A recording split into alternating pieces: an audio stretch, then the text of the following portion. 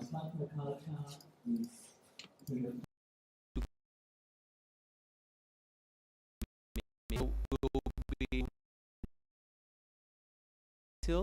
after we've had the wonderful meals that have been prepared for us. So thank you so much. We'll play something as our guests arrive, and we'll keep coming back to directors. Thank you so much.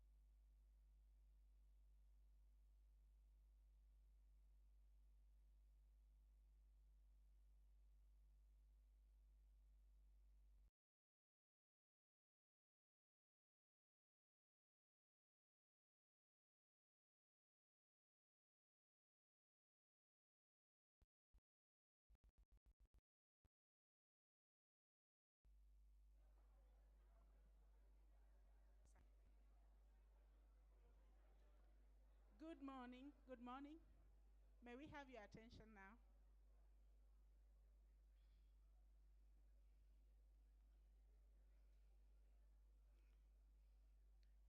We are about to start. We're about to start our morning session.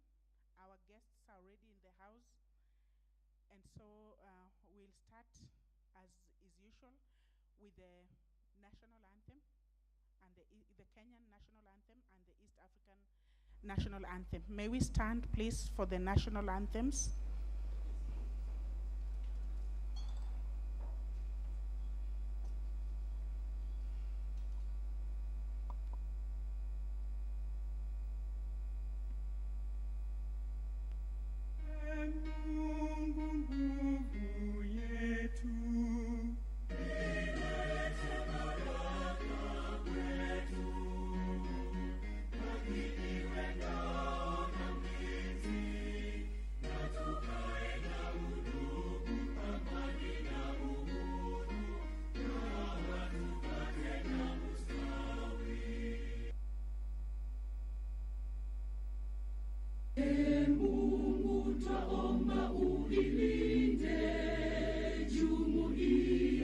Afrika Mashariki, tuwezeshe kuishi kwa amani, tutimize na malengo yetu. Jumuiya yetu sote tuilinde, tuajibike, tuimarike. Umoja wetu ni nguzo yetu, idumu jumuiya yetu.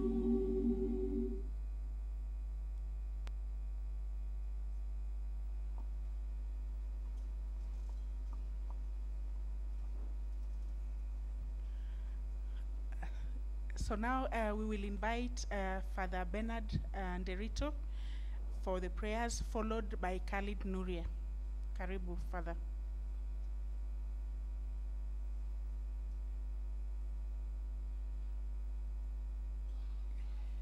With your indulgence, I'll ask you to stand, please.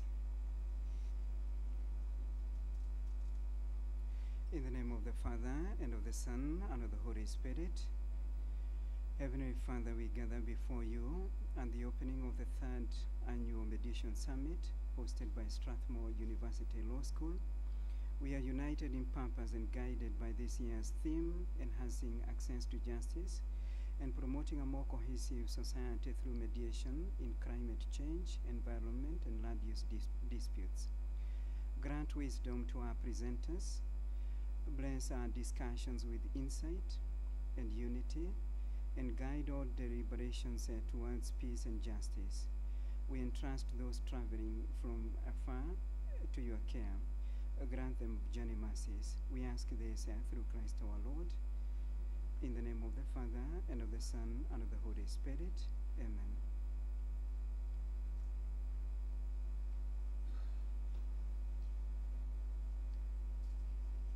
Dr. Khalid Nuria.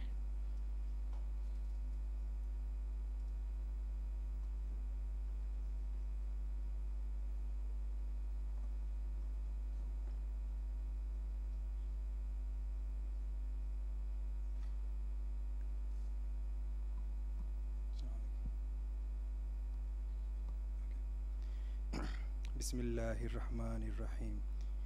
آمن الرسول بما أنزل إليه من ربه والمؤمنون كل آمن بالله وملائكته وكتبه ورسله لا نفرق أحد من رسله وقالوا سمعنا وأطعنا غفرانك وإلينا مصير. لا يكلف الله نفسا إلا وسعها لها ما كسبت وعليها ما اكتسبت. ربنا ولا تؤاخذنا إن نسينا أو أخطأنا. لا يكلف الله نفسا إلا وسعها لها ما كسبت وعليها ما اكتسبت. ربنا لا تؤاخذنا إن نسينا أو أخطأنا. ربنا ولا تحمل علينا إسرا كما حملته على الذين من قبلنا. ربنا ولا تحملنا ما لا طاقة لنا به واعف عنا واغفر لنا وارحمنا أنت مولانا فانصرنا على القوم الكافرين. جزاك الله خير.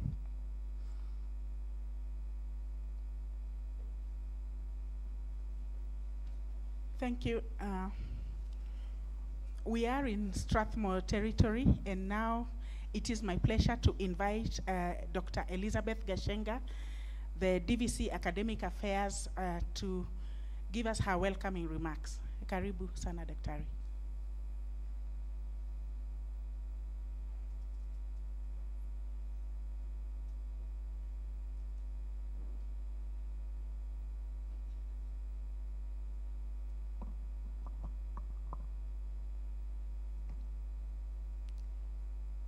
Our Cabinet Secretary, who I believe is about to join us, permanent secretaries who may be present in the room, our eight U.S. Court of Appeal judges, who is now retired, Ann Williams, Mr. Gershom Otachi, the Chair of the National Land Commission, Honorable Winfrida Mukaya, Chief Registrar of the Judiciary, Honorable Justice Oscar Angote, the Principal Judge of the Environment and Land Court, Honorable Commissioner Isaac Ruto of the Judicial Service Commission, Honorable Justice Fred Ocheng, the Chair of the Court Annex Mediation, Honorable Judges, members of the bench here present, my colleagues, members of the bar, good morning, and most welcome to Strathmore University. Allow me to address you for a few minutes. I'm painfully aware that I'm in the presence of many judges, but I'm also aware that we have some judges of the Court of Appeal. So just in case I say some, sorry about that. So in case I make some remarks here that could land me in some trouble, I'm also consoled that they're judges of appeal. So I know that I have hope. So welcome to the 2025 ELC Mediation Summit, which we're always very happy to host here at Strathmore University. As an institution, some of you have engaged with us, and you're aware that we're committed to excellence. We are also committed to ethics and committed to the advancement of knowledge. So we are always very honored to provide a platform for critical discussions on mediation, which we believe is a transformative approach to dispute resolution. Now, I know I'm speaking to the choir, but allow me to remind us that we all recognize that mediation is not just a methodology, but is a philosophy that prioritizes consensus over conflict, dialogue over dispute, and resolution over rivalry. As I said, I'm speaking also to my colleagues, members of the bar. Yeah. So as legal professionals, scholars, and practitioners, we bear the responsibility of fostering a justice system that is not only efficient, but also ought to be equitable and accessible. The role of mediation in achieving this cannot possibly be overstated. This summit presents a valuable opportunity to reflect on the successes, challenges, as well as the future of mediation. And this particularly within the environment and land courts. With the increasing complexities of land and environmental disputes, alternative dispute resolution mechanisms offer a path towards sustainable, fair, and timely resolutions. Today's program, enriched by the presence of esteemed members of the bench and expert panelists, will guide us in exploring innovative approaches to strengthening mediation in our landscape. As we embark on these discussions, let us do so with open minds and a shared commitment to justice. I look forward to insightful deliberations and meaningful engagements that will shape the future of mediation. And this, I must warn you, is the part where I thought very carefully about what I was about to say, yeah, in case I'm held in contempt. Yeah? But I couldn't help but reflect as I was thinking about the event we have today on the fictional case. Some of you will recall, I don't know how many of you read or have read Bleak House by Charles Dickens. Just by a show of hands, excellent. Yeah. So those of you who haven't shared, we're living in the age of AI. So you could just quickly type Bleak House and get a summary of the case. Yeah. But those of you who've read it, I couldn't help but think, suppose we were to reincarnate Charles Dickens and invite him to this mediation summit and tell him to tell us about that fictional case that he came up with called Jaundice versus Jaundice. I think if we asked him to re-edit it on the basis that we have a generation that may not understand what was happening in the 19th century judicial system of the UK, all he'd need to do is to probably pick up the cause lists of the Kenya justice system and would easily be spoiled for choice. Yeah? Why? Because unfortunately, we have many matters on those cause lists that are likely to end up in the same way that Jaundice versus Jaundice ended up. I hope I'm enticing those of you who haven't read the case to go ahead and do so. Yeah? Then I'm calling us to think carefully and to become accountable as members of the bar. Yeah? And here you'll indulge me, members of the bench. And I think when we all reflect, we realize that we're all easily guilty of the same kind of behavior. Yeah. Unfortunately, we may also be part and perpetuators of that system that led Charles Dickens to come up with that publication. So all of us can make a change. Yeah. And it is my sincere hope that in the course of this mediation summit, and also in how we carry out our responsibilities, we will ensure that we don't accumulate a Jaundice versus Jaundice situation in terms of case law. So with that, and on behalf of Strathmore University, it is my pleasure to officially open the 2025 ELC Mediation Summit. Thank you very much.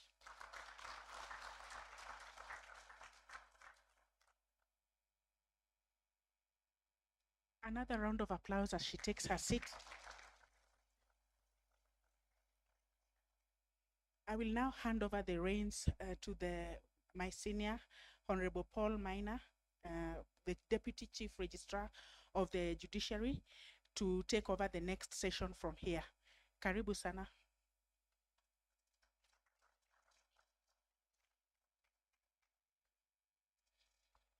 Thank you very much, Honorable Makungu. Thank you very much, DVC. I think the only thing I would add is I'm not sure there are enough Court of Appeal judges to constitute a bench here. But happily, this is a mediation summit, so I'm sure there can be some mediation organized. But that said, let me take this opportunity to recognize the Honorable, the Chief Justice, who will be addressing us virtually, the Cabinet Secretary for Lands, whom we are expecting any moment now, that's Honorable Alice Wahome, the Chair of the Court Annexed Mediation Task Force, the Honorable Justice Fred Ochieng, the Chair of the Mediation Accreditation Committee, Justice Odunga, that will be joining us at the end of the program, the retired U.S. Court of Appeal Judge, Justice Ann Williams, also popularly known as Atieno. The Judicial Service Commission, I recognize the Honorable Charity Kisotu. We're expecting the Honorable Isaac Ruto to join us. Also, we should recognize the Principal Judge of the Environment and Land Court, Honorable Oscar Angote. I wish to recognize the Honorable, the Chief Registrar of the Judiciary, Honorable Wilfrida Mokaya.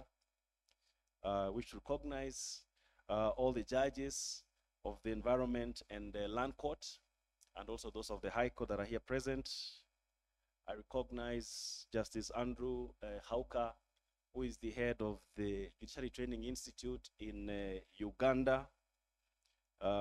Wish to recognize, he has just walked in, the chair of the National Land Commission, the Honorable Gasho Mutachi, all judicial officers are present, and all our, what we call our success partners.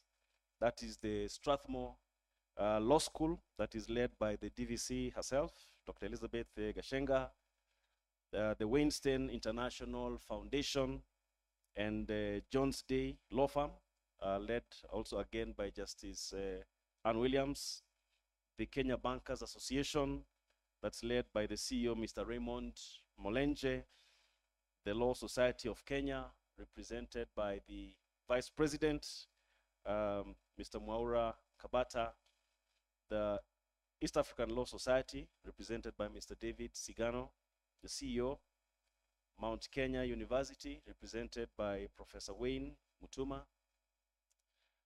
IDLO, International Development Law Organization, represented by the country director, Mr. Ressa Mugaza. All the mediators are present, and all the ELC court users present, ladies and gentlemen, good morning.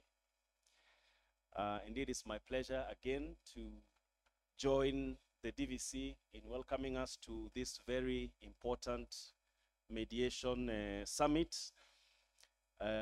We recognize that under the Constitution of Kenya, one of the mechanisms that is created to ensure access to justice is alternative dispute resolution.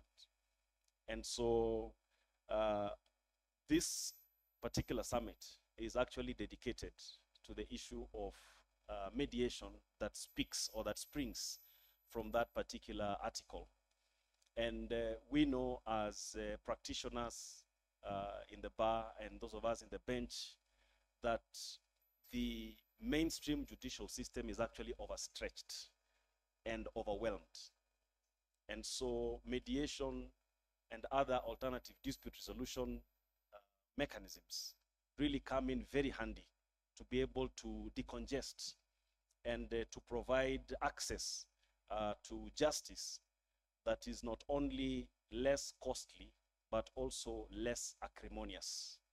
And so as we gather here for this summit, I believe this is going to be a very engaging and a very robust summit that is going to help us to explore different aspects of mediation as we look at issues to do with the land use and climate related disputes. This will be a summit that will really help us in our work. So without much ado, it's my pleasure to welcome the Honorable Justice Anne Williams Atieno to start us off with her remarks. Let's give her a round of applause as she comes in.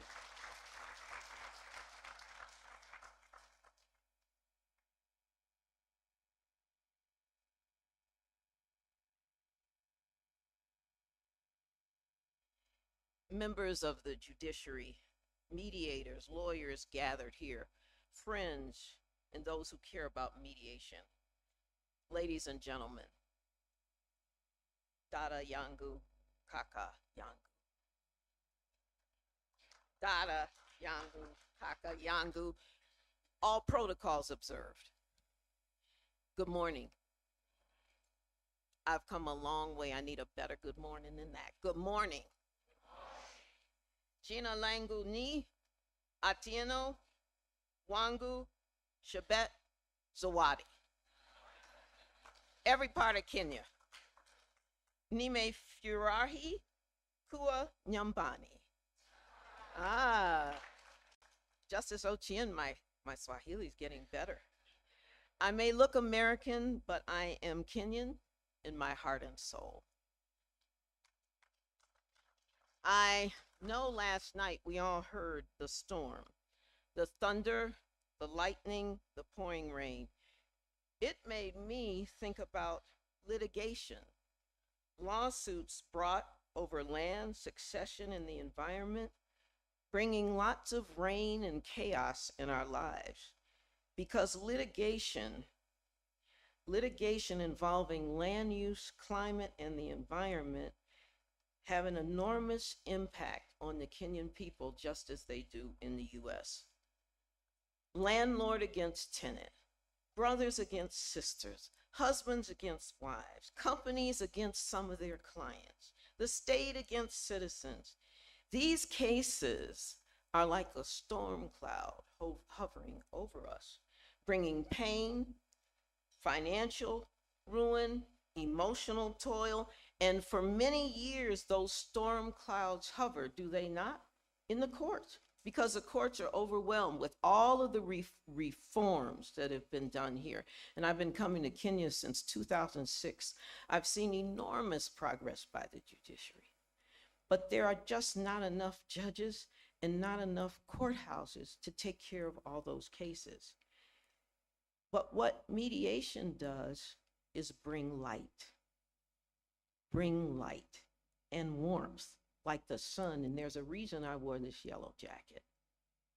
I wore this yellow jacket because mediation brings light and brings warmth and brings peace. Mediation is the way to resolve the disputes, and it's the light of mediation.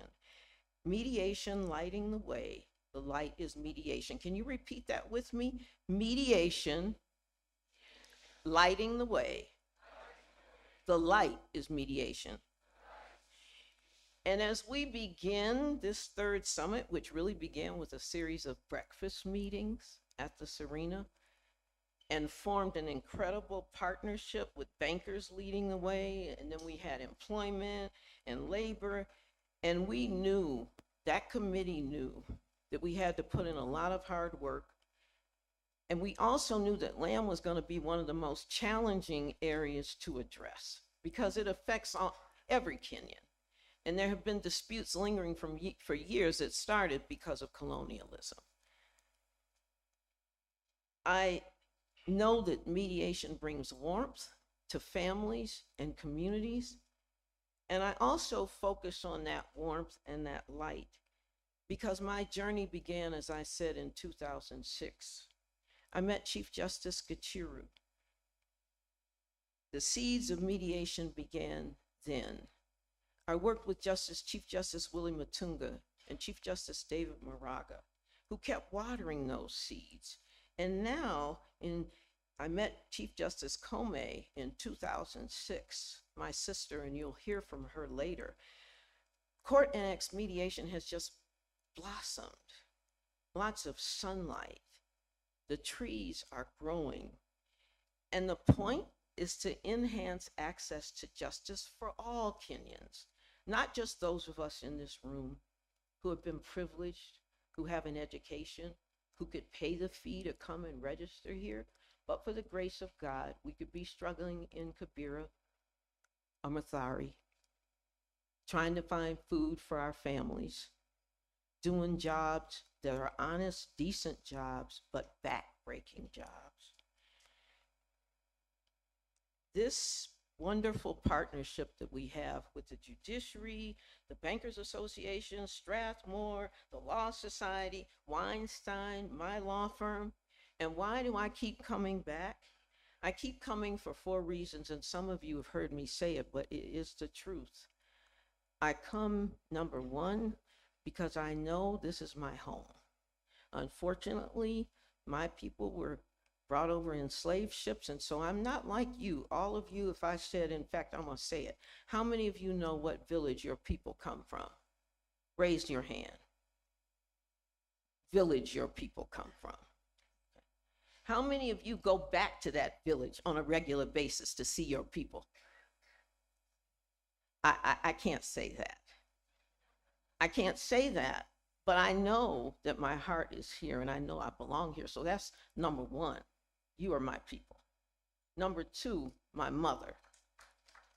Because my mother always wanted to come to Africa, and she got sick and she couldn't come. And so I used to get on my cell phone and show her where I was, because I've worked in 9 different African countries.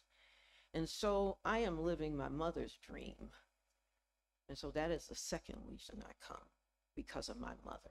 And how many things do you do because of your mother? Let me see another show of hands on how many people do things because of their mother and what she has planted and what your family has planted. The third reason is because of the blessings I have received. I have had the great blessing of being appointed by 2 different United States presidents to the federal court. First, as a high court judge on the district court, and second on the Court of Appeals. And I am a little black girl from Detroit. I did not know a lawyer. I did not know a judge. I applied to law school late. I was very blessed that there were those that saw in me the potential to be a lawyer, and many hands have helped me throughout my career. So I stand here before you as Atieno, a former Court of Appeals judge, but there are many people standing with me that help me. And so because I have had so many blessings, I feel that anybody that has blessings has an obligation to give back. Yes? If you've been given the blessing, you need to give back. Yes? And so we need to make sure that we give back to our fellow Kenyan citizens who need to have access to justice. Yes? And the fourth reason that I come is because of the light and the sunshine I see in your eyes. My brother, Justice Otieng, who I met in that year in 2006, he has always carried the torch for justice, always the light of justice in his eyes. And many of the judges and justices that I have worked with, that same light, the lawyers that I've worked with, that light. And so that's why I gave up those lifetime appointments, because when you're appointed by a president in the United States, you serve for your entire life.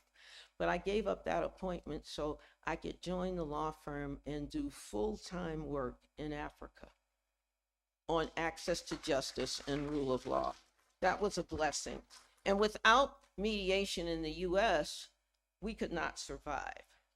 It took us a long time to grow mediation, but I'm here to say Kenya it's taken a while, but you are on the fast track now, because we want all Kenyans to feel the warmth of mediation. Yes? All Kenyans.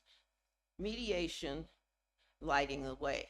And I will end by just introducing to you some who I know have the light, because last year we started training a cohort of court annex mediators, and we selected from that group 6 to join us in the training we just completed, a 5-year training. So I like the faculty from the most current course to stand. If they're here, we had 6 Kenyans, we had 3 from Zambia, we had 3 from the United States. They were training experienced mediators from around Kenya, and if there are any of that second cohort here, could you please stand to be recognized? They were incredible. And then that's our second cohort. And then those from our first cohort of 60, are any of you here from that first cohort? The judiciary spent so much time selecting these mediators, and they are spreading the light throughout Kenya, the warmth of mediation. Thank you so much.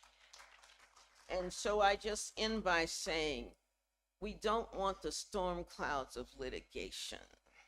We want the warmth of mediation, the warmth of mediation. So say it with me one more time. Mediation lighting the way. And say it louder like you mean it. Mediation lighting the way. The light is mediation. And we can all say, amen. Asante sana. Thank you very much, Judge Williams, for those very warm remarks. And indeed, it is such a pleasure to have you again. I was just calculating, it's been 19 years since you started coming. And I first met you as a very young prosecutor. So you've been in the justice sector for a long time. Thank you very much. Let's appreciate Judge Williams once again. Let me now take this opportunity to welcome the chair of the National Land Commission, Mr. Gasho Motachi, to make his remarks. Mr. Otachi, kindly. Let's encourage him with a clap.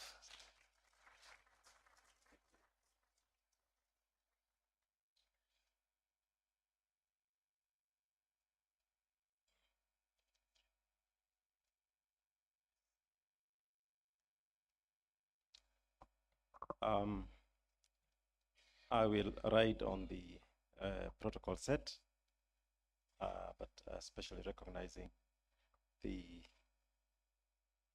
honorable judges, starting with the one who just stepped down from here. with our great remarks, Justice Ochieng, Justice Angote, the Commissioner,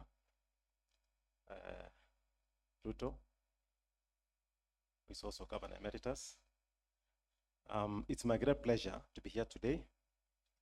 I did not really need a clap to be encouraged to come up here. I'm happy to be here. I'm the chairman of the National Land Commission. My name is Gashom Otachi, but I also happen to be a practitioner. I've spent most of my now close to 35 years of practice in private practice. And I speak today, of course, off the cuff, but both as chair of the National Land Commission and as somebody who's been in the practice of law for a couple of decades. Now, the issues of mediation are matters that we've engaged on with the courts. This particular court, we've engaged very robustly. The Land and Environment Court was set up in the 2010 Constitution, which is the same Constitution that created the National Land Commission. So I always remind the honorable judges, the presiding judge Angote and others, that we are twins. We were born together. And we are twins who were birthed, conceptualized under the 2009 National Land Policy that thought that it's important to have this division of the court, or this court and the National Commission. I'm particularly happy that today we are meeting in an academic setting.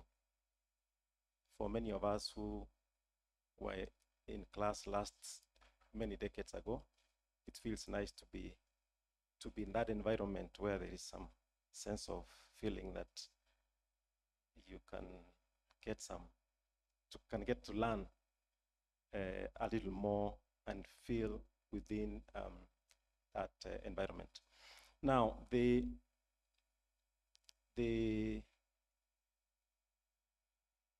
dispute resolution, of course, the focus in these 3 days is dispute resolution mediation in the land sector.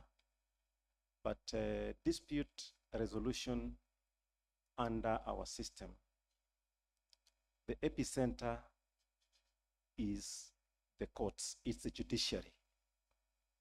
The epicenter of dispute resolution is the judiciary. That's why when you have wronged or somebody has wronged you, the greatest threat they can bear is a threat to be taken to court. I will take you to court. Menikosea, I will take you to court. So that is the epicenter. That's where you go when you have to resolve disputes. Anyone, every, all arms of government, every individual.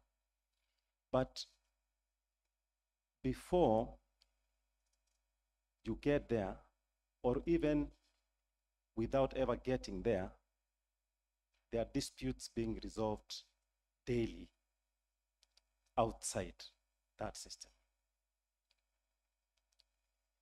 But then again, once you get into that system, you find under Article 159, the Constitution. The Constitution is the people of Kenya speaking, because it is we, the people, who created that Constitution.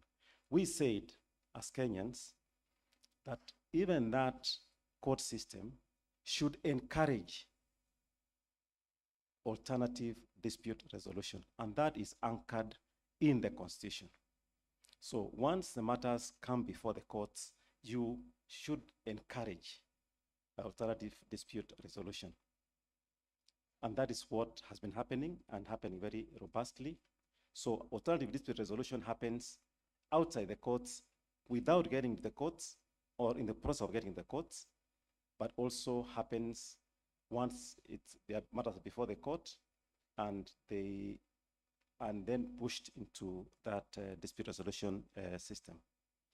Now, in the land sector, there are many disputes that are solved outside the outside the courts.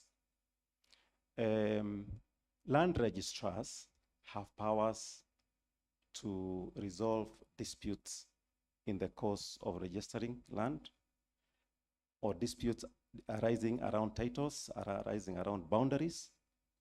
A party will come and place a caveat for one reason or the other, and the registrar will place the caveat depending on the complaint and remove the caveat depending on resolution of that complaint.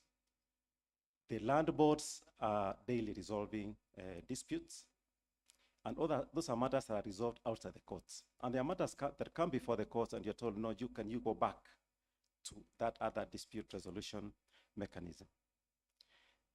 The National Land Commission is also actually involved under the Constitution and statute in resolving disputes. Under Article 67 of the Constitution, under which the Commission was set up, there is a very specific provision to encourage what is referred to as traditional dispute resolution, to encourage that, and that we do.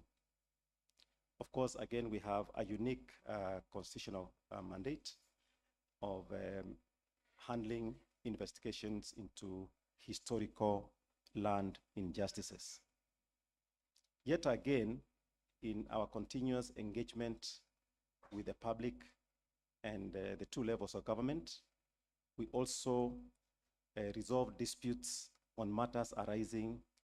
One, for instance, when we are allocating land at the request of national government or county government, and you're in the process of allocating land to an individual or to some corporation, we put up notices under the law, and those notices, 30-day notices, would invite objections, comments, and so on and so forth. Within that, we resolve disputes. So that eventually, if somebody has an issue when we are going through a whole process of allocating land and somebody's holding title, and you're questioning that, then the question would be, the courts would be asking you, why did you not raise your hand up when you saw a notice in the papers that individual X was going to be allocated land? And maybe just to remind us about our history on allocation of land, in the pre-2010, the powers of allocation of land were purely held by the executive. The president would wake up one morning and having met Justice Ochieng over breakfast, and Ochieng says, I saw a piece of land somewhere that I might be interested in. He'll just call the Commission of Lands and tell him, but here Ochieng, ye shamba.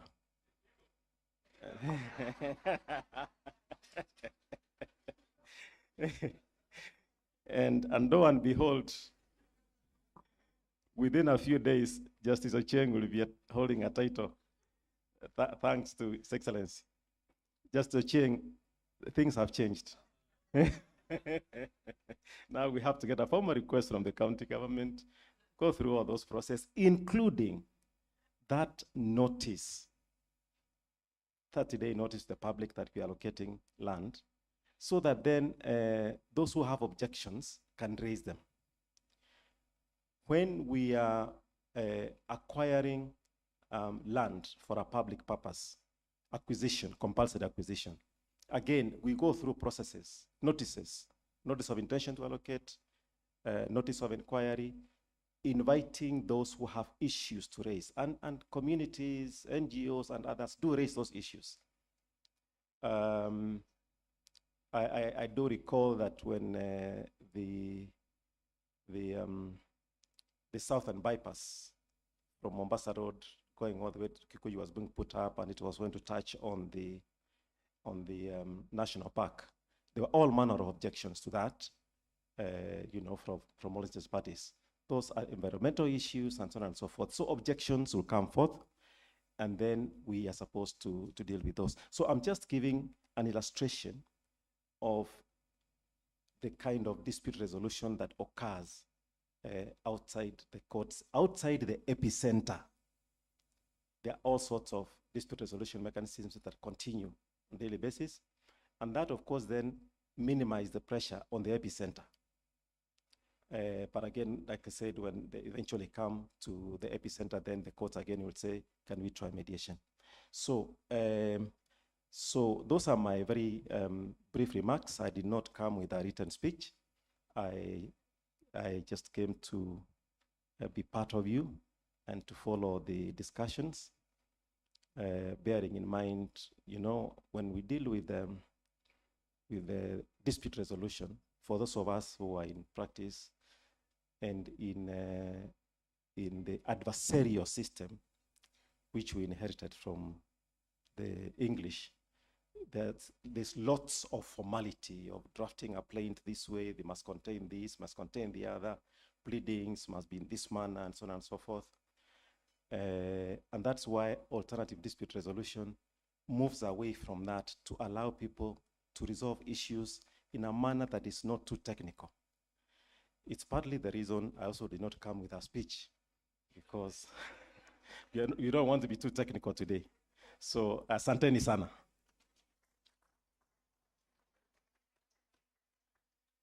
Thank you very much, Mr. Utachi.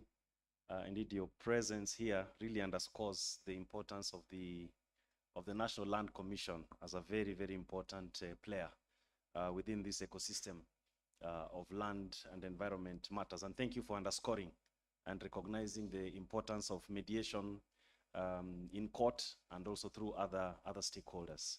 It's my pleasure at this juncture to welcome the Honorable Chief Registrar of the Judiciary to come and make her remarks. Welcome, Honorable Chief Registrar.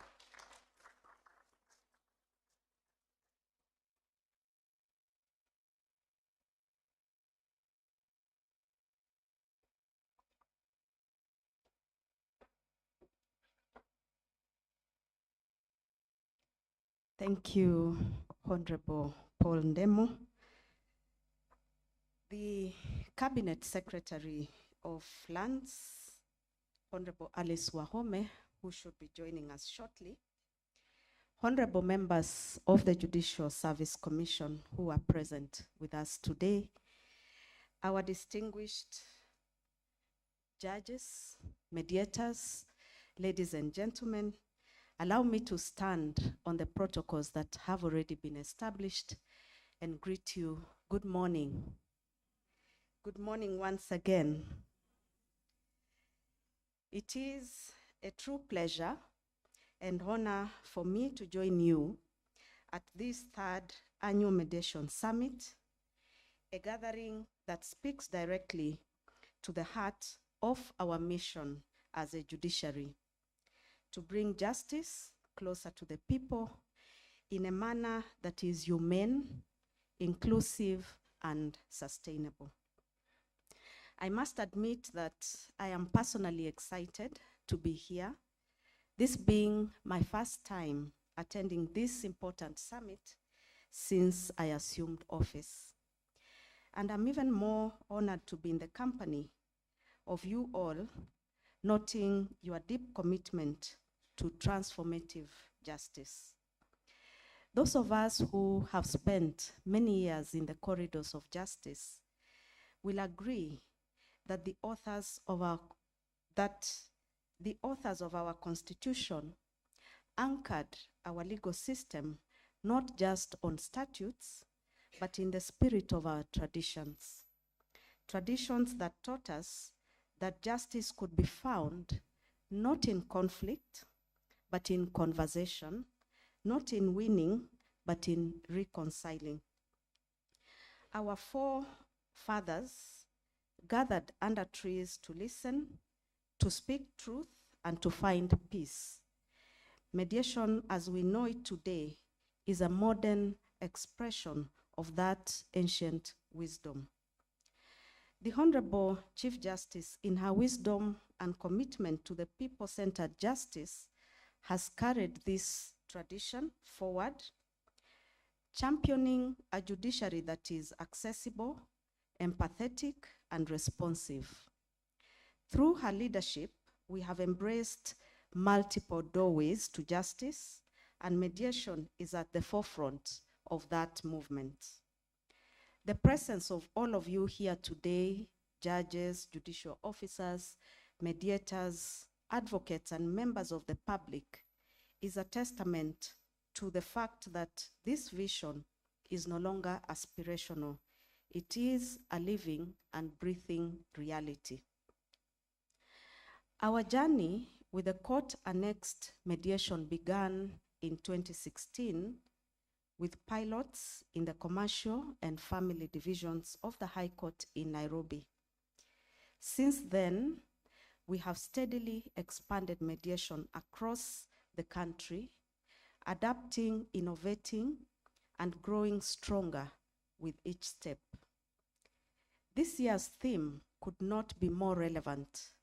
In a country where land, energy, and environmental issues are deeply interwoven with livelihoods, culture, and identity, mediation offers more than a legal solution.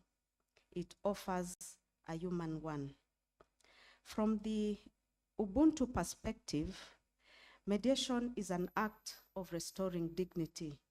It gives parties space to listen, to be heard, and to find common ground. And in doing so, it not only resolves disputes, it heals relationships and builds stronger communities. We have abounding testimonies on how mediation has brought about reconciliation, even in our families. Take, for instance, the case of a family from Uasin Gishu who found themselves embroiled in a bitter succession dispute following the death of their father. The estate, which included land and rental property, became the subject of court battles that left siblings divided and emotionally drained. But through court-annexed mediation at the Eldoret Law Courts, they found a path forward. And a member who is a beneficiary of the mediation had this to say: "We had not spoken to each other for over 2 years. Court proceedings were draining us emotionally and financially. When we agreed to try mediation, everything changed. Within 3 sessions, we reached a fair agreement. We even held a family lunch afterward, something we hadn't done since our father's funeral. Mediation gave us more than a solution. It gave us peace."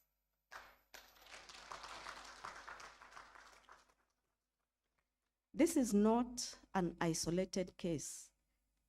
There is also another from Nyeri County. A 10-year-old land boundary dispute between 2 neighbors was resolved in just a few hours through mediation. What legal proceedings had failed to accomplish in a decade, a simple, honest conversation facilitated by a neutral mediator achieved in record time. What they had to say was that we both compromised a little and gained a lot more. Today, we even help each other on the farm, said one of the parties. These testimonies underscore a truth that we must embrace. Mediation is not just a legal process. It is a bridge to reconciliation. It affirms the values enshrined in our Constitution, which is access to justice, respect for human dignity, and restorative approaches to conflict resolution. Yet, as we celebrate progress, we must also confront the realities that continue to challenge us. One of those realities is the issue of mediator payments. Many of you have walked this journey with us since 2016, driven not by compensation, but by conviction. And for that, I thank you deeply. Kindly let us applaud our mediators.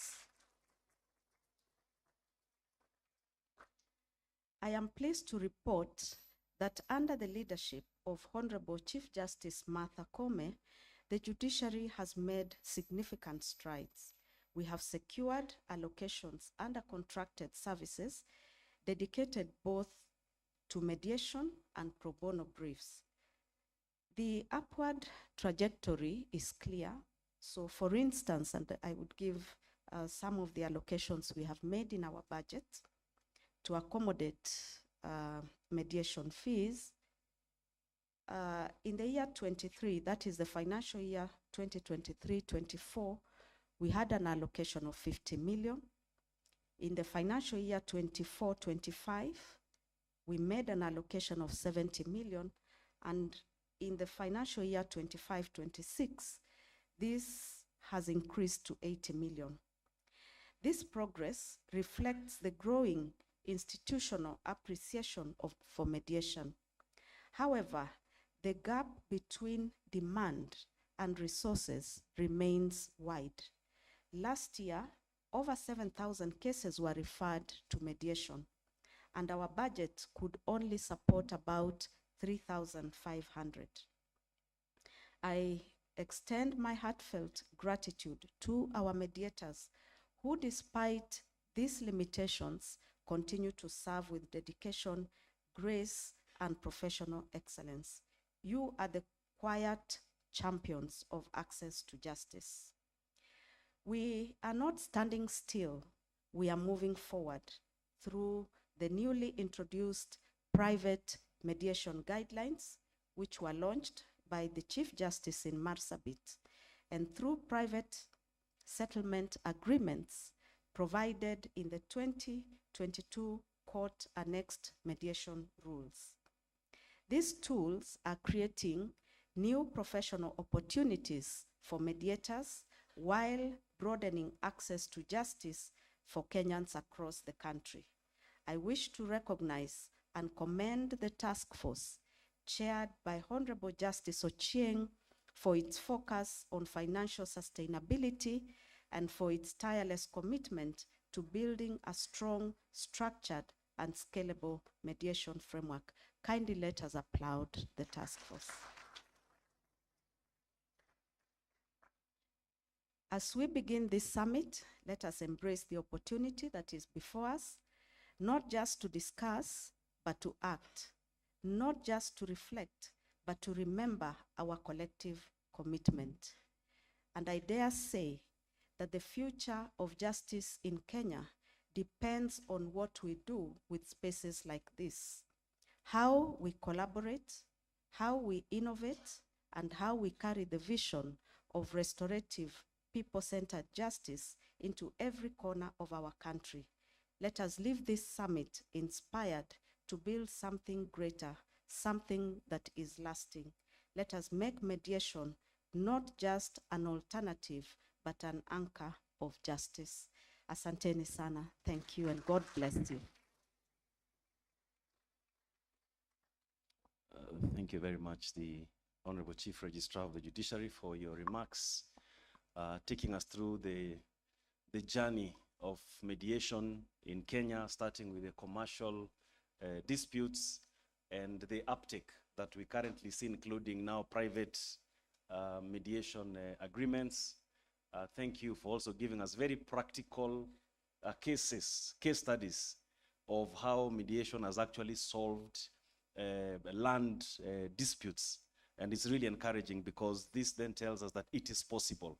It is not just small matters that can be solved through mediation, but we know land being a very emotive issue, if subjected to this, then has got great advantage to the community. Thank you very much, Honorable Chief Registrar. Wish to recognize the arrival of the Honorable CS Alice Wahome for land. Let me take this opportunity, also recognize the Honorable Isaac Ruto, the JSC Vice Chair. Most welcome, Honorable Vice Chair. At this juncture, let me welcome the Honorable Principal Judge of the Environment and Land Court to make his remarks, Honorable Justice Oscar Ngote.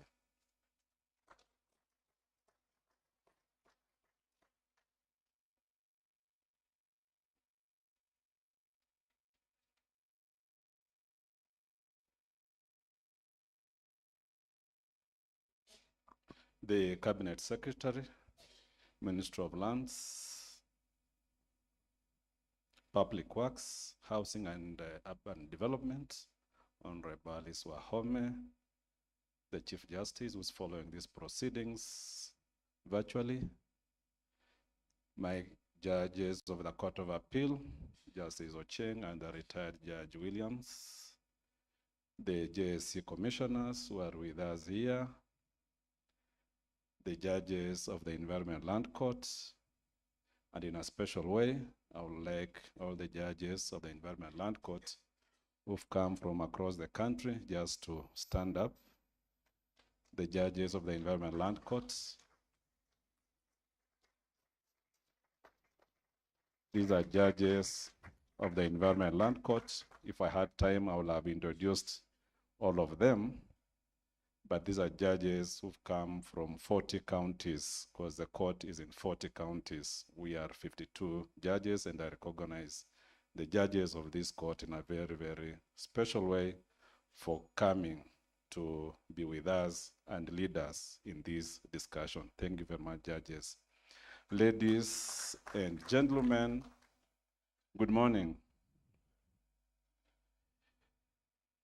Let me take this opportunity to first of all introduce the court, which is a specialized court created under the 2010 Constitution and Article 162(2)(b) to deal with disputes relating to land and environment.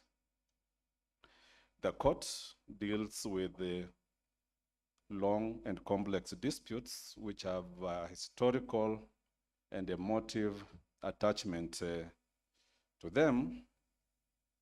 And the court also deals with issues to do with the natural resources, management of those resources, conservation of those resources, sustainable exploitation of those resources, and development generally.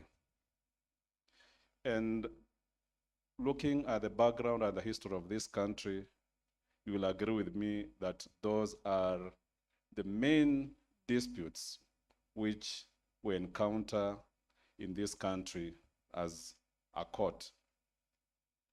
And the critical challenges that we faced as a court for the past 12 years that the court has been in existence since it was created is the prolonged litigation process. And this process is usually long and prolonged because of the many applications that the learned friends and those ones who are not learned file within those disputes. We also have the appellate processes which one has to go through for one to say that that dispute has been settled. And research has shown that the turnaround of a file in the Environment Land Court is averagely 5 years. And that is a very, very long period for a matter to stay in the court system. And it is evident from the statistics that we have as a judiciary, because we are now driven by statistics, that in the 2022-2023 SOJA report, that is the State of the Judiciary Annual Report, the Environment Land Court had a backlog. These are matters which have been in the system for more than 1 year, had a backlog of 8,139 cases. These are cases which had been in the system for more than 1 year. And out of these 8,000 cases, 59% of those cases were 3 years and more old. And that tells you how long the matters stay in this particular court. These delays definitely necessitate the adoption of alternative justice resolution mechanisms to expedite justice. And the framers of Article 159 of the Constitution had already foreseen that indeed the court and the judiciary as a whole is bedeviled by these many disputes which stay in court for a very long time. And it also recognized that disputes have always been resolved both within and outside the court. In fact, we are told more than 90% of disputes are resolved outside the court, so that the judiciary, under the Chief Justice's stewardship, came up with the court-annexed mediation mechanism as one approach to deal with matters which have already been filed in court and which are fit for mediation. We are going to learn during the 2 days that we are here how mediation works, how it fosters dialogue between parties, and how also the judiciary, under the leadership of Justice Ochieng's task force, has trained mediators who are with us here, and the wonderful job that they're doing to assist the judiciary and to also make sure that we comply with Article 159 in promoting alternative dispute resolution mechanism. We are going to learn how mediation conserves time and resources, because that is the truth, and how it promotes reconciliation, collaboration, and preservation of relationships. We are also going to see how it is cost effective, and we are going to give examples of how a lot of money and resources have been saved because of the matters being taken to mediation. The Environment and Land Court has spearheaded the adoption of court-annexed mediation in its disputes. Since 2016, that's when the court actually adopted the court-annexed mediation resolution mechanism across the country. We have had a total of 1,176 environment and land disputes being referred to mediation, with 1,051 having been concluded. You can see from those figures the high rate of resolving matters which are taken to mediation. The integration of mediation and other alternative dispute resolution mechanisms into our judicial system is a significant step towards expediting justice, because we all know that justice delayed is justice denied. As a court, we are not only reducing case backlog, but also fostering a culture of peaceful resolution, mutual understanding, and sustainable conflict management. It's imperative, as we sit here for 2 days, or 3 days, actually 3 days, that we include all the legal practitioners, the disputing parties, the wider community, to support and champion mediation as a viable solution. Together we can transform our justice system into one that is more efficient, inclusive, and responsive to the needs of all the Kenyans. Let me take this opportunity as a court to thank my sister, the retired judge, Judge Williams, for incorporating the Environment and Land Court, which is a court that deals with the real family and community disputes, because we all know that when you're talking about land, then it is usually a matter of life and death for families, for individuals, and for communities. If you come from a county where Justice Gashero is now serving in Narok, you will find that most of the disputes there are community-related disputes. And therefore, as a judge and as a court, it's your responsibility not to divide these communities further, but to bring them together. And you can only do that by encouraging them to sit and mediate. Because we all know that once you deliver a judgment, then it becomes so difficult for parties to reconcile, because that hatred will always remain between the parties. And therefore, as a court, and I don't think there's any other court, maybe other than the family division of the High Court, as a court, we are the ones who deal with the real lives of people on the ground, because we deal with issues to do with people's livelihood at the lowest level of our communities.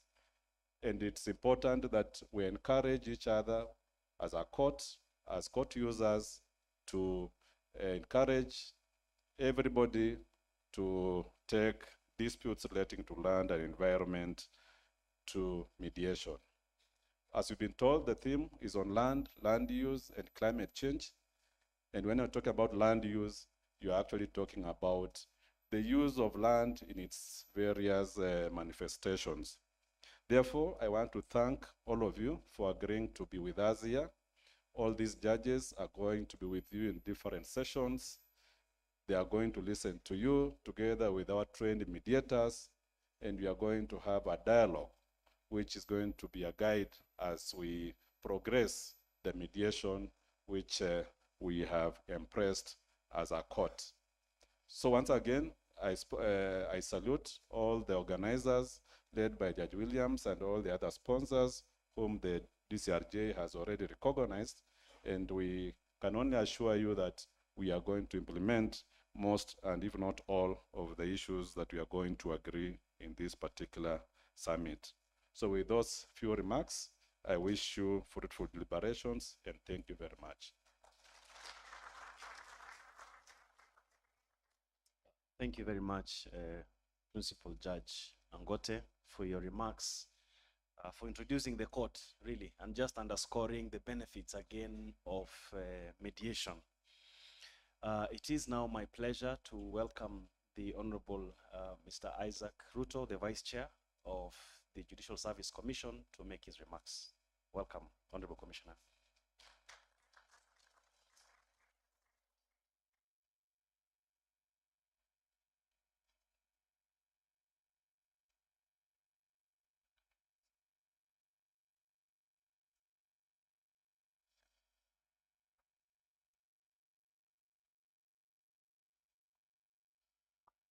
Thank you very much, Mr. Demo.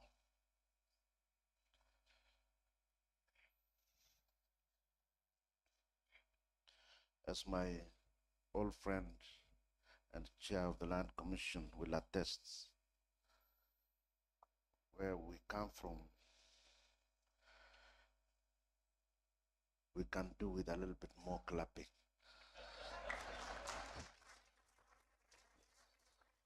We are used to that, but we have learned to make do with the little we get from the judiciary.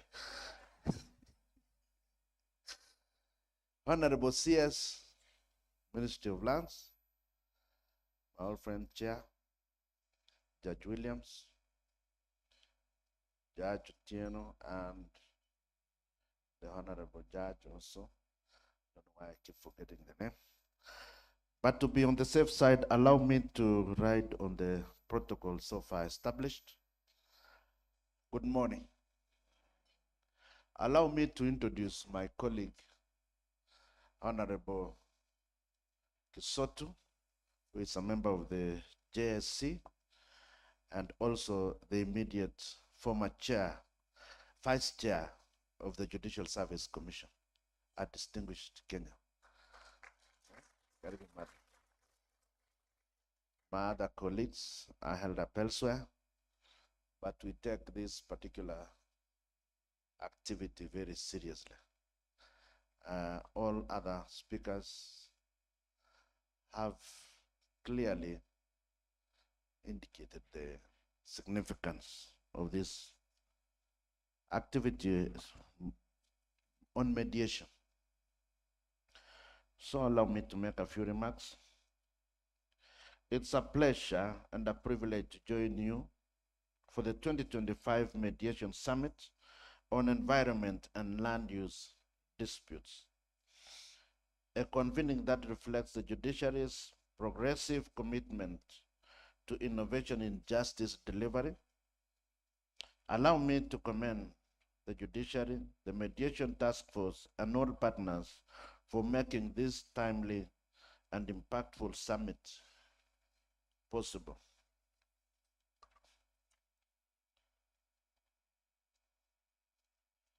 This year's theme, that is enhancing access to justice and promoting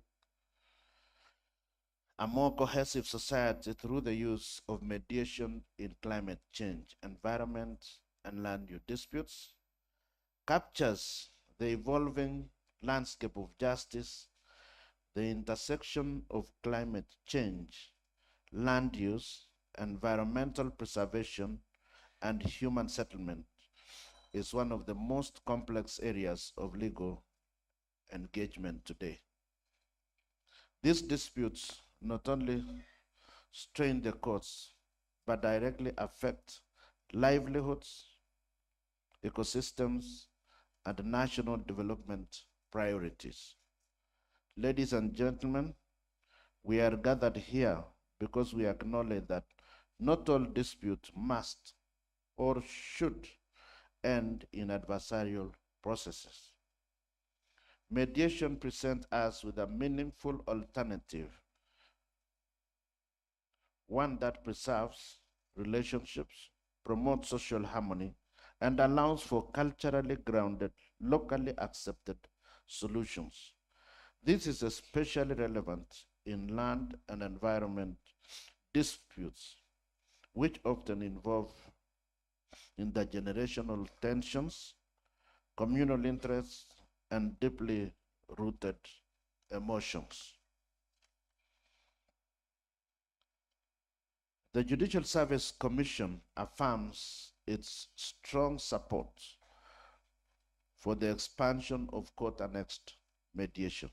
As part of our ongoing efforts to institutionalize alternative dispute resolution mechanisms, the Commission has resolved to promote the use of mediation in environment and land use matters. This reflects a growing recognition that mediation is not just a tool for resolving interpersonal or community-based disputes, it is equally effective in addressing complex, high-stakes, and technical conflicts, including those that touch on environment and land use. In fact, we are extending this dispute resolution mechanism even to the tax disputes. And we have engaged with the Commissioner and the Treasury on that matter so that it also can unlock a lot of resources that are held up for ages through disputes that remain unending. We envision a justice system where dialogue precedes litigation and where early intervention mechanisms prevent the escalation of disputes. In this regard, mediation has the power to strengthen trust in institutions, reduce case backlogs, and ensure that justice is not only done, but is seen to be fair, timely, and accessible. Ladies and gentlemen, the Judicial Service Commission is committed to promoting and facilitating mediation efforts. Significant strides have been made in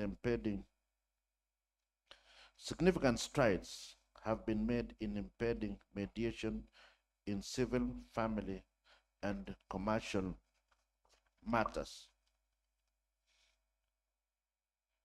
The focus on environmental and land-related disputes at this summit represents a logical and urgent next step, especially given the increasing frequency of climate-related grievances, resource-based tensions, and land ownership disputes. We must also be mindful of the impact these disputes have on marginalized groups, especially women, youth, and indigenous communities, who are often disproportionately affected by environmental degradation and land dispossession. Mediation offers a platform for inclusion, equity, and voice, attributes that are essential for a sustainable and rights-based justice system. As we expand the use of mediation, we must invest in public awareness, training, and policy coherence. We must also ensure that mediation outcomes are respected, enforceable, and grounded in fairness, For mediation to be trusted, it must be well structured, professionally managed, and responsive to the specific needs of the parties involved. Distinguished guests, let us also not forget that access to justice is a constitutional right. Article 48 of our Constitution obligates us to remove barriers to justice, including cost, complexity, and delay. Mediation helps us fulfill the obligation to in a manner that is restorative, humane, and dignified. The Judicial Service Commission will continue to offer leadership, support policy development, and advocate for the integration of mediation across all levels of the justice system. We also look forward to strengthening collaboration with the government agencies, development partners, the legal fraternity, academic and civil society to expand mediation, infrastructure, and outreach, especially at the grassroots. As I conclude, I invite all of us to embrace the spirit of this summit, not just as academic or professional forum, but as a call to action. Let us reimagine how justice can be done in a way that fosters peace, protects the environment, secures land rights, and promotes national cohesion. I wish you rich discussion, practical insights, and lasting partnership. Thank you very much, and may God bless you all. Thank you.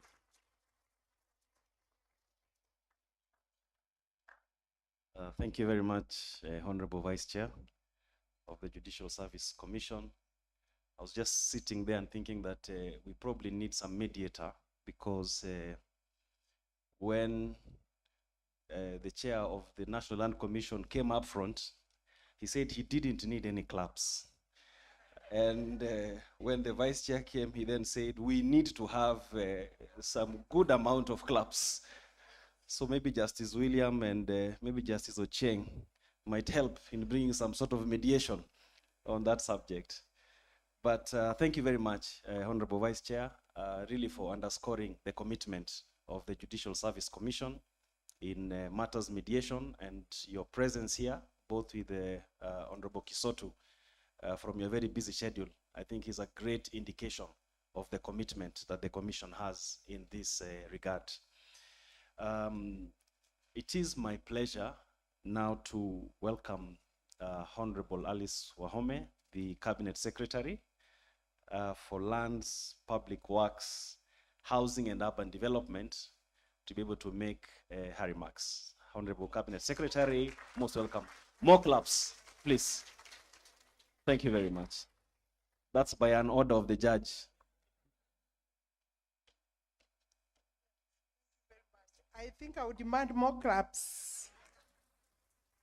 Louder, please. Yes, that's it. That's it. I am surprised the NLC, they are quiet. There, Otachi is unassuming. But Isaac, it's of course understandable why he would require more claps. I believe it's also understandable for me to demand more claps. And yeah, it's a very good morning. Good morning to everybody. Good morning.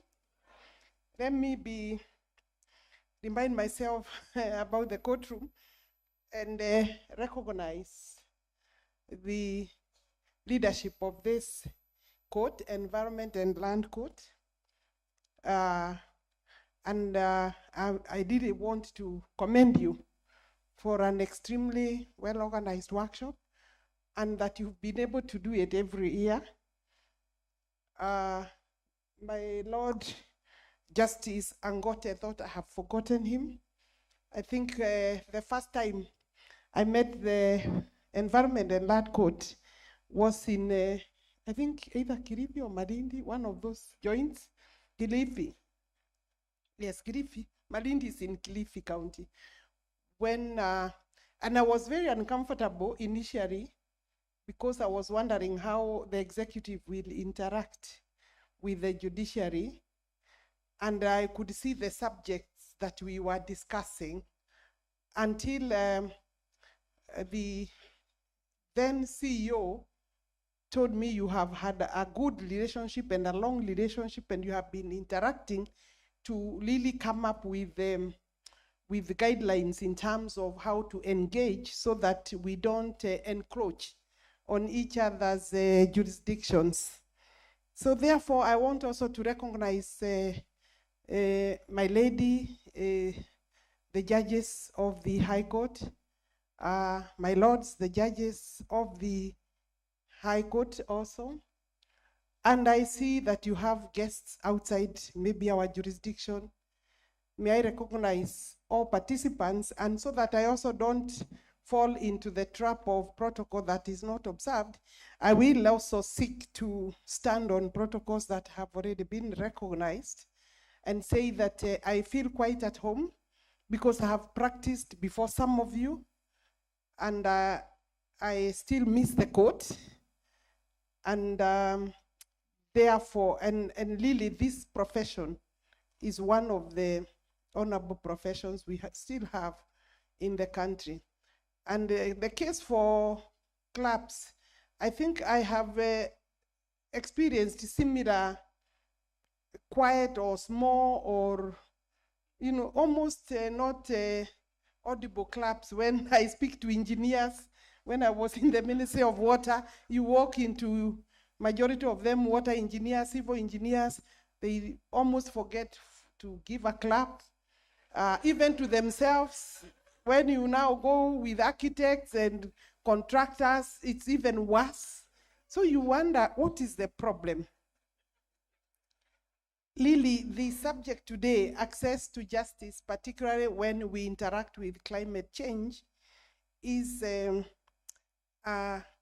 real issue currently. Of course, the subject of the climate change is wider, is deeper, it's quite live, and especially when it interacts with land and the use of that land by the members of the residents of each particular area or the beneficiaries of any specific land. And therefore, we really, noting that conflicts are there, will be there, they end up in courts. Yesterday during the cabinet, the Attorney General disclosed that the cabinet committee, not cabinet, cabinet committee, disclosed that we have pending 14,000 cases on land. And she's been trying to think of how to expedite the hearings or engage in terms of resolution. And we gave her the headache of coming back with a report and tell us how we can deal with those.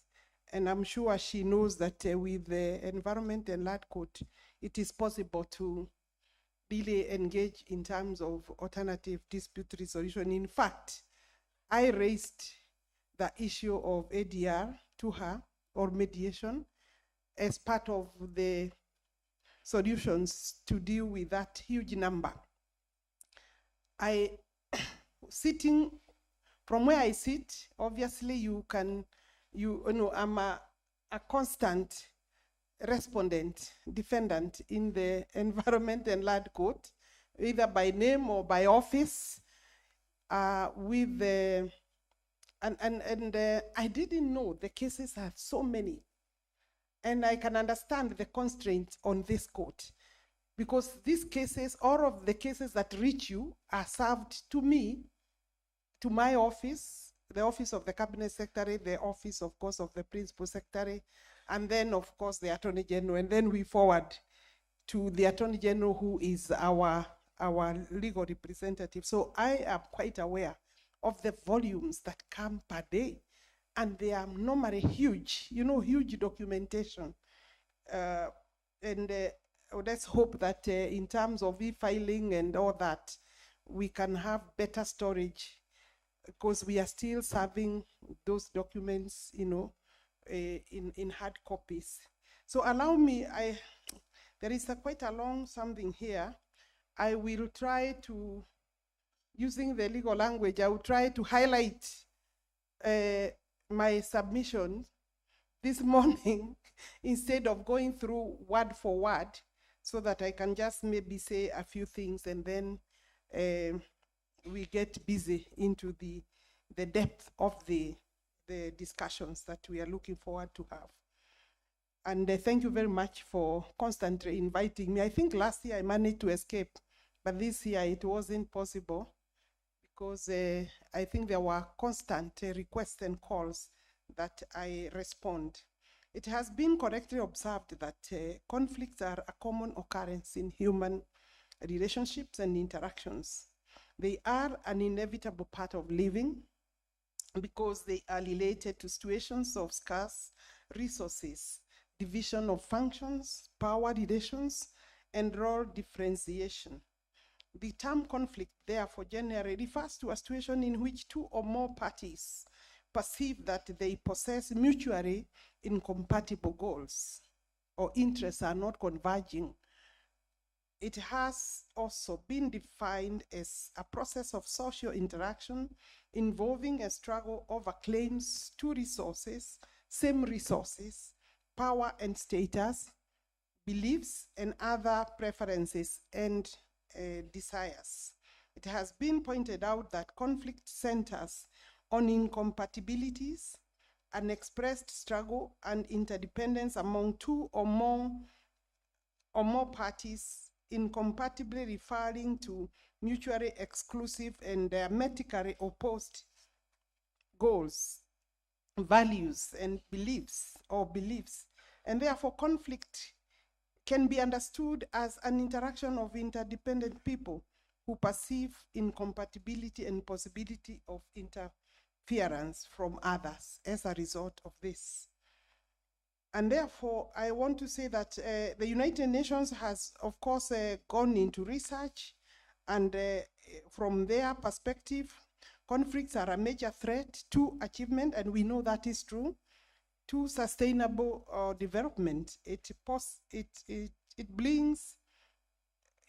makes the sustainable development goals to become a challenge instead of providing a solution. And therefore, for us to achieve sustainable goals, and you know, especially peace, justice, strong institutions, we will require to deal with conflicts in a manner that will leave the communities still having some relationships to be able to continue. As a result, there is need for effective, expeditious management of conflicts. And I know judiciary has really been on this particular case, because it's not just, I mean, we all know the old mantra of justice delayed is clearly justice denied. Climate change, environment, and land use disputes. The environment is a major cause of conflict. It has been observed that nearly every community finds itself embroiled in occasional disputes over land use, land development, water quality, or quantify air, even air, you know, because if you bring pollution near my home, I will raise issues. And therefore, protection of our habitation is critical. Even species or particular species become a problem for some people. Environmental hazards, among other issues, have become real issues. And the awareness of our community has also enhanced. And therefore, you will not deal with people like we used to there before. Environmental conflicts are therefore a common occurrence. United Nations Environmental Program has also looked into this, and we know that is their core mandate. And inequalities in regard to environment, those that have the space and those who use the space and work in those spaces, the relationships are different in terms of even power play. Because if you are the factory owner or the manufacturer and you are polluting the environment where you have workers and you have neighbors, then you can imagine that the people who should be the ones calling the shots also take it that pushing the manufacturer or the employer becomes a challenge, because there will be the usual fears of job security. And the cause of environmental conflicts vary across the globe, and their manifestations differ considerably. Of course, some countries are more progressed in terms of environmental protection, and they may have better instruments or more stricter instruments, and behavior, human behavior, is of course different. You still see people throwing papers or banana peels or paper from their vehicles. And it's not a small vehicle. Not that the owner of a smaller vehicle should pollute the environment, but you'll see somebody driving a huge vehicle and you would expect that awareness is better or is, more pronounced, but they will just throw and throw and throw.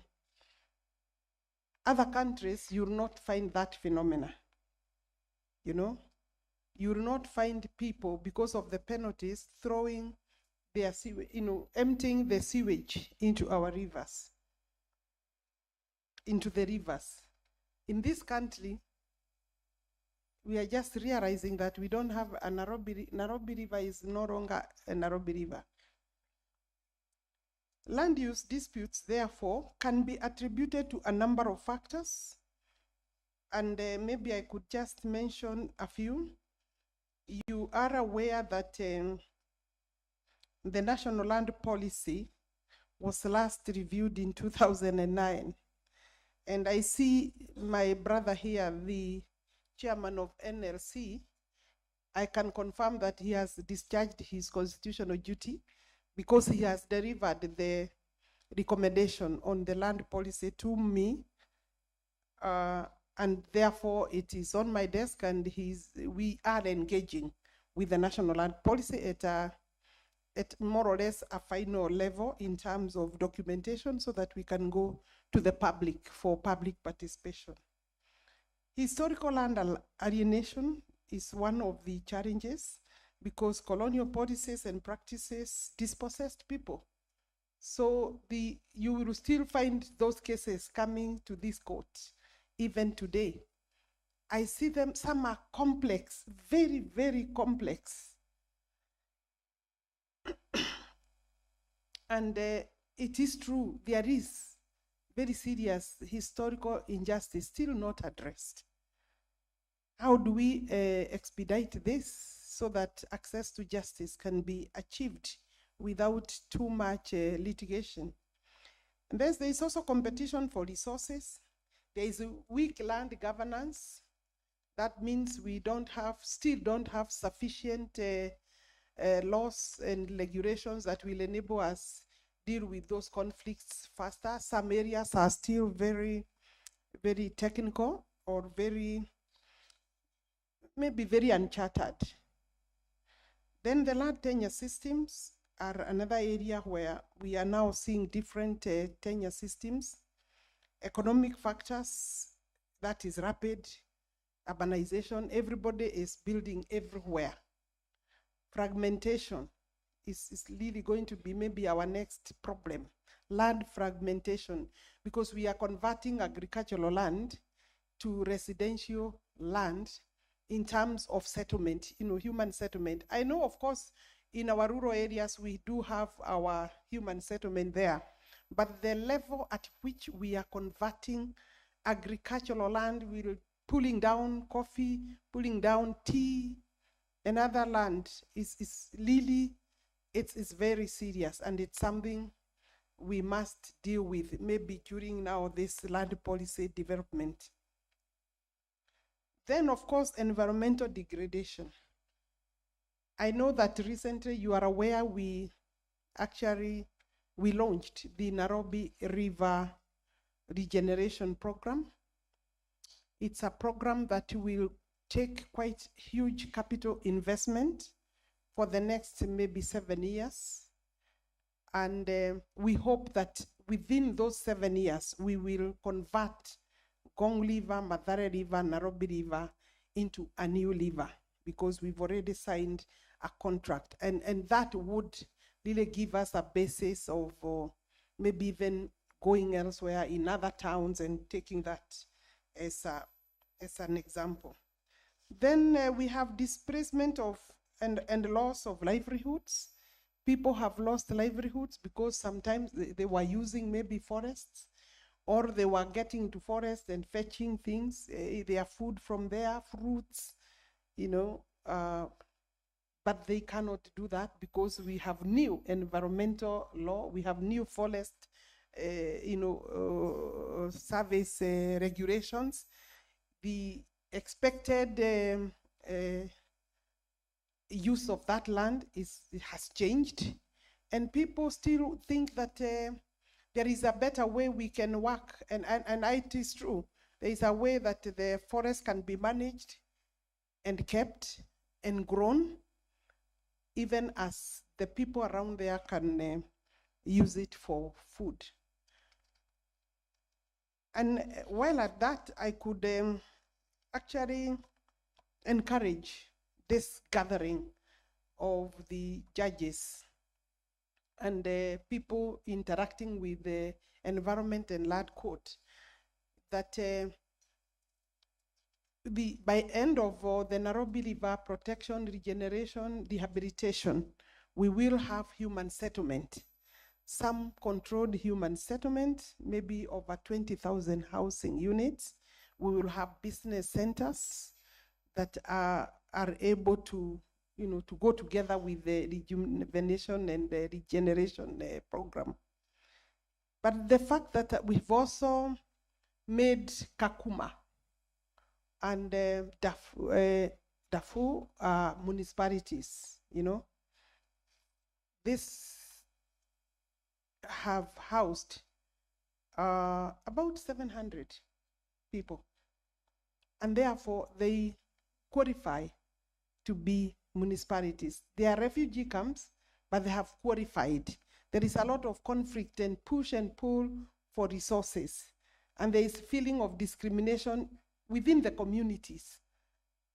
And therefore, the environment there is in shock.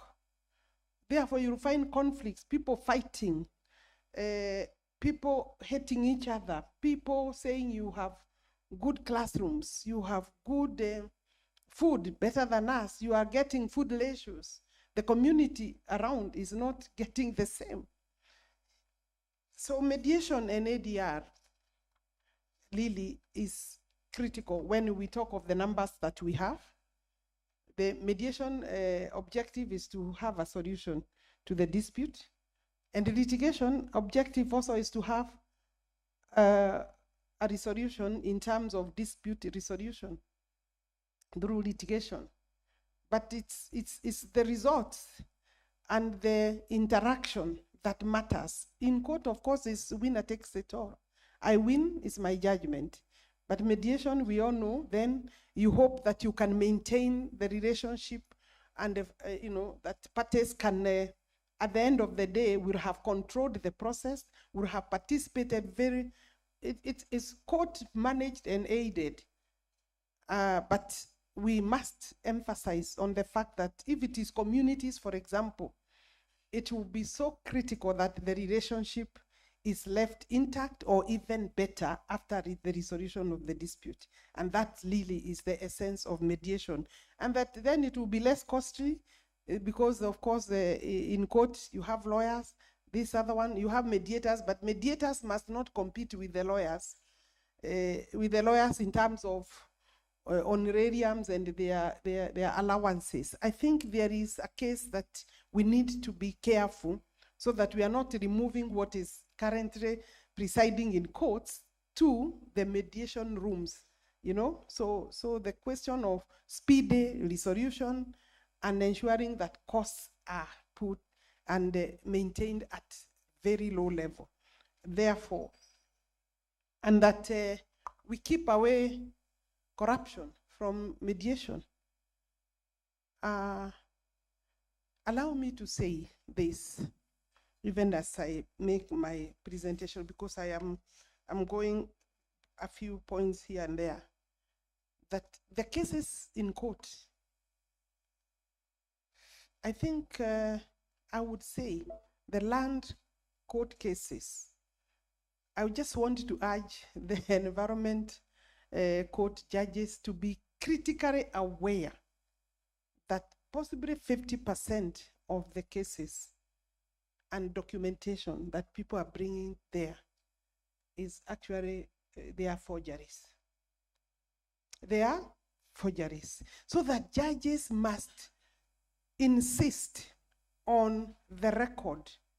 And the people who have participated or helped to come up with those documents, some of them are in the ministry, others are outside. There are people who have specialized in preparation of title deeds and land records. So as a judge, you must be critically aware and not be casual. And I say this with great respect, don't be casual about I have a title deed, that a title deed has been brought to you. Whenever your common sense, whenever your inner self tells you, I need to interrogate further, demand the presence of the chief land registrar or an officer assigned by the chief land registrar. Because at that level, then you can hold.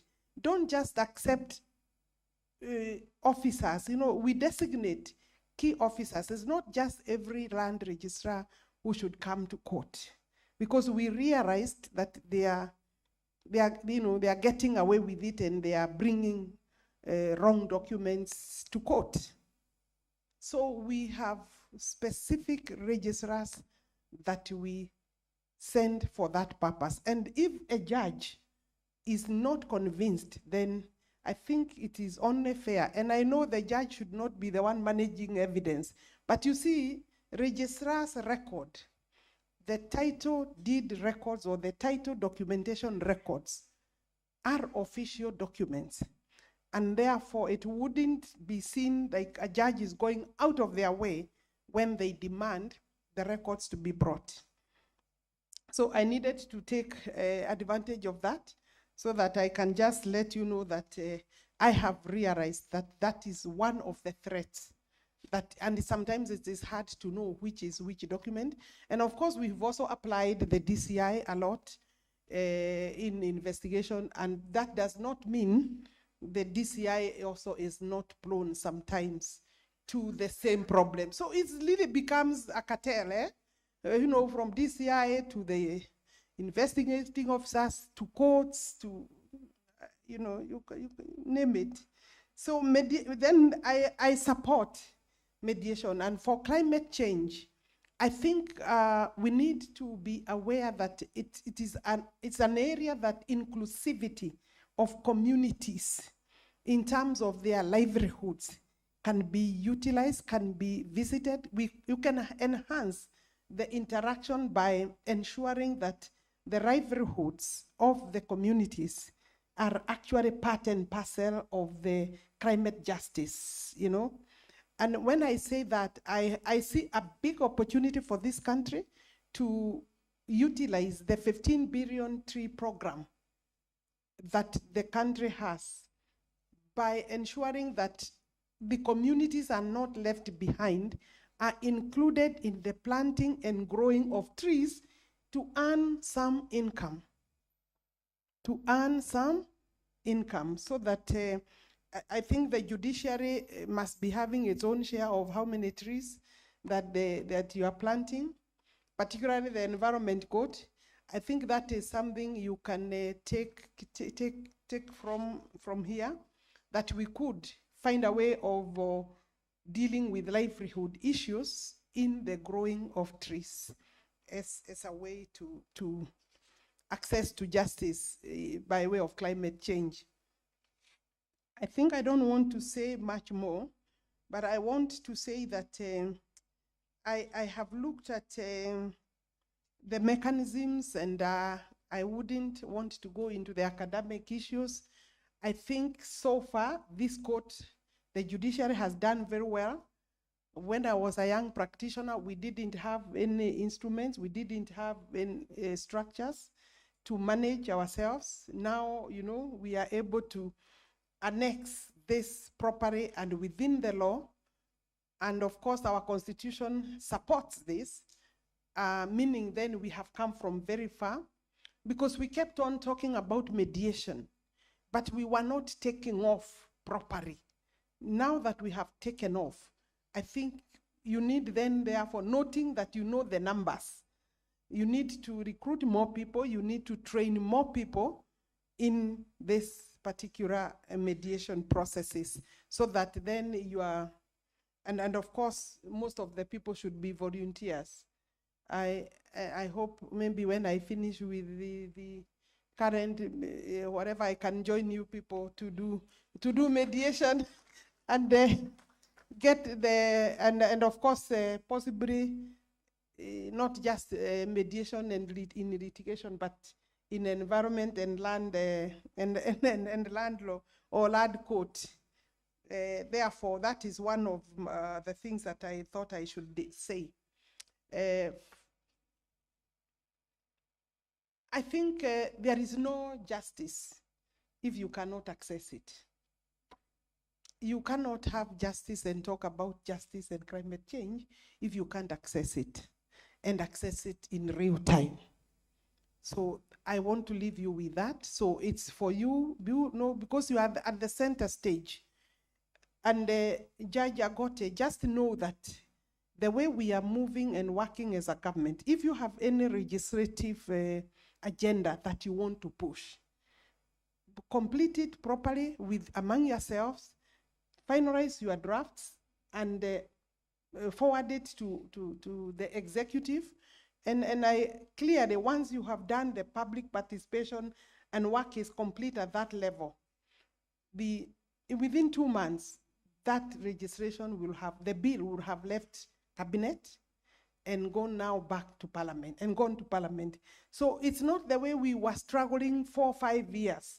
If you can crack any registration or policy that you have, complete it, and then forward to your minister.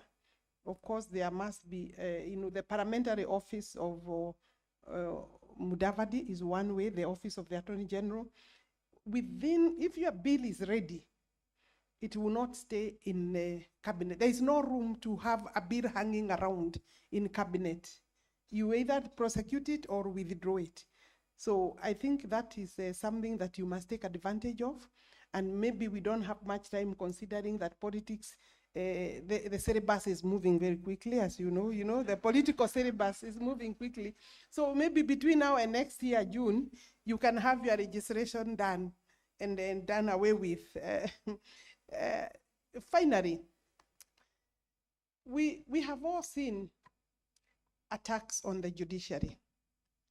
I think the judiciary must remain the bastion of justice. And the judiciary must keep away from politics. And the politicians must keep away from the judiciary. I would be very slow to join groups that want to batter, that want to mess up with our judicial system. Having said that, I therefore do not support in any way, and the government is not supporting the unleashing of several cases and issues against the Supreme Court or any member of the judiciary. We must, and the judiciary really must also deal with its own issues so that the complaints going through the JSC are done quickly. But then I would not support, however, I would not support the method where the lawyers are becoming the people who are unleashing almost, fatal blows to the judiciary. Because if we do that, I can tell you, if it is the lawyers, then you will find other players who are more vicious than lawyers. We must protect our space. From the lawyer's point of view, the judiciary is our space, is the space for every other person, and we cannot open the space for unnecessary fights against the judiciary. So, and therefore, I would maybe plead with my colleagues, and the two gentlemen or three or so, to reconsider how to engage the judiciary, so that we don't need those cases. We need to help the judiciary to be strengthened. We need to make the judiciary more democratic. We need instruments for the judiciary. We need to fund the judiciary sufficiently. We need to finish the courts. And I know the courts are still, as there are several courts that we haven't finished. We need to look at what policy is there as lawyers that we can help to strengthen the work of the judge. We need more judges. We need more judicial officers. The more the cases are coming, you need more judicial officers. You need more training of our judges. We need to facilitate the judiciary to deliver, because sometimes I think we are demanding too much and we are offering too little. So I will be on your side anytime when these issues come up, and I know that I have delved into very, very live wire areas. But once a politician, always a politician. It is, and really, if from where I come from as a trained lawyer, if I don't take this opportunity and this platform to say that the government must be able to facilitate, to support the judiciary, and any friendship between the government and the executive must not be misinterpreted to mean that now the judiciary is in bed with the executive.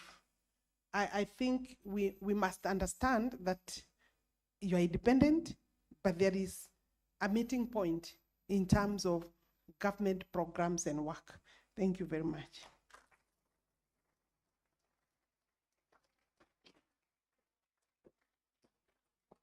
Thank you very much, Honorable CS, for your remarks, and particularly for the last part. I think really the judiciary is committed. The judiciary is open to scrutiny. The Chief Justice has said that time and again. And it's important to say that an independent and a robust judiciary is good for the executive, is good for the legislature, and it is good for the country. So it is important that that support is then given. And Honorable CS, you talked about, you had previously that there were 14,000 cases. In fact, you told us about 14,000 pending cases. How do we expect as a country to deal with such a huge backlog and we don't have sufficient human personnel? It is practically impossible. So it is important that in the circles that matter, that the issue of funding is talked about, because it is not a judiciary good act. It is a common good act for, for us to have more judges, to have more judicial officers, to have more staff, so that the common mwananchi is able to benefit from justice. So thank you very much for those remarks. We truly appreciate your support.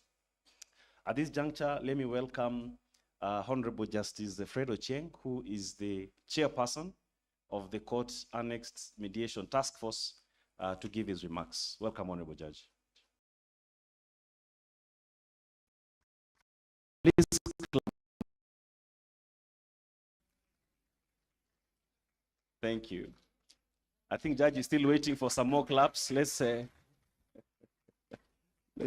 encourage him with another round, last round of applause.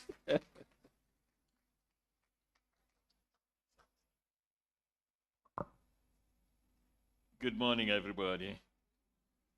I trust that you're well. Excellent. Your faces are beaming, and I love it that way. Before I begin, allow me to identify and recognize a few people. So you'll allow me, please, to break protocol just a little. Those who make mediation happen are in the house. The mediation task force members present, tafadhali muamke, tuwatambue kama mpo.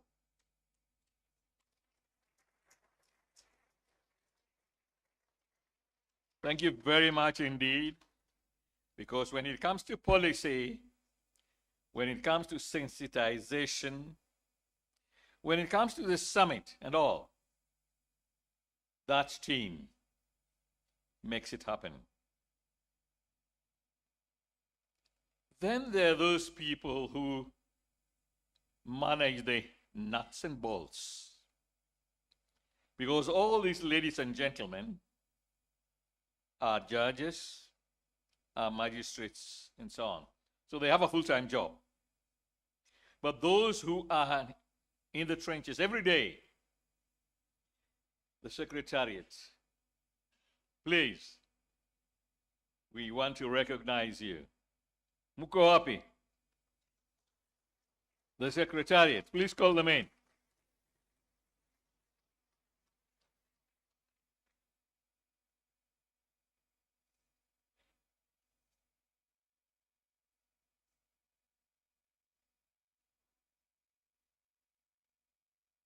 They like being in the background, but now we want them up front. Grace, get your people. Are they shy?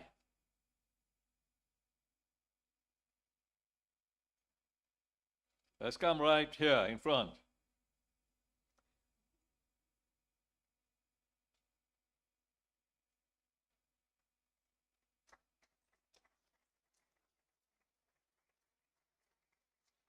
Thank you very much. Makofi kwao tafadhali. These are the people who, on a full-time basis, make mediation happen, led by the registrar, Ms. Itati and Ms. Mudhoni. Asanteni sana. And if we talk about success, we are talking about success of what? Of what? That means we need mediators. Sivyo? Mediators in the house, tafadhali.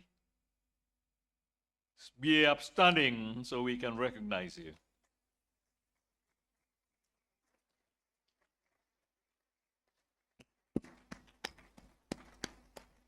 Asanteni sana, sana, sana. And now,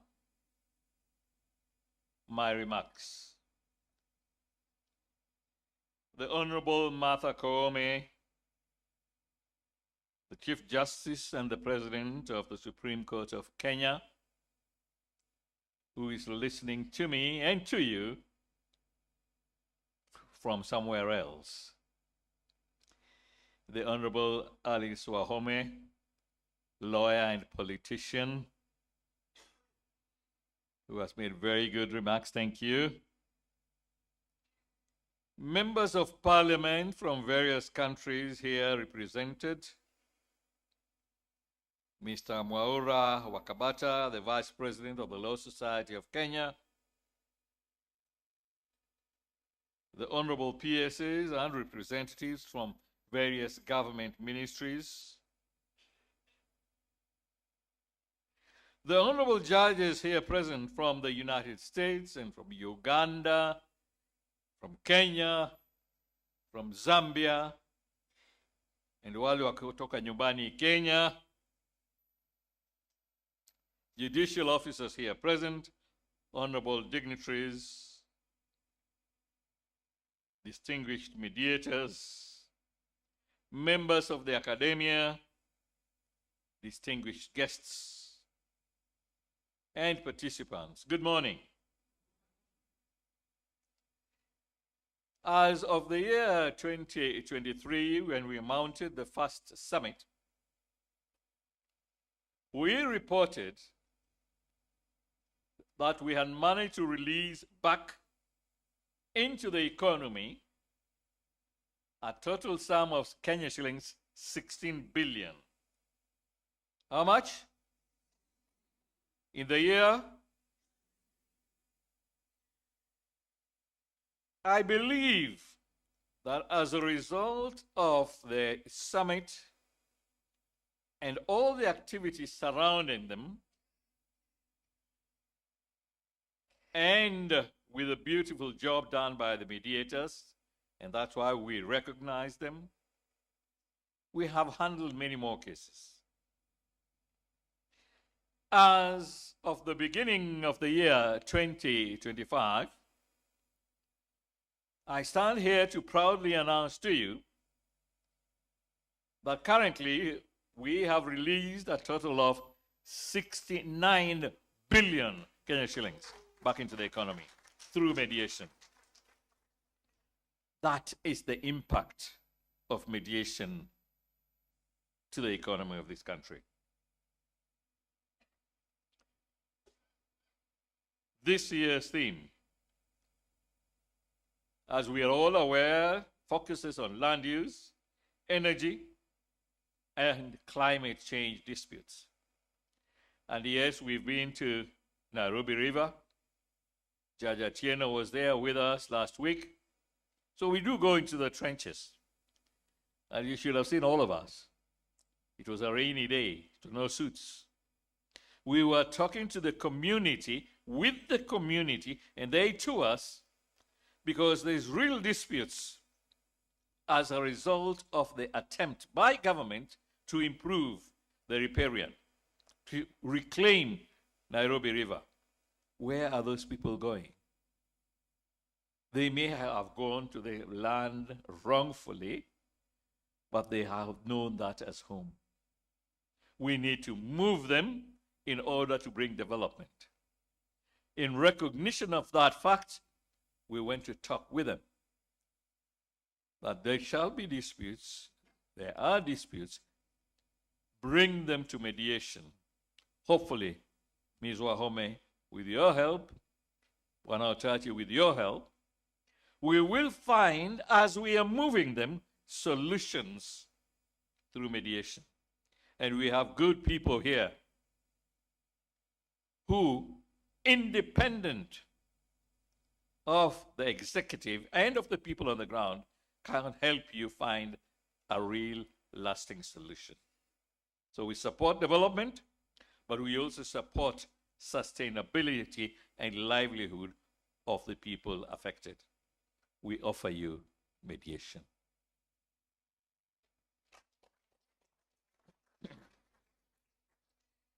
Conflicts involving land takes many forms. It can't be as small as boundary disputes between two neighbors, but the problem becomes bigger if it is not solved. Because umekanyaga, as they say in Kiswahili, you have trespassed onto my land. And what tends to happen? Either I or my son will assault you, because how dare you? So we now have a fight over a boundary. And what else? A criminal offense of assault. And the other family retaliates and becomes full-blown. So the sooner we are able to find solutions between these two neighbors through a means that is not a win-win, but where each can give and take give and take, we will have bigger problems. We will have a nation of blind people where each has assaulted the other. So again, let us not look at the simple boundary dispute as that. It can birth, it can morph us into a bigger thing. Again, we offer mediation. But it's not just those simple things. There are conflicts between states. There are conflicts within states. The sad story of the newest republic, Southern Sudan. We have sent an envoy from this country to help them find a solution. Whether you call him a mediator or a conciliator, he is trying to help the parties come up with a solution. He is not saying to them, you are right and you are wrong, because that way you add more oil to the fire. But when you urge them to see the better good of the people they purport to want to lead, hopefully there'll be solutions. When government acquires land compulsorily for purposes of development, I've just started the Nairobi River, disputes. But there's also disputes involving big companies and communities. You want to develop energy for the good of the country, geothermal, Olkaria. But what do you have to do? Move people from their homes, from where they derive their livelihoods. Unless we find a solution together. Because government could go to court, or the people can go to court and win, and then the government project is stopped. So who is a winner then? We need the energy project, but the government is stopped. And then government also looks at judiciary and says, you are the enemy of development. So you have a good project and we stop you. We only stop you if you don't comply with the laws that you pass. So you tell you go back and give public participation and all that kind of thing. And when you do, good. But you may still win against the community. They will not be supportive of the project. They will see it as an enemy. So embrace them, talk with them, resettle them. And there's a win-win situation.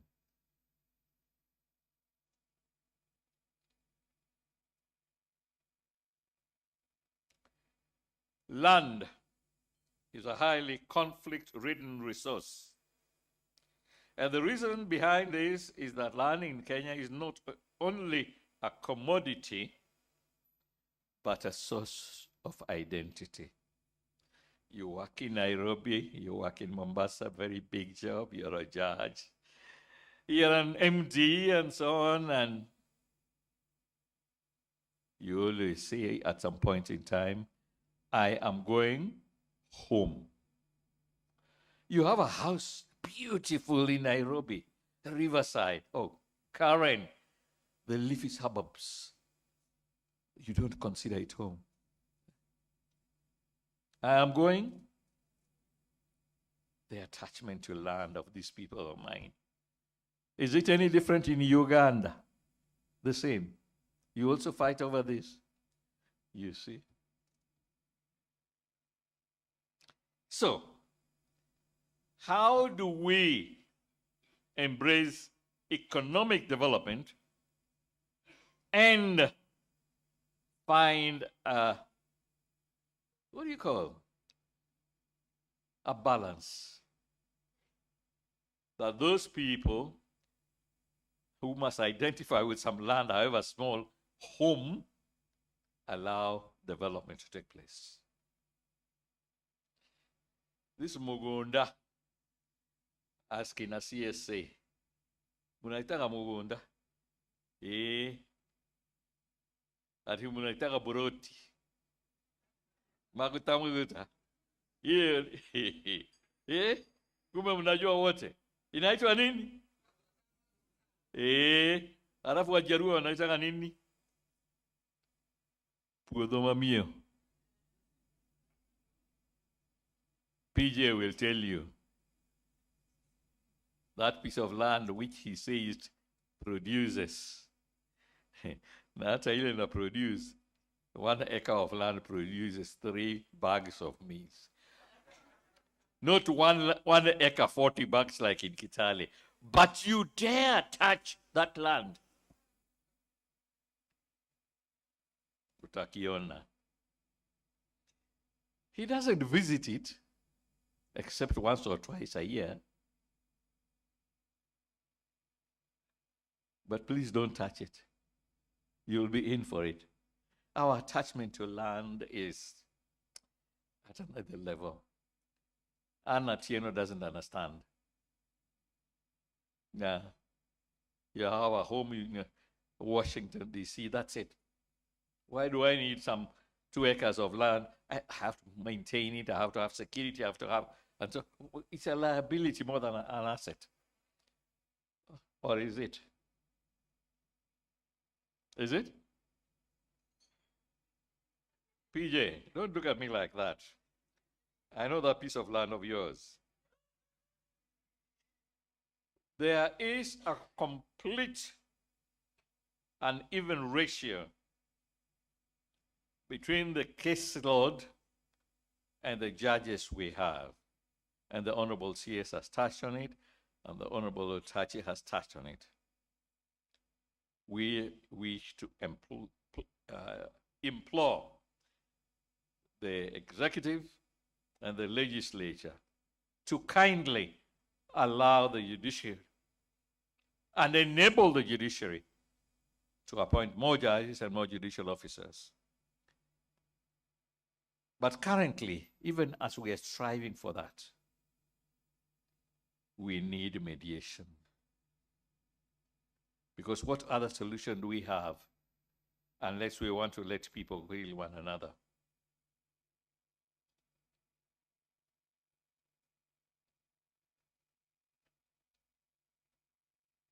Ladies and gentlemen,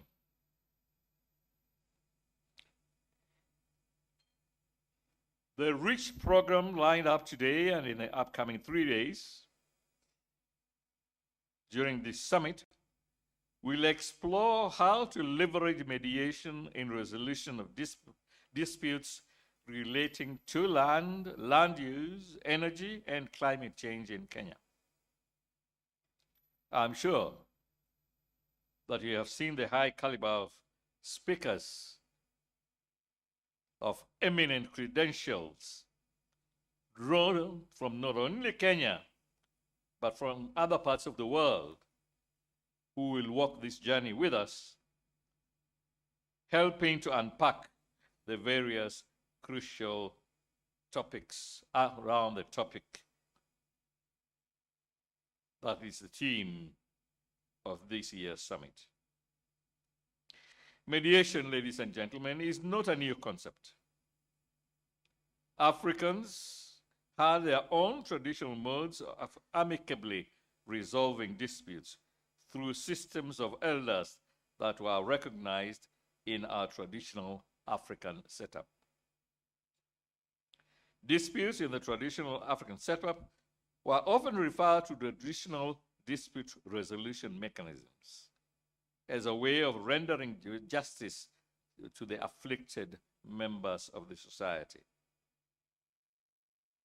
Formal mediation, as we know, has emerged globally as an alternative dispute resolution of choice for both individuals and corporate disputants. I pause here to emphasize the distinction between mediation and alternative justice system. It is important we work in tandem. The alternative justice system is led by the Honorable Justice Professor Joel Ngugi.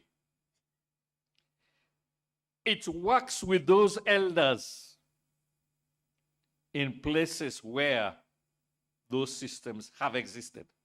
The Urinjekes of this world, up the north, the Maasais and so on, they have very strong community systems for resolving disputes. Now, the main difference is those elders in those communities make decisions. They resolve the disputes. The only thing they have in common with mediation is that those matters are resolved outside of court. All right? But they are resolved by the elders. In mediation, a mediator does not make a decision. The mediator's primary role is to facilitate the disputants to talk. And when you are fighting over land, emotions are high. And maybe some people have more power than the other. You can imagine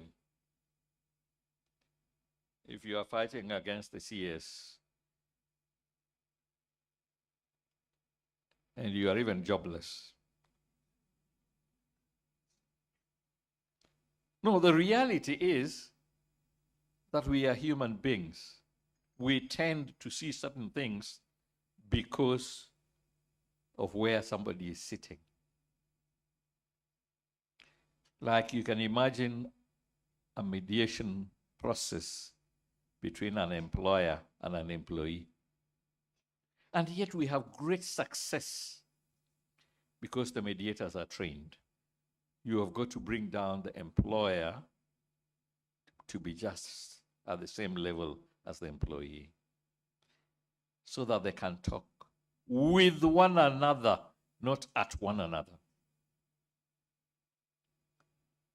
So the moment we realize that difference and appreciate it, the more we know we embrace both alternative justice system and mediation. No conflict. As I conclude, I would like to remind us of some of the advantages that mediation brings you. It empowers parties to determine their own fate because it is they who talk, not about their rights, but about their interests. And there's a whole world of a difference between rights and different interests. And many cases have even been resolved by mere apologies. And I can let go of that which I am entitled to as of right for the sake of my brother, who I then embrace. What is it that I can achieve with hanging on to 1 acre when I have 10,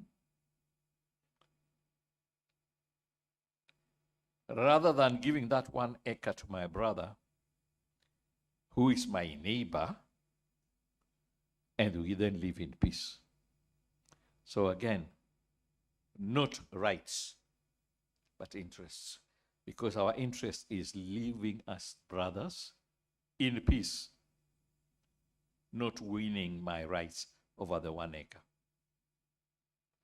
And it therefore, apart from empowering the parties, it deepens the substance of justice. That I've given you that which you think you should get. And you feel appeased. It's deeper than if I win. It therefore restores both family and business relationships. It comes with informal procedures which allow the parties to engage and talk freely without breaking the barriers of communication, unlike in court where your lawyer talks and they talk a jargon you can't understand. And sometimes the judge has delivered a judgment and there you are still asking your lawyer, Amesema? What did he say? Here it is you coming up and formulating your own solution to your own problem. Therefore, it's a win-win situation for all parties. And it brings to an end the long-winded litigation because there is no appeal from a mediation settlement agreement. That's it. You agreed to it. You formulated it yourself. What are you appealing against?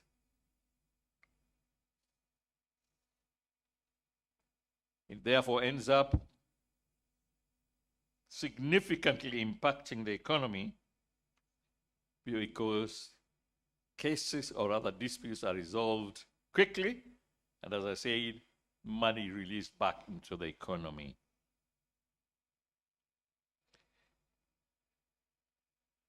One more thing.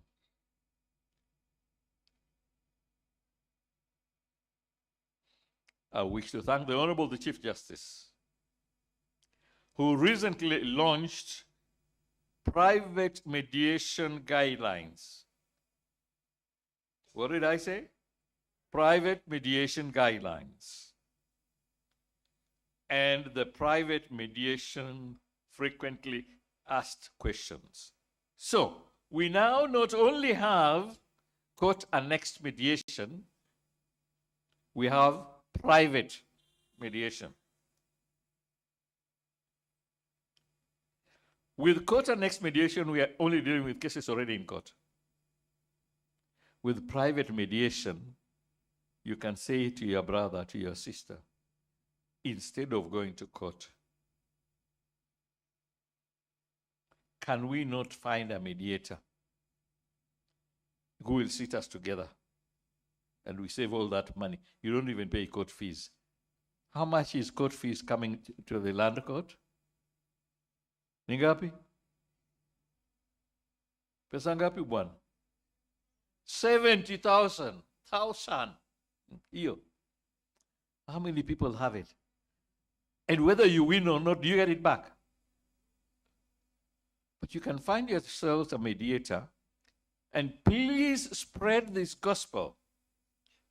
If you want private mediation, and we encourage you, so that you don't have to come to court to be part of the backlog, please go to the database and find one of these accredited mediators. Don't just go and get somebody from you don't know where. Why? Because these guys are governed by rules and ethics and code of conduct. And if they mess at all, we, under the chairmanship of Justice of Appeal Odunga, Uyo, is he not a strict man? He is the chair. Strike you out, accreditation quisha, no more job. And we may hand you over to the powers that be to prosecute you. So if you choose private mediation, which we encourage you to do, please remember, go to the database, choose from there. Then you know you're good to go.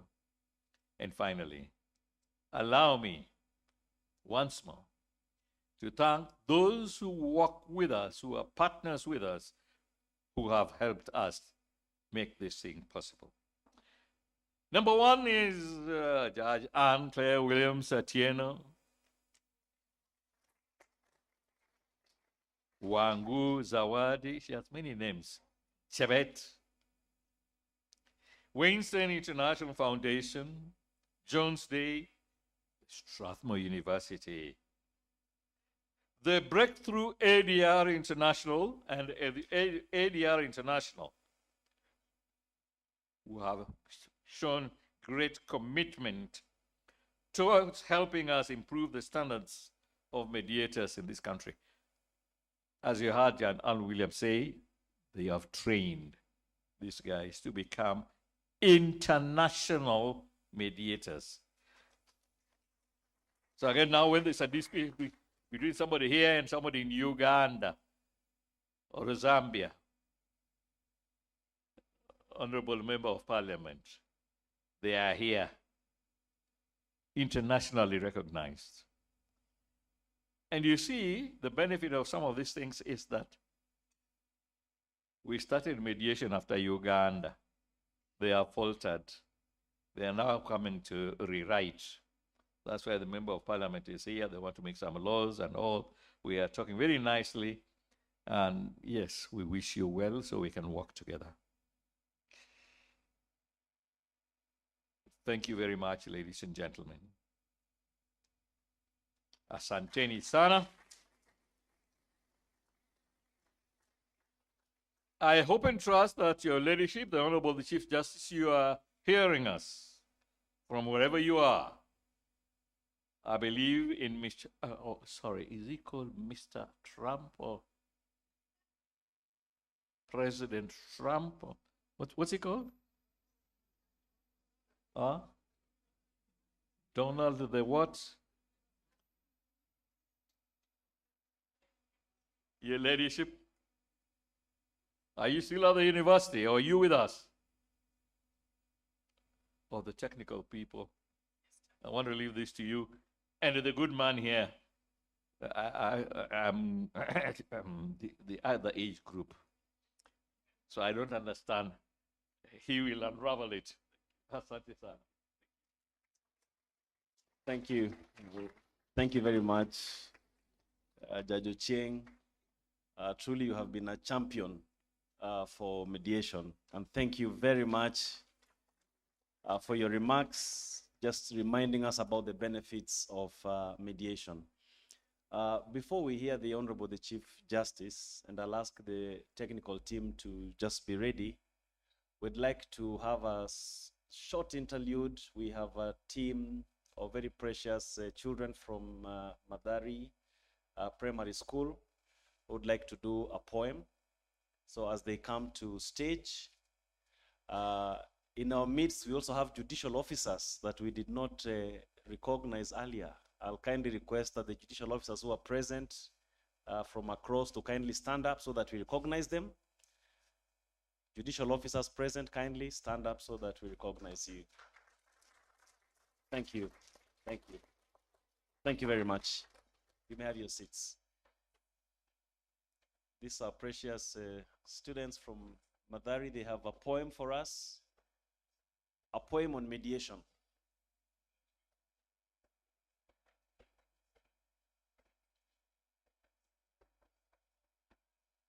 Immediately they are done, technical team will set up the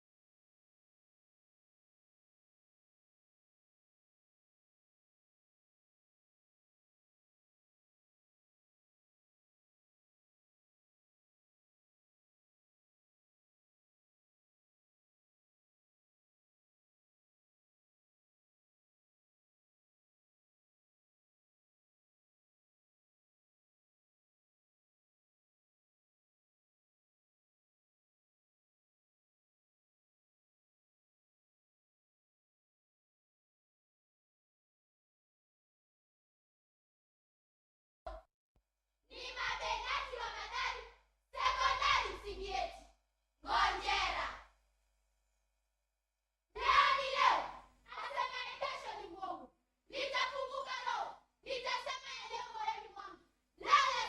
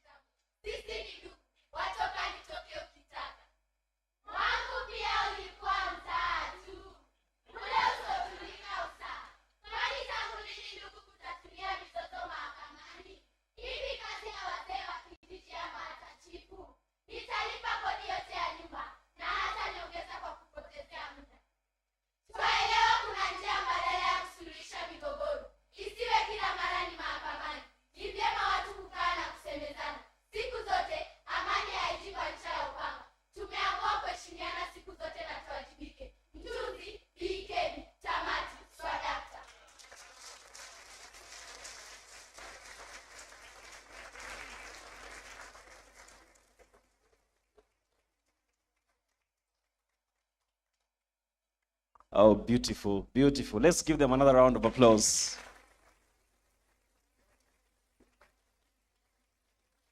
So for those who did not follow, this was basically a dispute between a landlord and a tenant. And you were persistently coming to ask for rent and don't want this. And the landlord was like, you're refusing to pay, took a very hard stance. But when they said, let's meet in court, then, they came down and eventually resolved it. Nobody likes to be taken to court, even the lawyers and judges. All right, technical team, are we ready?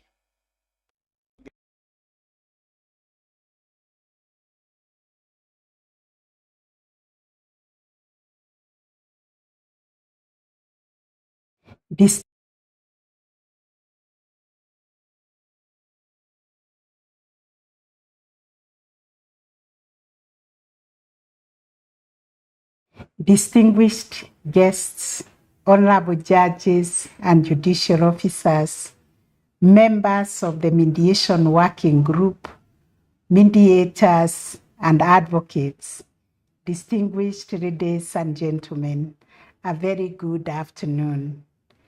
I am honored, most honored, to join you for the 3rd Annual Mediation Summit 2025 and to address you virtually on this important occasion. I wish to begin by expressing my sincere appreciation to the Mediation Working Group and our esteemed partners for their dedication in convening this annual gathering. Since its inception in 2023, this summit has evolved into a vital space for shared learning, for shared reflection, and for the advancement of our collective vision of a justice system that is accessible, that is inclusive, and that is responsive to the justice needs of Kenyans. The inaugural summit in 2023 focused on banking and mediation. It underscored the transformative role of mediation in unlocking financial disputes and easing the burden on the courts. In 2024, we turned our attention to employment disputes, highlighting the value of mediation in preserving workplace relationships and promoting industrial peace. This year, we focus on a theme that resonates deeply with Kenya's historical, legal, and developmental realities. That is mediation in land use, and climate change disputes. These summits are more than academic forums. They are vehicles for advancing the constitutional vision for a multi-door approach to dispute resolution that is also championed in the judiciary's institutional blueprint, the social transformation through access to justice, in short, the STARJ. These summits have enabled us to interrogate how mediation can be better integrated across diverse sectors to promote peaceful coexistence, to promote economic development, and also environmental sustainability. Distinguished ladies and gentlemen, we all know land remains one of the most emotive and contested resources in our country, Kenya. The significance of land goes beyond property or economics. It is a symbol of identity, heritage, and also a symbol of belonging. The land question in Kenya has deep historical roots tied to colonial dispossession, post-independence inequalities, and weak administrative structures. These legacies continue to manifest in disputes over boundaries, ownership, succession, compulsory land acquisition, land use, and customary trusts. Left unresolved, these conflicts stall development.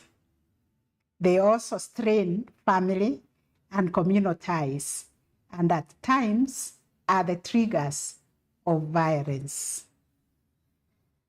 The complexity of land issues is compounded by overlapping land claims, unresolved adjudication processes, informal settlements, and the tension between the statutory and customary tenure land systems. Whether we are talking about the rural villages or urban centers, the struggle for land access and control threatens social cohesion and entrenches intergenerational grievances. To resolve the land question is not merely to settle disputes, but to confront the issue of inequality. It is to affirm rights and lay the foundation for peace, justice, and national unity. The land use question, meanwhile, is becoming increasingly complex, driven by rapid urbanization, infrastructure expansion, population pressure, and environmental degradation. As Kenya pursues Vision 2030 and devolved development priorities, tensions are rising between agricultural, residential, commercial, land for conservation, and other infrastructural demands. These pressures often erupt in disputes around zoning, evictions, land conversion, and resource allocation. Devolution has handed a new dimension, with county governments now grappling with questions of planning, public participation, and equitable land management. Weak enforcement of regulations, corruption in land administration, and fragmented legal frameworks only exacerbate these tensions. In this context, therefore, mediation offers a very powerful context-sensitive mechanism for resolving land and land use disputes. It is inherently dialogic and non-confrontational, making it ideal for disputes that involve long-standing relationships, such as those between family members, neighbors, or communities. Mediation goes beyond legal rights to explore underlying interests, enabling durable and mutually agreeable outcomes. It is also responsive to local realities, accommodating customary norms and indigenous knowledge systems. In a country like Kenya, where formal court processes may be costly, slow, or unfamiliar to many, mediation provides a faster, affordable, and culturally resonant path to justice. For emerging land use conflicts, where diverse factors such as developers, state agencies, conservationists, and local communities often have competing but legitimate interests. Mediation provides a flexible platform for multiple stakeholders to hold dialogue, to shake hands after a determination of a matter.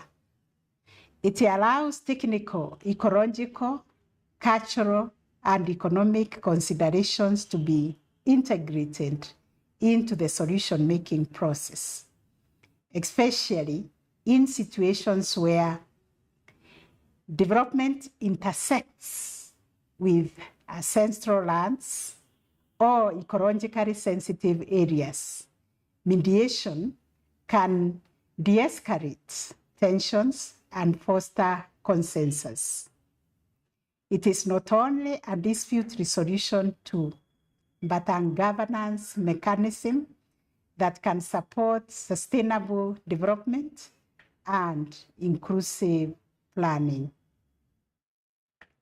This year's theme also calls our attention to the rising number of disputes at the intersection of land and climate change. Climate-related events such as prolonged droughts, floods, shifting weather patterns, and desertification are driving migration, displacement, and competition for scarce resources like water, forests, and pasture for our livestock. These dynamics are increasingly generating conflict, particularly among the pastoralists and the agrarian communities.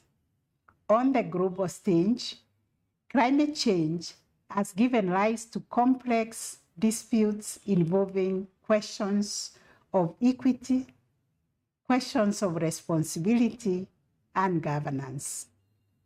Litigation is being used to challenge government inaction, to demand corporate accountability, and to seek redress for environmental harm.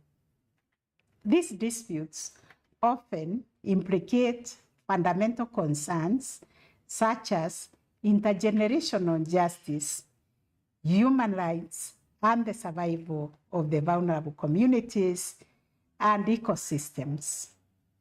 Legal systems around the world are being tested in how they adapt to these emerging and urgent challenges.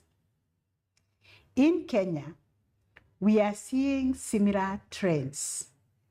Climate-related projects such as afforestation, renewable energy investments, and carbon credit schemes, while vital for mitigation and adaptation, sometimes provoke disputes when local communities feel excluded or inadequately consulted. As the state and private sector step up their climate responses, the potential for conflict over resource use, project seating, benefit sharing, and environmental impact is increasing by the day. These disputes demand processes that are inclusive, participatory, and attuned to both local knowledge and global climate framework. Mediation is well suited to manage these multifaceted disputes. It enables dialogue among a wide range of stakeholders, including local communities, conservationists, regulators, and investors whose interests must be balanced to reach sustainable solutions. Mediation supports informed and culturally sensitive decisions by integrating scientific, ecological, and community perspectives.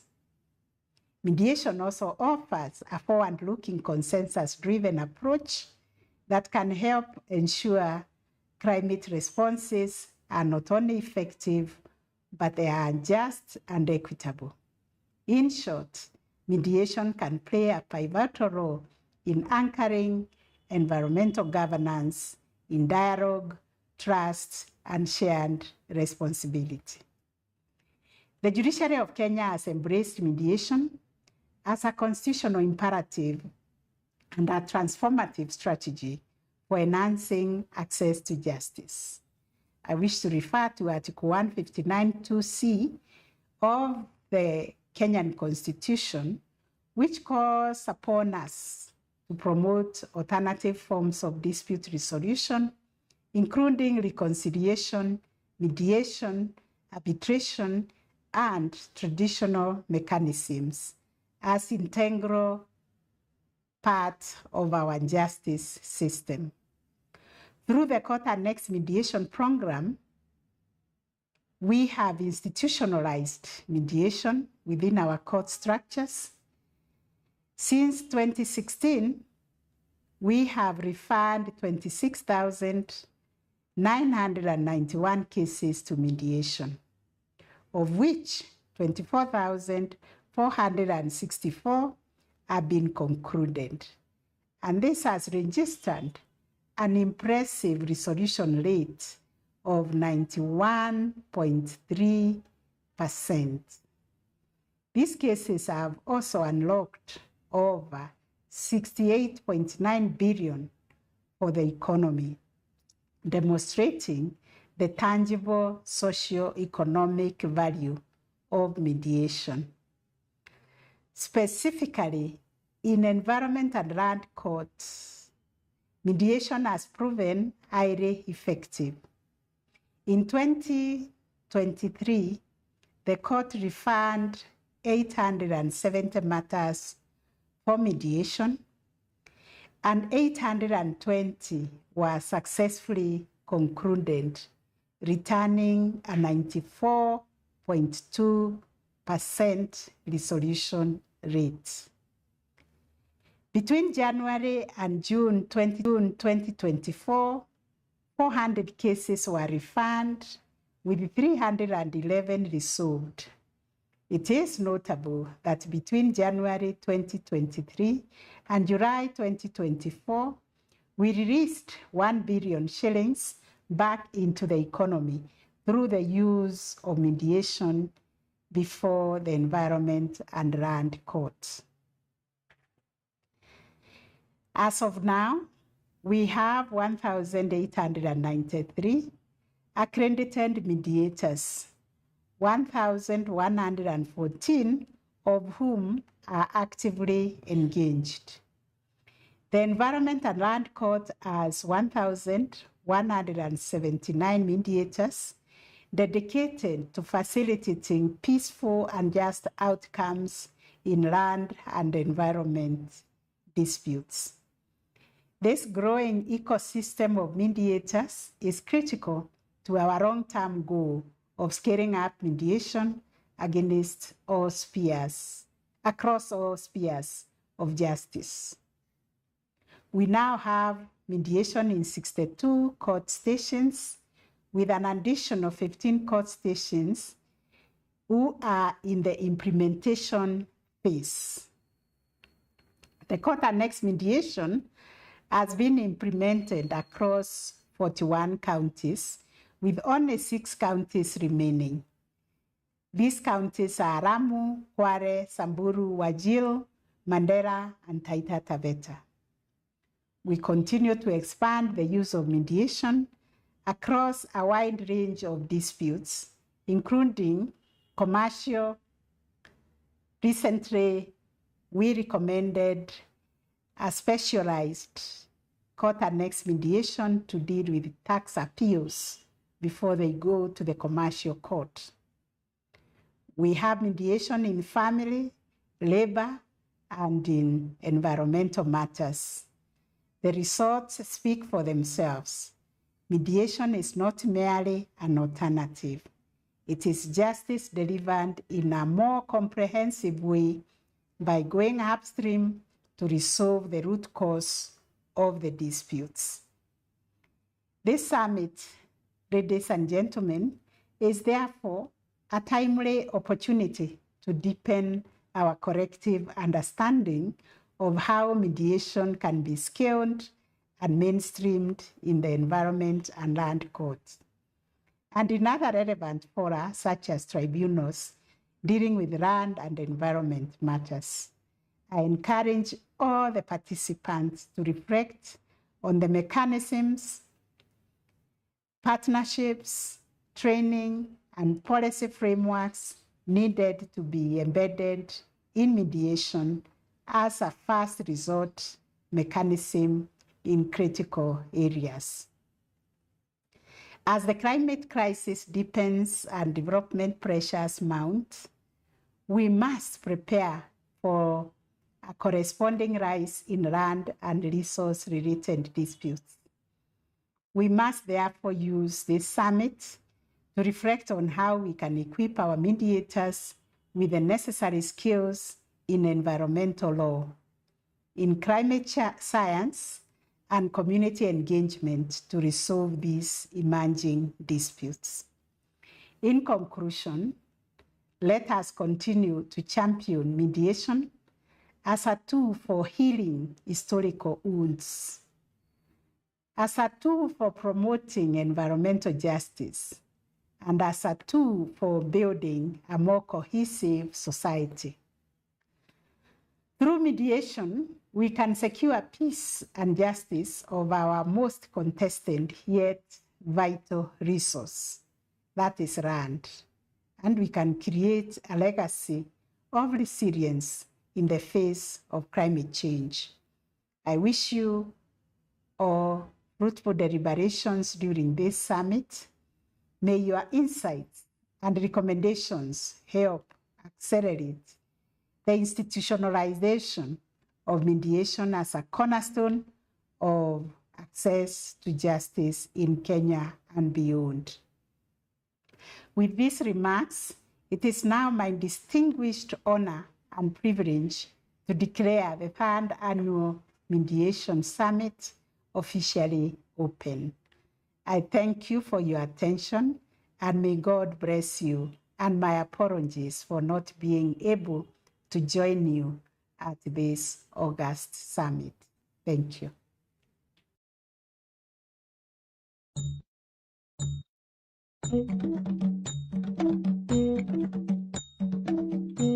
Tushangilie Kenya, taifa letu tukufu, Kenya tunayoipenda, Kenya tunayoipenda, twajivunia sana tukijiita wa Justice. We have come to the end of our morning session, but before we break, we'd like to have just a few things on the program, and I want to call Professor Dr. Peter Kunjera to come and hand over some gifts. I was told there's a gift handing ceremony. After that, we will have the beautiful children that were here presenting a dance that will get us off. So let me welcome Dr. Kunjera to come to the front so that we can have the gifts handed over.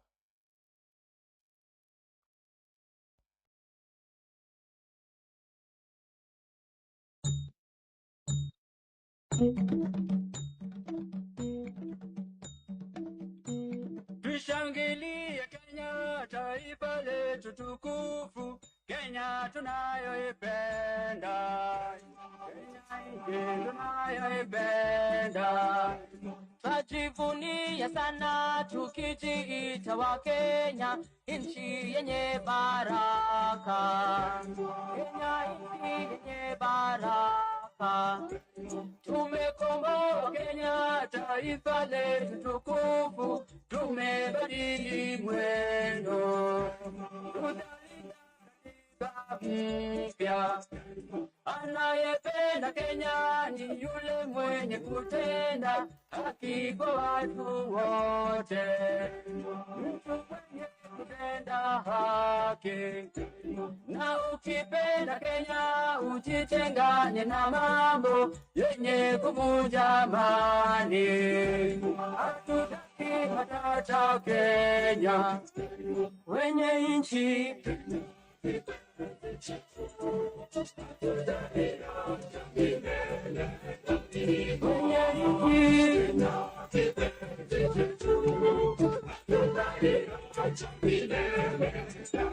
Kenya kipenzi chetu, nchi yenye upendo, hatutaacha Kenya daima na milele.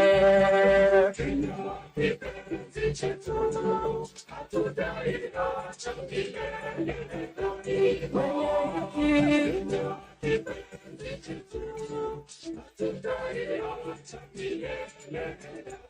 na nikienda nje sitasahau Kenya na nitabaki Mkenya daima na milele.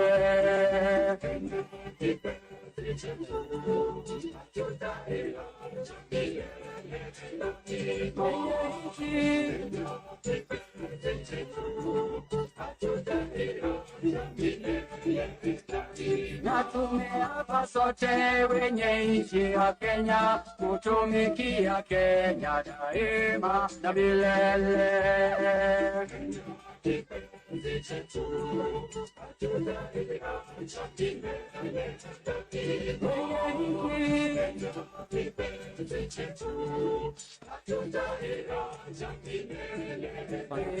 Sitaiacha Kenya nchi yangu. Umoja wetu Kenya tudumishe. Sitadanganywa ng'amwe na porojo wenye kuleta chuki kati yetu. Nitatetea haki za Wakenya, wala sitakubali ukabila. Sitaharibu mali ya wengine,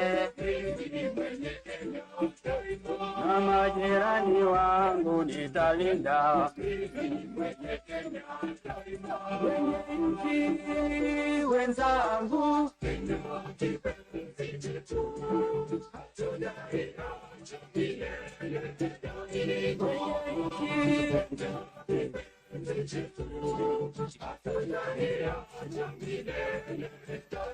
tushangilie Kenya, taifa letu tukufu, Kenya tunayoipenda. Tushangilie Kenya, taifa letu tukufu, Kenya tunayoipenda. Tunayoipenda, Kenya tunayoipenda.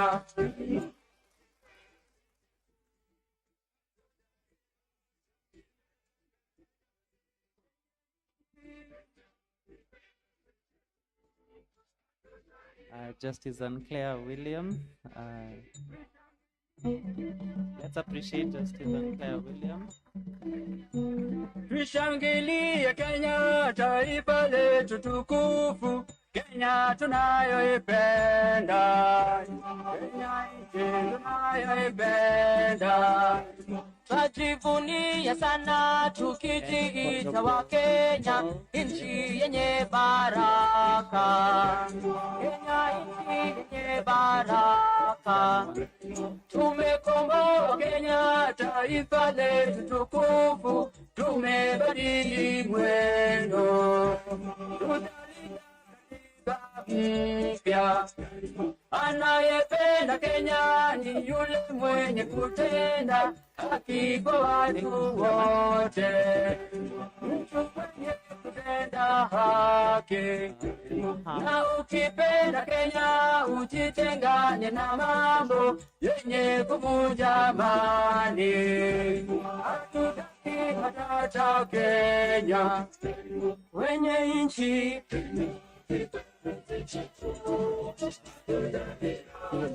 Ready to come. After this, we will have a photo session right outside, and we will have the front row will be the permanent bench. The first photo will then be of the permanent bench.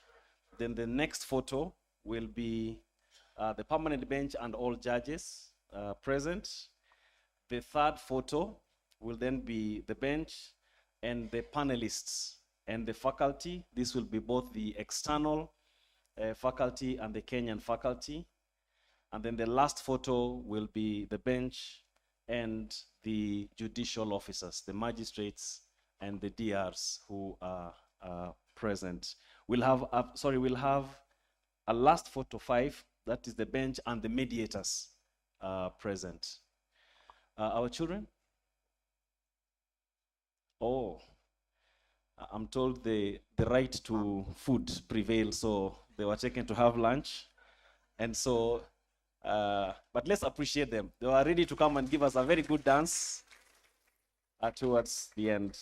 So let me thank each and every one of you for your patience this morning session. I think it's been a very good opening, and I believe that we are going to have very wonderful deliberations as we continue through the next 3 days with the summit. Just a very quick announcement, because after we're done with the photo session, we'll not come back here. So for the lunch will be served on the tent, in a tent just behind this auditorium. Please bring your name tags alongside your lanyards. They will guide our ushers on where you will sit and what table you will be at. So the ushers will guide you. After the photo session, please let's head there. And then we come back at exactly 1 for the session. Thank you so much, everyone. So we'll do the photo out here, then we'll have the high table. We'll go and do tree planting immediately after the photo. After that, the rest can go for lunch. Thank you very much.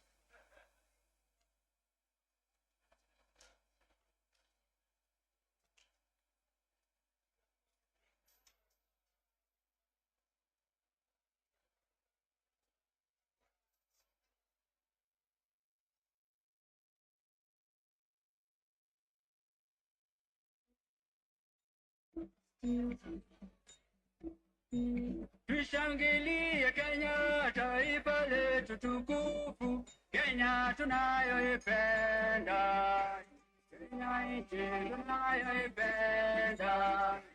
Tujivunie sana tukijiita wa Kenya, nchi yenye baraka, Kenya nchi yenye baraka. Tumekomboa Kenya, taifa letu tukufu, tumebadili mwendo, tutalinda katiba mpya. Anayependa Kenya ni yule mwenye kutenda haki kwa watu wote, mtu mwenye kutenda haki. Na ukipenda Kenya ujitengane na mambo yenye kuvunja amani. Hatutaki matata Kenya, wenye nchi Kenya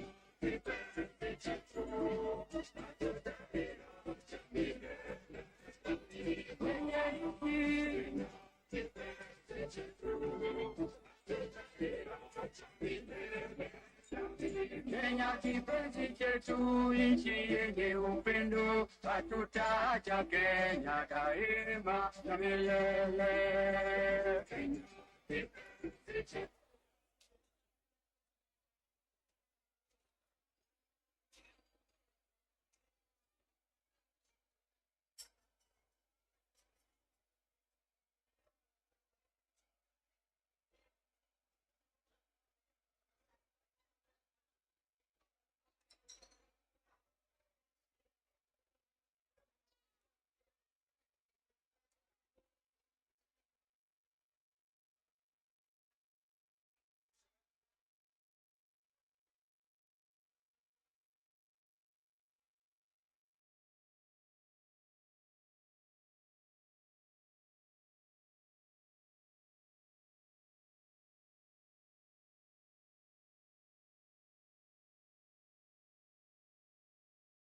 tukijiita wa Kenya, nchi yenye baraka. Kenya nchi yenye baraka, tumekomboa Kenya.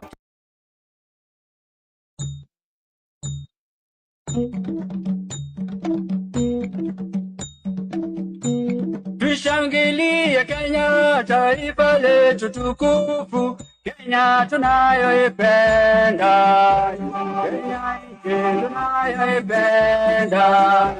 Twajivunia sana tukijiita wa Kenya, nchi yenye baraka. Kenya nchi yenye baraka, tumekomboa Kenya, taifa letu tukufu, tumebadili mwendo.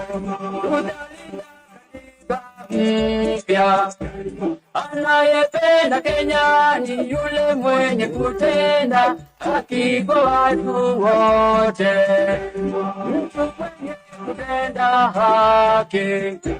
Na ukipenda Kenya ujitengane na mambo yenye kuvunja amani. Hatutaki matata Kenya, wenye nchi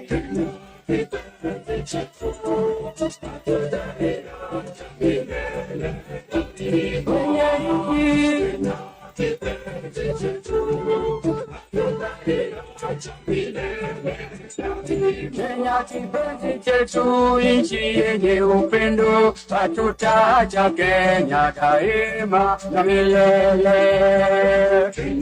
Kipenzi chetu, hatutaacha milele.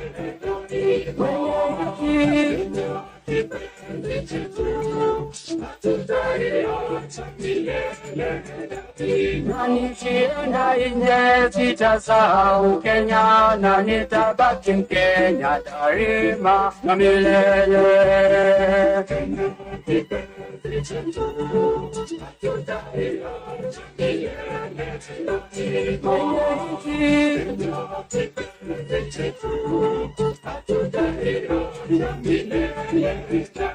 Na tumeapa sote wenye nchi ya Kenya kutumikia Kenya daima na milele.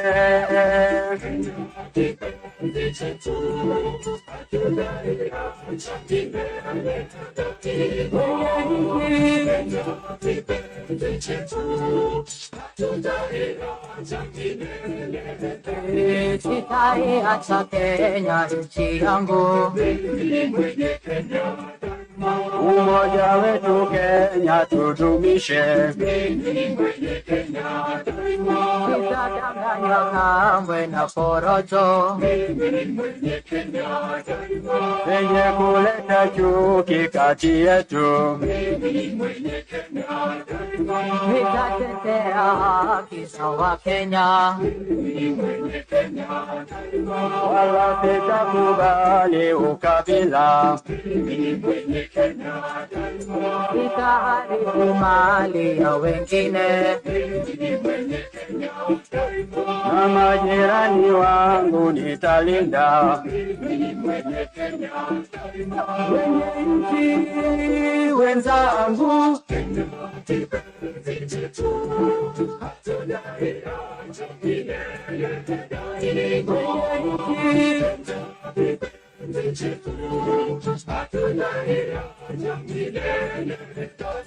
tushangilie Kenya, taifa letu tukufu, Kenya tunayoipenda.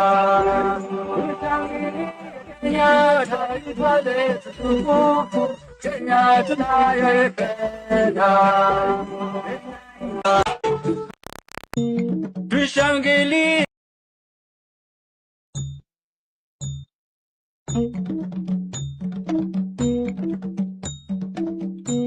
Tushangilie Kenya, taifa letu tukufu, Kenya tunayoipenda. Kenya tunayoipenda. Twajivunia sana tukijiita wa Kenya, nchi yenye baraka. Kenya nchi yenye baraka, Tumekomboa Kenya, taifa letu tukufu, tumebadili mwendo. Mpya anayependa Kenya ni yule mwenye kutenda haki kwa watu wote. Mtu mwenye kutenda haki, na ukipenda Kenya ujitengane na mambo yenye kuvunja amani. Hatutaki matata Kenya, wenye nchi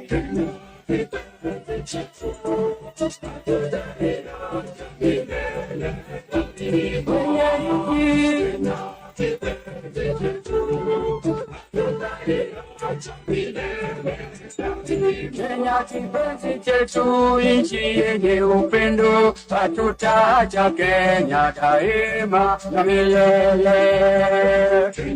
Kipenzi chetu, hatutaacha milele.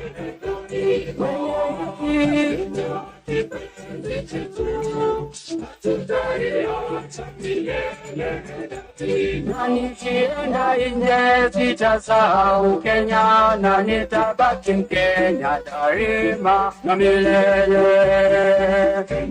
Kipenzi chetu, hatutaacha milele.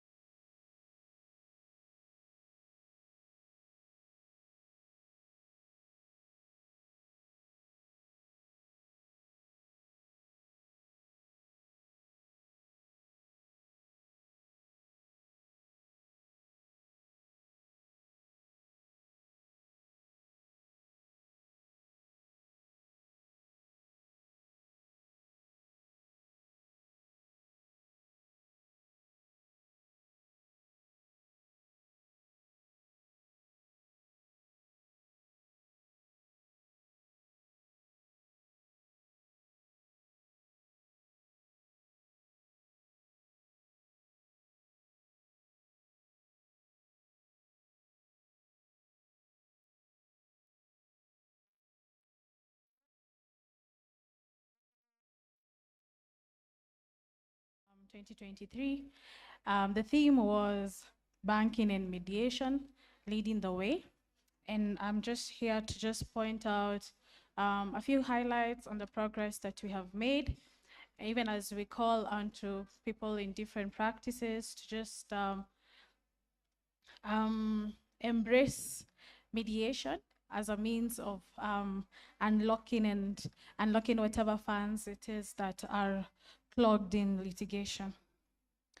So as far as the matters per court station for Nairobi, and these are purely banking related matters, Nairobi leads with 348, followed by Kisumu with 64, Nakuru 22, Eldoret 30, Mombasa 31, and other courts 81. The total number of matters that have been referred to mediation through the court annex system within banking are 595, and we are pleased to announce that we have a total of 535 matters that have been concluded. With respect to the value of these matters, we have been able to unlock around 11 billion Kenya shillings, and the percentage of matters where the bank is the defendant is 83, and matters where the banks are the plaintiff are 16. We did also conduct a case study on the overall turnaround time for banking-related matters in the court annex mediation, and this was 75 days, which is such a tremendous improvement considered, or rather when compared to the amount of time we normally spend during litigation. So the number of mediators that we have managed to number of mediators accredited for banking-related matters. So we've managed of 736 active mediators within the banking sector. We have 271 that are inactive. However, we also have a we also have 221 that are currently under mentorship, and bringing this total to 1,228. And we do encourage each and every one of us who are mediators to take up banking-related matters, even as we seek to work together to resolve these long outstanding disputes. A few pointers that we would want to improve on is more sensitization of stakeholders within the banking sector to reduce areas of non-compliance, the need to check on the quality of mediation. We do appreciate that banking is evolving and can be complex, and there are matters such as digital finance, trade finance, treasury, investment banking, which could be a bit complex and would require a bit more of technical training. But nonetheless, we do want to thank the Kenya Bank Association and the Judiciary and Strathmore for having various seminars and training sessions so that we can try and ensure that our mediators have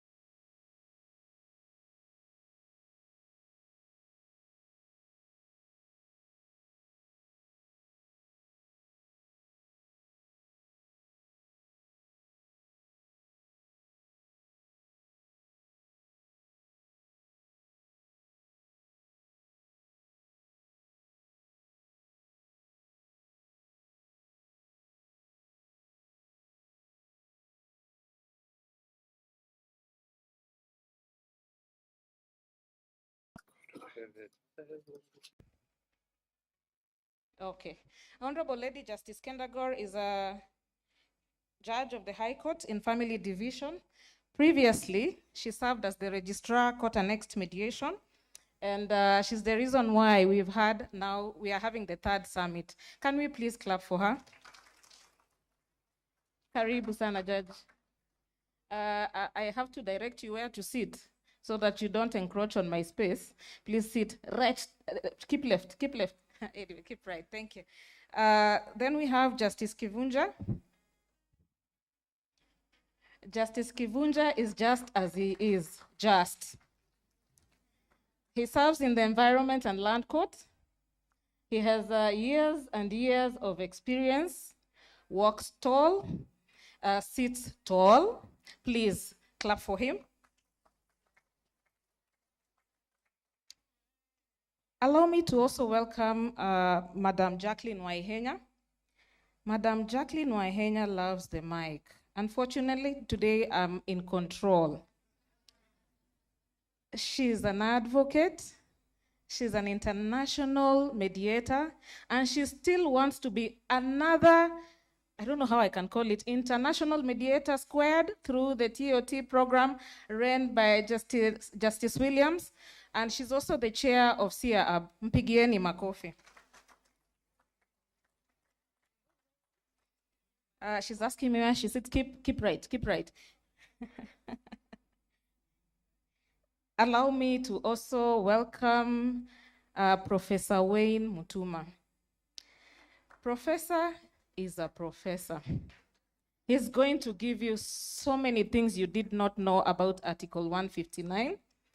As he walks, I am sure you know that that is the way the knowledge will be imparted.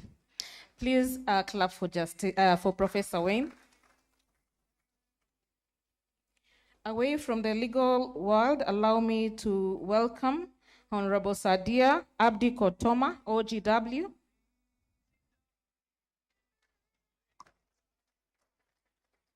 I like that you started clapping, but you'll still clap again. She is the chair of the ADR committee in IGRTC. IGRTC stands for Intergovernmental Relations Technical Committee. Makofi kwake.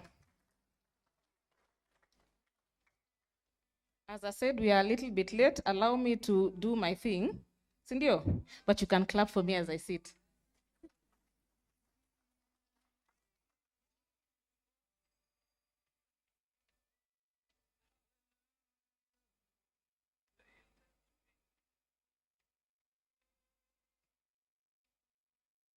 So good afternoon, panelists. Is it so hot here? Is it? Do you feel good?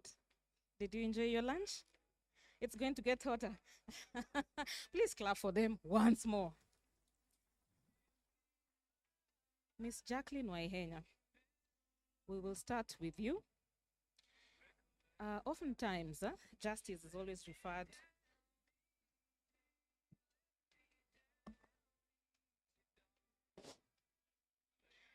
Oh my God, I was only speaking to myself. Thank you, Chair. Can I be heard now? Okay, Miss Jacqueline Waihenya, more of the times we hear about justice. You know, you'll hear someone saying, I'm going to court to seek justice. Tukutane kotini. Umenikosea, I'm going to court. But then again, justice is not defined in the Constitution. Today, we eagerly wait to hear the role of Article 159(2)(c) in promoting ADR. Thank you.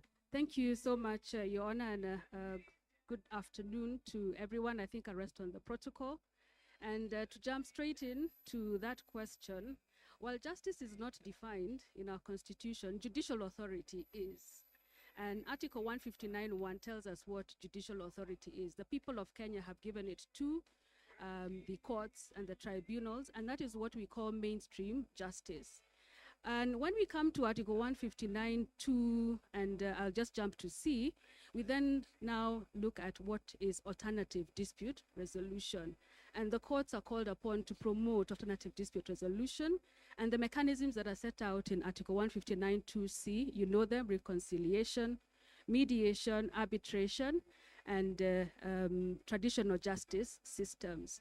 And while justice is not defined, I think I need to say this. If you look at the judiciary's seal, you see the scales of justice.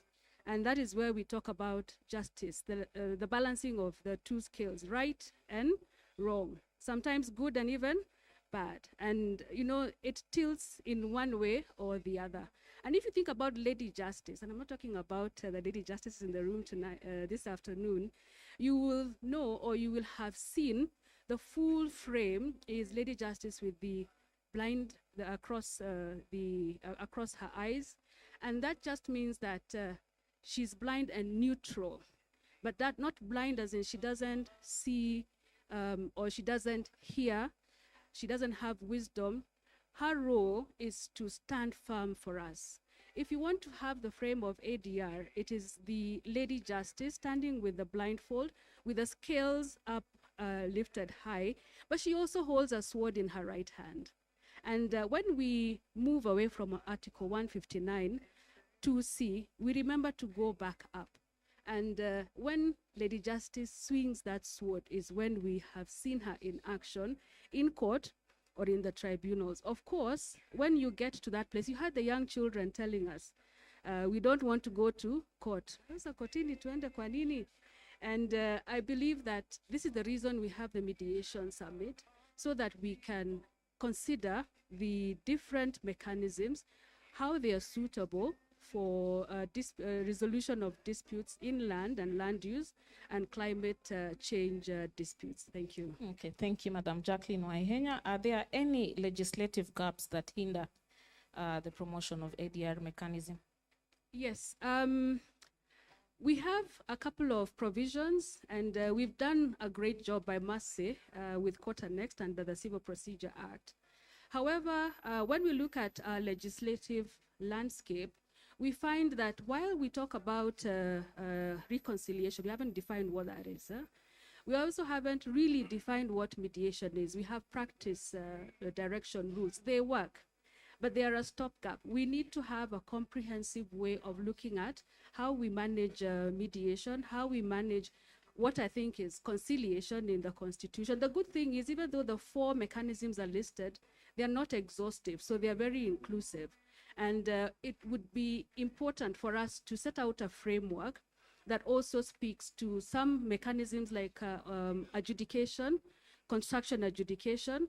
Arbitration, yes, we have an act. It's 1995, amended in 2009. We're in 2025. So there are definitely gaps on what is contemporary vis-a-vis what is in place.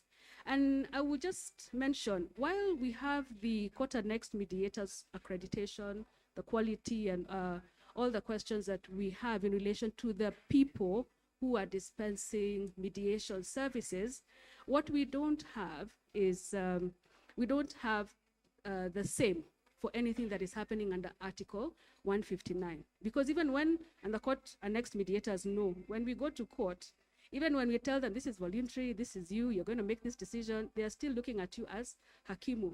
And it is good that we had Kenya bankers just come right before us. You can see what they're doing in the private sector. And if we're able to have an overarching framework, it will really speak to what we need to provide clarity. There's a lot more that I could say, but I'll end on this note. We have a national ADR policy. We are engaged in it. It provides an overarching dispute resolution bill. And then it is also accompanied by an arbitration amendment bill and a construction adjudication bill. I know you know construction adjudication and arbitration are not really what we are concerned with this mediation summit. I want to say that in the bill that we have proposed in the National ADR policy, which is sessional paper number 4 of 2024 and currently before Parliament, we have, in addition to providing an overarching mechanism for accrediting mediators and conciliators, we also propose to have the code of conduct. Maybe we'll adopt the same one that we use in Court Annexed, or maybe we will update it to meet the new challenges that we have that have emerged.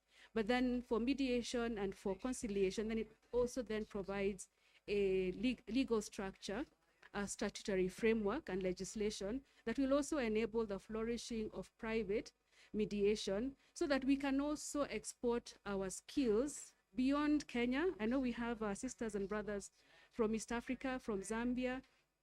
I know Judge Anne, she's my teacher. She's just come from graduating, me and many others here, so that we can be able to connect also with mediation as it is happening out there. We do not have anywhere in Kenyan statute a definition of a foreign mediation settlement agreement, for instance. And yet we want to say that we are going to encourage international mediation. And the Singapore Convention, we are still to become signatories to that. And Honorable Sitati, you said I can talk, huh? Yes. Thank you very much. Thank you for those great insights. Justice Kivunja, you are right in the Environment and Land Court. First, we want to do a quick survey. Do you refer matters to mediation? And if so, what's your scorecard? On a light note, what really is the role of the courts on matters promotion of a referral to cases to mediation? Thank you. On the scorecard, I was told that was on a light touch, so I may need not to respond. But the main issue is, do we refer matters to mediation? Yes, we do. We do, and I think this is something we do, all judges or judicial officers irrespective of the court. And you realize that we were trained once the mediation secretariat started the rollout, including the staff that work with us. The judges themselves have been trained, including how to identify the matters that are suitable or could be amenable to mediation. The challenge, however, is on the balancing to create that time to screen, and the shortage in the registry to get a dedicated team that could continuously look at these matters that are being filed and pick out those that can be suitable for mediation. Even where the matters have started hearing, we talk to the people the moment they appear before the court. And the moment we see there is a possibility that this matter could benefit to mediation, we refer to mediation. We could also mention the other challenge that we have in certain stations, like those of us who are from Mombasa Coast generally, based in Mombasa, there is very low appreciation of mediation. And this is something we have engaged the Mombasa Law Society on, and it's picking up, but slowly. It's not like in other stations that I have been to. They seem to believe that when the moment they come to court, then the matter must end up in court. But we don't lose hope. What we do is we continuously engage, and we are scoring well. I won't say what percentage, but we are scoring well. Thank you. Thank you, Justice Kibunja. I told you it stands tall. But what are the main forms of ADR in the Environment and Land Court? I think you've mentioned mediation. Is there any other?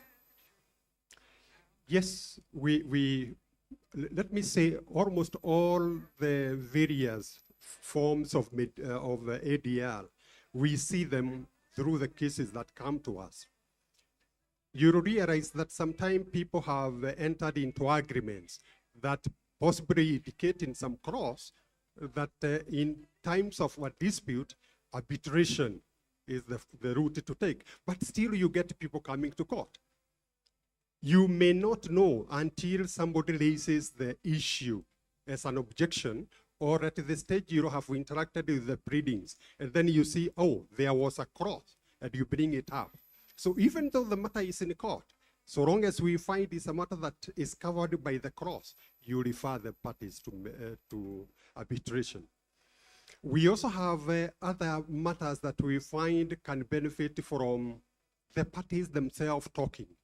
You may get this from the parties themselves or the court putting the question to them. Have you tried talking this at home? And at a time, they may tell you, yes, if given time, we can go and talk.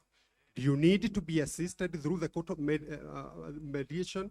Some say, give us time first. Let's try at home. We can talk with our family members. And once they come back with a report, yes, we settled, the only matter remaining is this, or we have fully settled, we still allow that. So we deal with all aspects, including bringing the parties to reconcile on the dispute. And at times, you find they have even settled and they don't want to tell the court the settlement, they want to withdraw. And you ask them, what is the terms? We have no interest with the case. We want to withdraw. And we happily do. Thank you very much. And Professor Mutuma, that will be you now.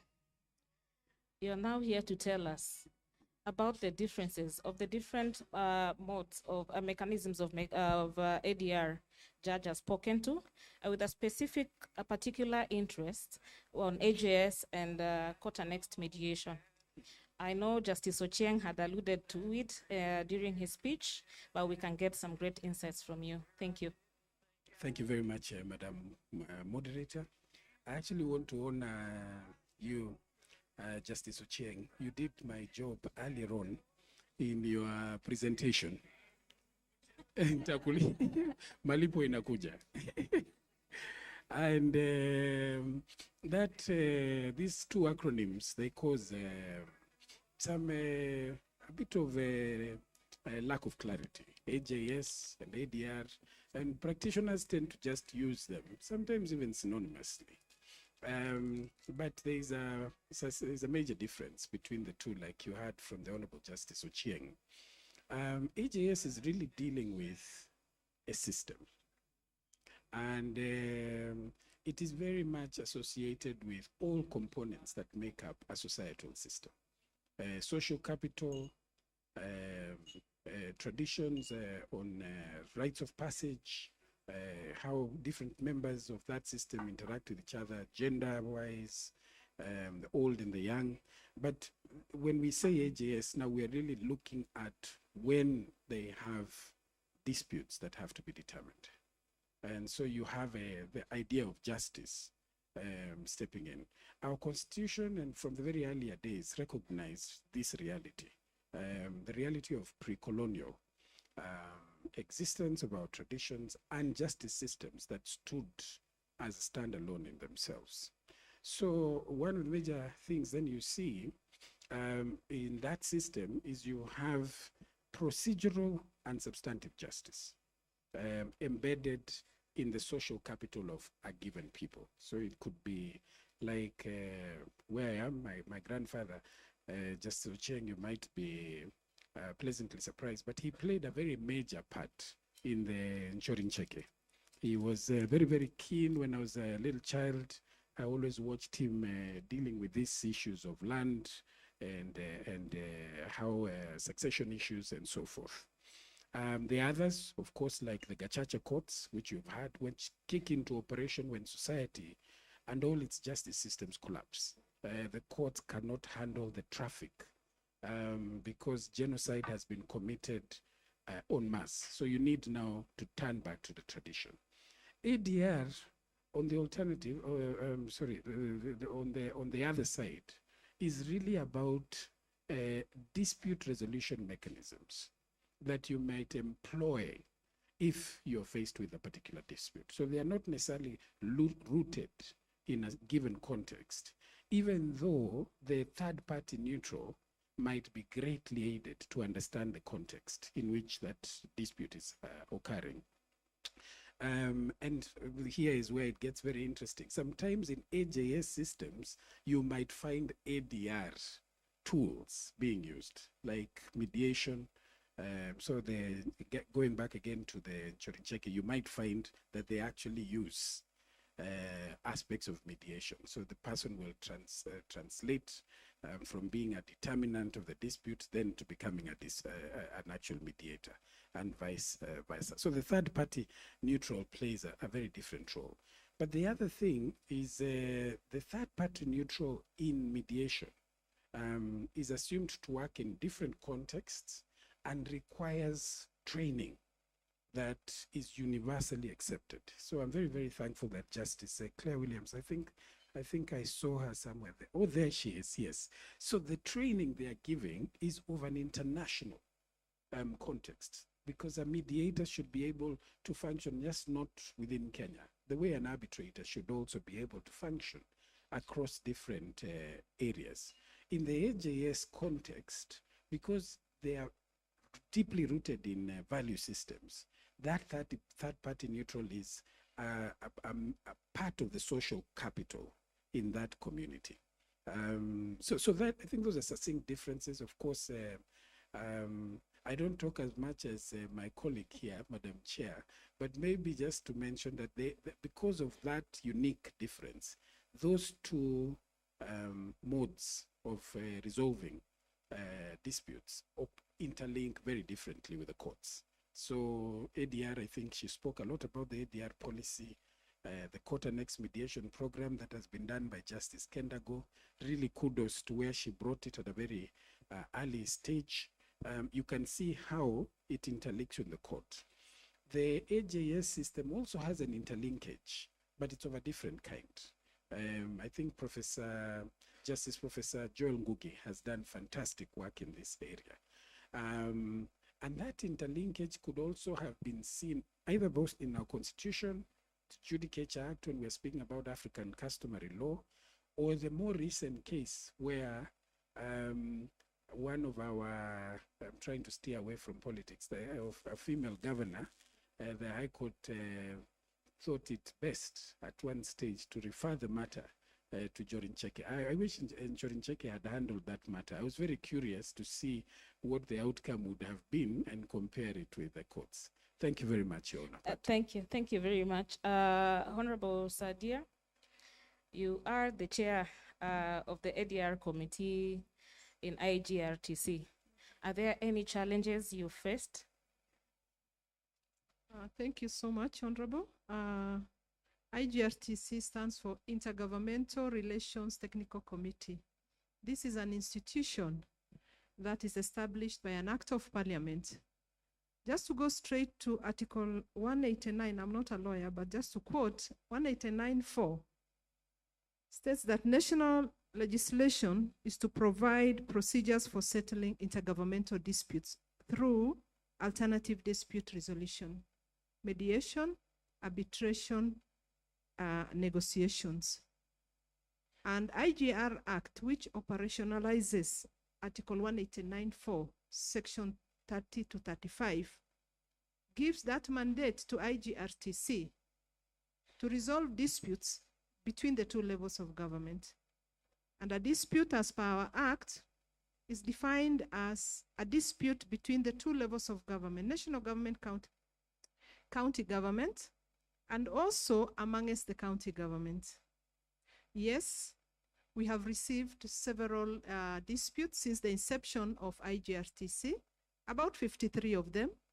We have resolved about 36. We have 17 pending, of which 9 we have resolved, just waiting for the two parties to sign an agreement between them. So we have 7 active cases. During our interactions with the parties, we are not without challenges. We have challenges generally. One of the challenges is that as institutions, we have not embraced mediation. We have not yet embraced mediation as institutions between the two levels of government. I want to say that as IGRTC, we appreciate the courts for referring some cases to IGRTC between the two levels of government for us to resolve, which we have done. Among those cases that we have resolved are some which have been referred to us by the courts. We need to embrace mediation as institutions, both levels of government, counties and national government. That if we don't embrace, it means that we shall lose trust in the process of mediation. So rushing to the courts again is costly. Yes, it's good, but it's costly because we spend taxpayers' money. So it's important for institutions to embrace mediation. Again, another challenge is that we have not institutionalized mediation. as institutions between the two levels of government. We leave mediation to chance. Go to court, rush here and there, communities fight. And when things get tough, politicians have taken their positions. And that's the time now we think about mediation. Yet, we have already taken a position. IGRTC is a very unique institution. And it's a neutral institution that's supposed to be between the national government and the county government, but operates again, the stakeholders operate on a political platform. So at times you find ourselves being politically interfered, the two levels of government flexing their muscles, county government flexing its muscles, national government flexing its muscles. But there is need for all of us now as the two levels of government to engage on how we can resolve our disputes. We also have issues with policies frameworks. How much of these policies are in our institutions at the national level, at the county level, ministry, department, and agencies? I am not very sure, and I'll not speak about it, but I have a feeling through my interaction with the disputes that we've had, that there are no policies, there are no legal frameworks that really guide on how to resolve disputes before they go to the courts or before they are referred even to IGRTC.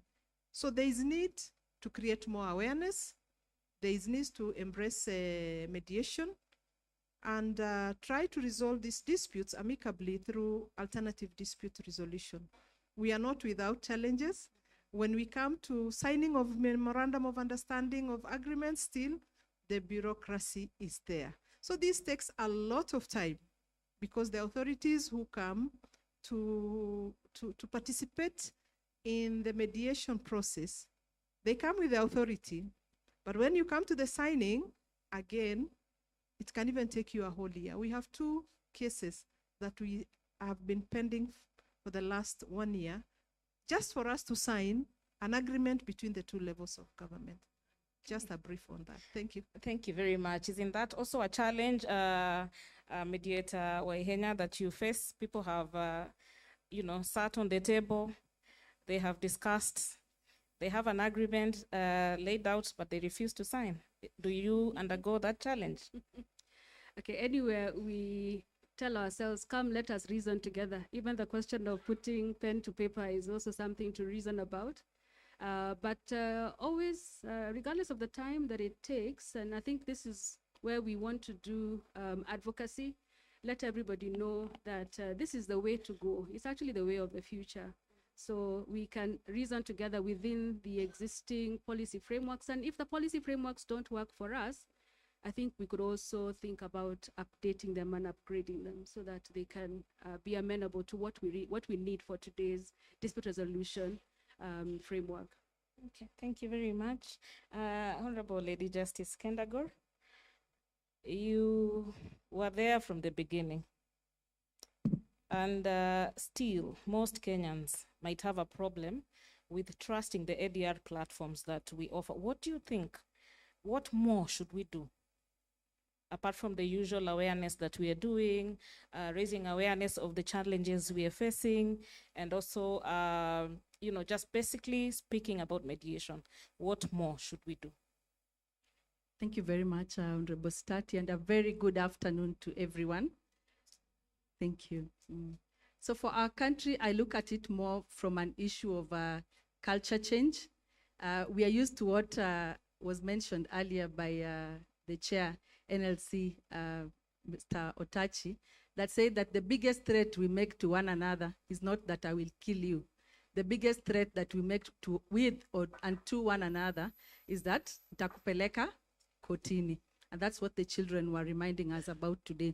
So it's more really about a culture change, looking at it from an angle that you can access justice without having to go to court. And sometimes, if I can add, even better justice, because you have an opportunity to be able to come up with tailor-made solutions and give you some of the resolutions that may not even, can never be achieved through a court process. Something like an apology, something like bringing families together. After we deliver the decisions that we have, we seldom invite parties to tell them that shake hands, because as they say they all know the truth. It's the court that is on trial, isn't it?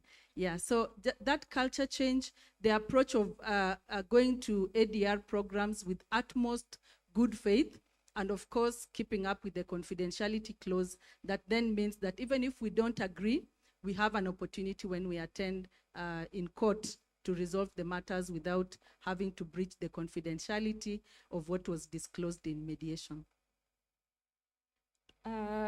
Is it also possible that the public, the ones without legal knowledge, do not trust, for instance, mediation, because there could be issues about human rights, especially with private mediation? What do you think should be the guidelines or safeguards we put towards addressing that? Thank you. Human rights and ADR are tied to the hip. Access to justice is a right. And sometimes we look at access to justice from the point that I can only access it when I am in court. But if you turn the other leaf and look at access to justice from an ADR practitioner view, then the same level of expectation that is expected of a conduct of a judge, of a conduct of a magistrate, of a conduct of a Qadi, anybody that is in a decision-making institution, is the same conduct that is expected of an ADR practitioner. So such important is the conversation around human rights and ADR, that the constitutions, the framers of our good constitution embedded a part of it that says that when you promote the use of alternative dispute resolution, you must be careful that you are not contravening. It says you must be careful that you're not contravening the Bill of Rights, isn't it? Then it says you must also ensure that whatever you do is not repugnant to justice. So a call to reflection then, when we are looking at it in terms of the promotion of ADR, to look at it in the same angle like we do when it is a matter that is in court, that the promotion of ADR and the opposite of it is the promotion of human rights, and the opposite of it, of contravening these human rights, starts right through from the process. It is not about an end game of the outcome. It is about how are these people treated as the ADR process is going on. Are we promoting neutrality? Are we promoting discrimination in a way, or encouraging instances where the marginalized remain marginalized, the vulnerable are not, their interests are not well taken care of? Are we looking at it in terms of even the right to representation? When you're an ADR practitioner and you tell a party that you cannot come to ADR with your about it, Honorable Stati, and some of them are questions about inclusivity, questions about the neutrality as an ADR practitioner, the fairness of the process, equality and non-discrimination, unfair treatment, cultural barriers that are very easy to happen, especially when we talk about land disputes, protection of vulnerable groups. Now we are not just talking about women and children, we have the youth that we must also be very careful to fall back to and ensure that they're not trampled upon, especially when it comes to land rights. The balance of power, looking at how the ADR process is conducted. Is there an imbalance of power that then creates a level that the person who has less power is not at a good position to be able to negotiate and come up with solutions that do not infringe their rights further? The issue of valid agreements, especially when you talk now about the private mediation agreements, because we are not just there to just come up with a solution, but we want to have an agreement that addresses the real issues in dispute. And the challenge that then comes with it is being the delicate balance to ensure that you are not having invalid agreements.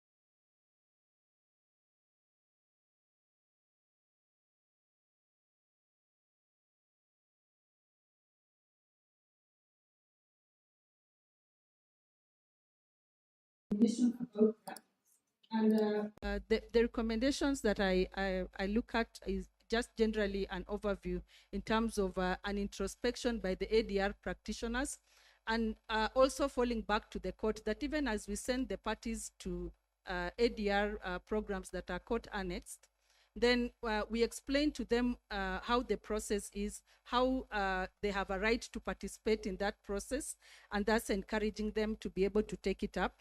Ensuring that as people who are encouraging the use of ADR, we ensure that human rights are not compromised in the pursuit of efficient dispute resolution, ensuring that we are there to human rights and rights, principles, and standards. And then as ADR practitioners, we also have a duty to promote human rights. And I think a summary of it is that it's a collective responsibility and something that we must be aware and alive to right through from the moment you are accepting a brief in ADR process and working through with the parties in promotion of their human rights, right through to the agreement that they have and whether they even fail to reach an agreement, and then ultimately ensuring that those agreements are reflective and do not in any way contravene the rights of the parties. Thank you, my lady. Justice Kivunja, your parting shot on national TV. You're saying that the people of Malindi do not know mediation, and your national TV. What would you like to telling them? Your parting shot, sir. I talked about Mombasa, not Baridi. But I said those of us from the coast. And we indicated we are in contact with the Mombasa Road Society, or is not lost. I think we are heading towards the right direction. We have had 2 meetings at the EROCCUC, and we have already come up with some agreement, which I think will work. Because what we agreed after we talked at length on how to deal with the challenges unique to the area is to all agree all matters at once found as the parties comply with the requirements of Order 11, they be referred to mediation. Because they will never be ready before the 60 days. And the MLS membership told us to give them one last chance to engage with their membership, sell the idea, and once I agreed, then I will issue a direction for the practice in the region. That once the matters are filed and we have the pleadings, the first shop is mediation. Within 60 days, we have the file back either with a settlement, partially or fully, or with no settlement. I think that's the way to go. Thank you. Mediators in the house clap because the judges don't know how to clap. Justice Kivunja, while in Eldoret, started something we call peer review committees.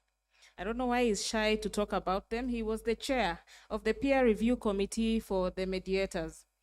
And he did a wonderful job. Not all our cases involving mediators were taken to the Mediation Accreditation Committee.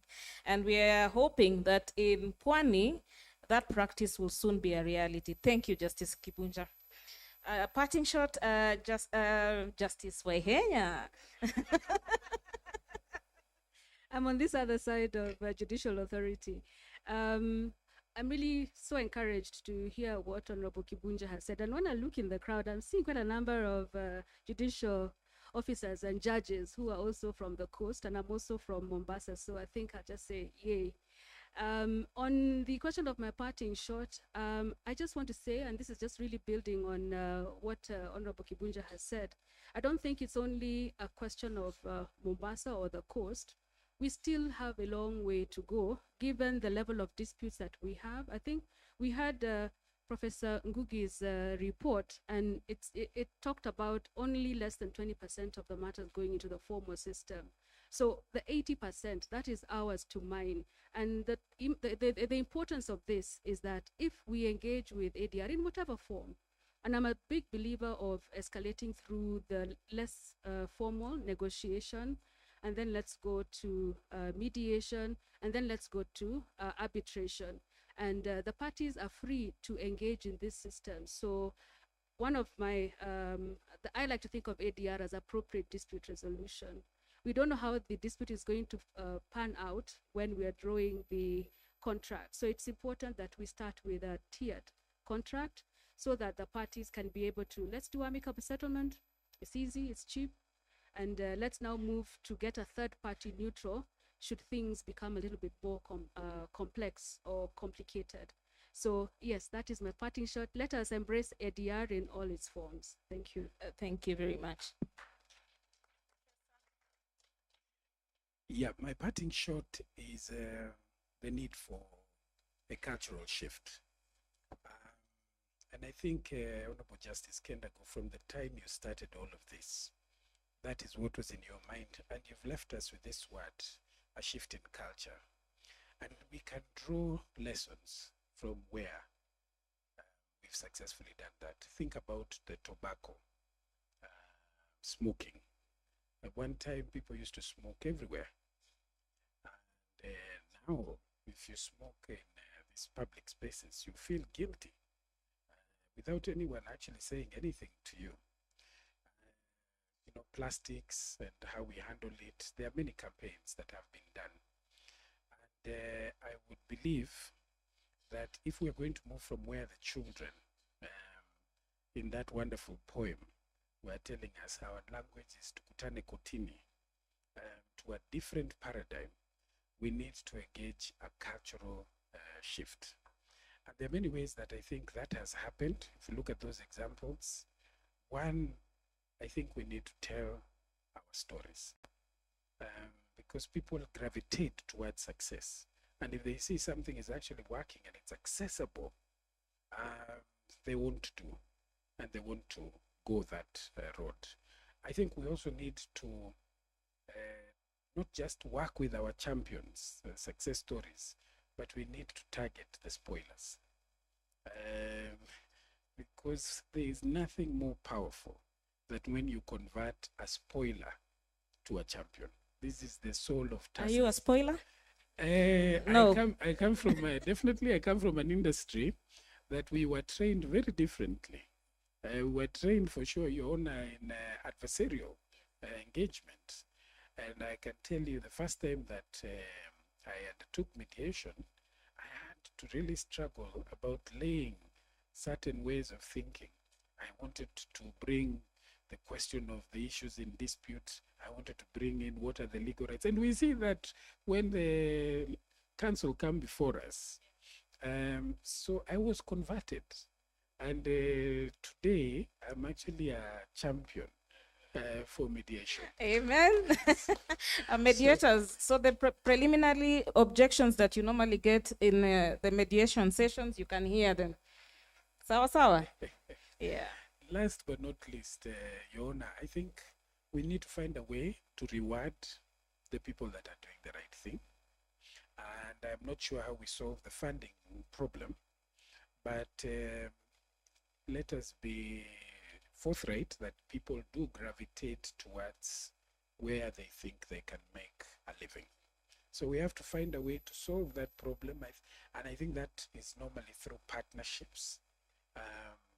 The Kenya bankers, I think the finance sector has done very well in channeling money so that somebody, when they do this wonderful work that is saving the country billions. I think I had the CJ talk about 68 billion, that they are also rewarded somehow. And then last but not least, I think competence and integrity is very, very key. Because if you are in the hands of a driver who is driving like a madman, you will never want to enter that vehicle. So we will rely so much on policymakers, the judiciary itself being as a key stakeholder to make sure that a mediator has the same standards and etiquette and ethics that would be expected of any dispute resolver. And then the people will come. Thank you. Thank you very much. Parting shot, Honorable Sadia. Thank you so much, Honorable. Mine is to say that we need to be ambassadors of mediation. Mediation works It has worked in our homes, it has worked in our communities, it has worked in our societies, and it has to work in our nation. We need to change our mindset from being competitors to building synergy. We need to complement each other, be it an individual, be it a society, be it the two levels of government. And from where, as IGRTC, our interaction with the both levels of government, mediation has worked, service delivery has been enhanced, timely, taxpayers' money has been saved by bringing cases to IGRTC. We have taken our good time, but it is working. Let us all be ambassadors of mediation. Thank you. Thank you very much. And ladies and gentlemen, I can tell you it was hot here. When Justice Kivunja said it's going to get hot, it did get hot, but we are happy to say that we are done. Asanteni sana. Please allow me to hand over to the MC. I don't know whether we'll be taking any comments before we can release them.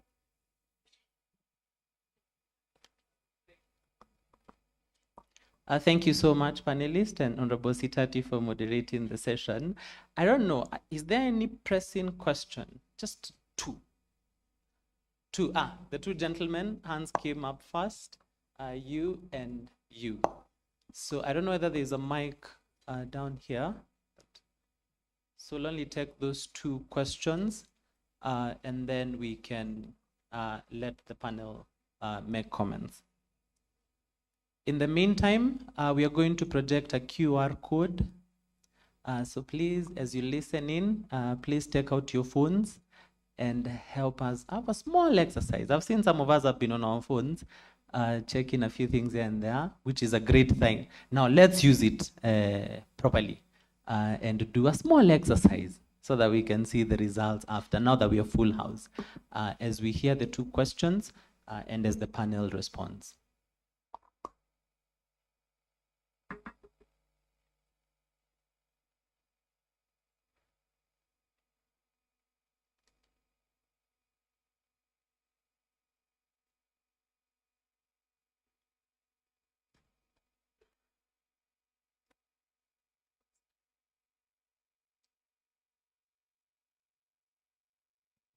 Okay, thank you very much. I'm Rogers Lucano, an accredited mediator. And I just wanted to ask Honorable Kibunja, when you talk about the issue of mediation being less in the cost, or maybe to be specific, Mombasa, and you say you talk to the LSK and they gave you some time for them to talk to their members. Maybe the question I want just to ask is, LSK divided? Do we have different sets of LSK? Because, in other words, you are telling us that other areas where mediation is doing well, the LSK has given approval. So I just wanted to know from you, the issue of the LSK, are they divided? Do we have a different form of LSK in Mombasa? And then maybe just something to add on is that this is an annual mediation summit for 2025. And I hear some of us are saying, let us embrace ADR. I think the best way could be, let us embrace mediation. Thank you. I think let's take the other question. Yes, thank you, thank you. I'm Mediator Silas Onyango, and I want to Honorable Justice Kivunja that what if the court sent parties to try mediation and fail, then court proceed with the hearing? Can the file be screened again and sent back to mediation? Second, can the file before Court of Appeal be mediated?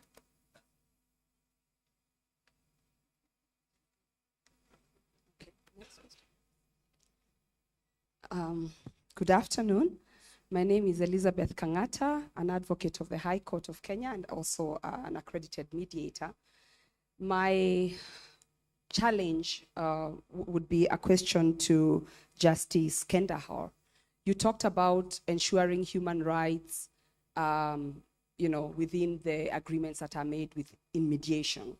My challenge has been when you go to communities where already, for example, female empowerment is low, there is gender inequality within the customs themselves that say, for example, women cannot inherit. So when you go, I've had cases in Narok where they say, Sasa, we want to continue, but my sister cannot inherit. And now when you're sitting in that role as an advocate, and you have to remove that hat, but you know the human rights aspect of it, and you're told as a mediator, your role is not to advise, you're not supposed to interfere. I don't know where the crossroads are, because you raised the issue of making sure that those rights are, and some empowerment is being done in your role, but you're told, toa kofia ya wakili, now you're a mediator. Don't tell them about their rights. And I found that as a challenge, and I've probably broken the rules a few times by taking off the mediator and becoming an advocate for a change and a women's rights activist. So where do we draw this line from what we are told in training versus what you actually do in reality? Because then you know the agreement that's been made, your conscience cannot accept it, and also you knowing the law and the rights, then it's problematic because you're actually allowing perpetuation of injustice in the long run. That's my question. Thank you. Good afternoon again. I leave the question on whether LSK is different in Mombasa and elsewhere to our colleague who is to my left, who has graciously agreed to answer that on our behalf. I will take the question by Silas. A matter that has already been referred to mediation and there is no settlement, it is returned, can it be returned again for another mediation? A matter that is in the Court of Appeal, can it be mediated? The answer is simply yes, it can. And you should not feel afraid that because you failed, you cannot request for another retrial. Possibly the cause of the first failure has been dealt with. The goodwill is there between the parties. Feel free to indicate to the court that you are now ready or you would wish to have another go at it.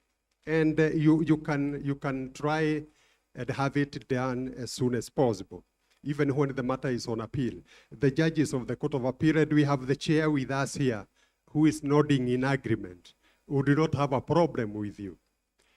A brief, small thing I want to mention on Roger's question so that you can understand why I mentioned about MLS. MLS is Mombasa Law Society.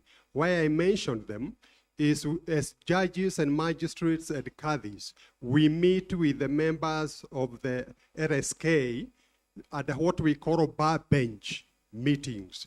And during those consultations, and we discussed the common issues of interest, we discussed this issue of the law uptick of the mediation, and that's the agreement we came up with. We scaled that discussion to the wider CUC, ELC CUC, that has membership from other people other than lawyers. And we have also agreed on that particular approach. So we are engaging our stakeholders before we say we are starting it now. So I leave it at that. Let us be told whether we have a difference in the various LSK. Thank you. Okay, can you hear me? Yes, there is no difference between the Mombasa Law Society and the Law Society of Kenya. And the only distinction, and this is not a difference, is that the Mombasa Law Society was the first law society in, I think, East and Central Africa. And we still retain that identity. I am a member there because I practice in Mombasa. And the only other thing that would relate to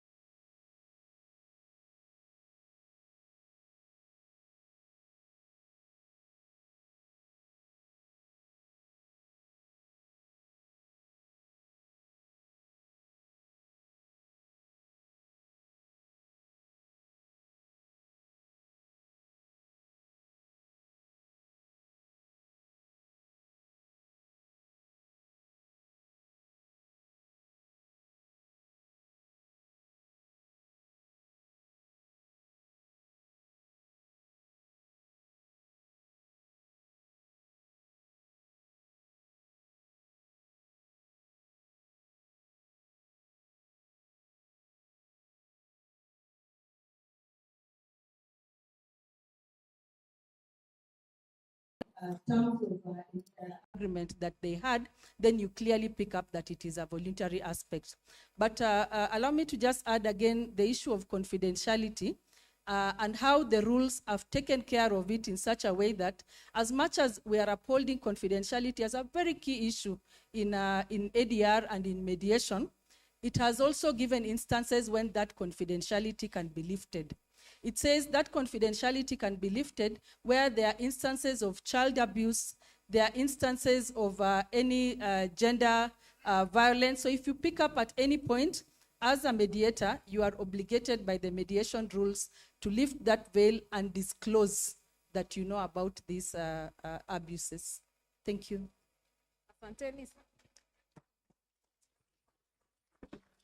Asanteni sana. I want us to please stand up so that we can go away and give a chance to the second panel. Please clap for us. Before you go away, we have something small, a few gifts for the panelists.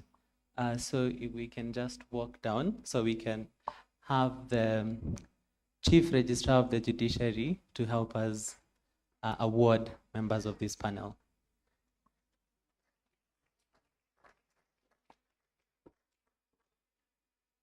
In the meantime, some of us, 62 of us, have been wonderfully participating in our small activity. So if you are left behind, we'll still get an opportunity to redo it again. But we'll sample some of the activities shortly.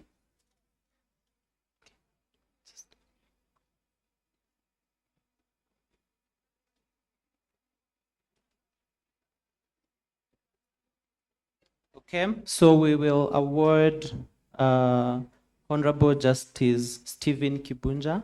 Let's appreciate him.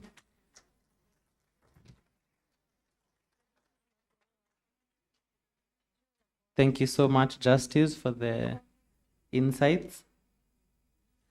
Honorable Lady Justice Kendago, Caroline. Thank you so much, Judge.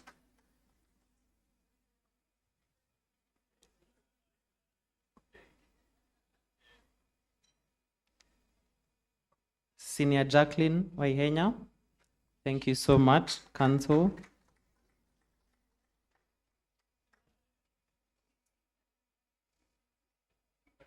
Honorable Saadia Abdi.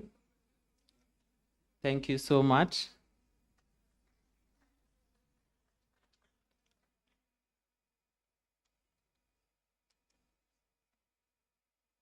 Professor Wine Mutuma. Thank you so much, Prof.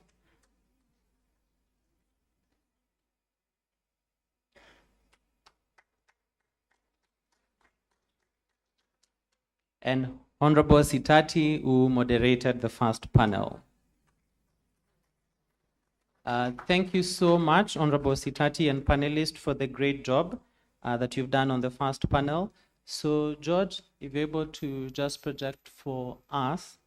So, we asked you in the small quiz, what is your hope for mediation in the resolution of land use, and climate change disputes? And we will project some of the responses that you have given us. But in the meantime, if you've not managed to do it, you can quickly see if it's possible to input your responses. But even as we do that, I would want to invite Miss Caroline Asoa, who is going to moderate the next panel discussion. And this is on social transformation through access to justice, the place of mediation towards access to justice in land use, and climate change disputes. Thank you so much, Caroline. You can introduce the panel as I get this done.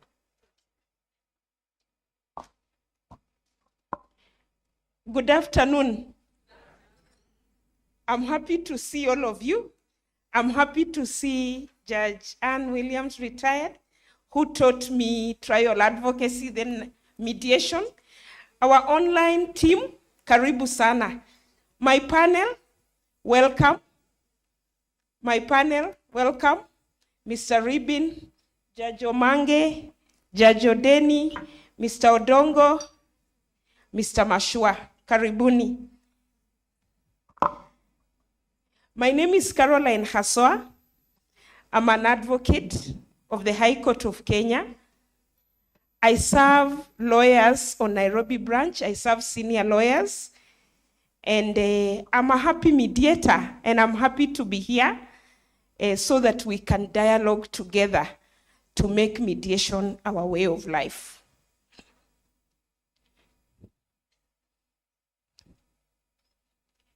Yes, as we welcome our panelists, we have decided to give them an opportunity of 1 minute each. We have been given 45 minutes to do the discussion and leave enough time for plenary. And we have agreed that we will spend 5 minutes each to dialogue, 1 minute each for self-introduction, and then we shall spend each a minute back for wrap-up before we go to plenary. Therefore, my panelists, welcome, and I will start right here so that you can introduce yourself and feel free to make people know where you work, what your name is, and how you think, in brief, this conference is important. Good afternoon, everybody. Good afternoon once more. My name is Vera Omolo Hamisi. I am a prosecutor with the Office of the Director of Public Prosecutions. I'm an Assistant Director of Public Prosecutions, prosecuting land and land-related crimes and also economic crimes. I've been at the Office of the DPP for the past 13 years, and I am glad to be part of this panel to share insights on what I think about mediation. Thank you so much to the organizers, and thank you. Good afternoon. Good afternoon once more. Yes, my name is Odongo Mohammed. I am a Principal State Counsel in the Office of the Attorney General and Department of Justice. I am currently the head of the land unit in that office. And as you are aware, the Attorney General is always the principal respondent in virtually all land disputes. If not a respondent, a defendant. And therefore, a very critical stakeholder in this summit. My expectation is that this summit is going to come up with the resolutions that are going to assist in not only unclogging the backlog in the judiciary, but also assist in developing proper regulations that will guide the registration of instruments at the Lands Office so that we can have titles that can be vouched. I look forward to a further engagement with you. Thank you. Good afternoon, everyone. My name is Ribin Nyarangi Ondwari. I'm the Vice Chair of the Law Society of Kenya, Nairobi branch. And I was here when a critical question was asked whether the Law Society is divided. So as part of my introduction, allow me to just quickly, for those maybe who don't know the structure of the Law Society is that there's the Law Society National Office, then there are 8 branches which then deal with practice and welfare issues. All of us are the Law Society, including the members, only that there are different units which deal with different distinctions. Before I go further with my introduction, allow me to send the regards of our chair, Mr. Eric Kivuva. He's chairing another critical meeting. That's why he's not here at this moment.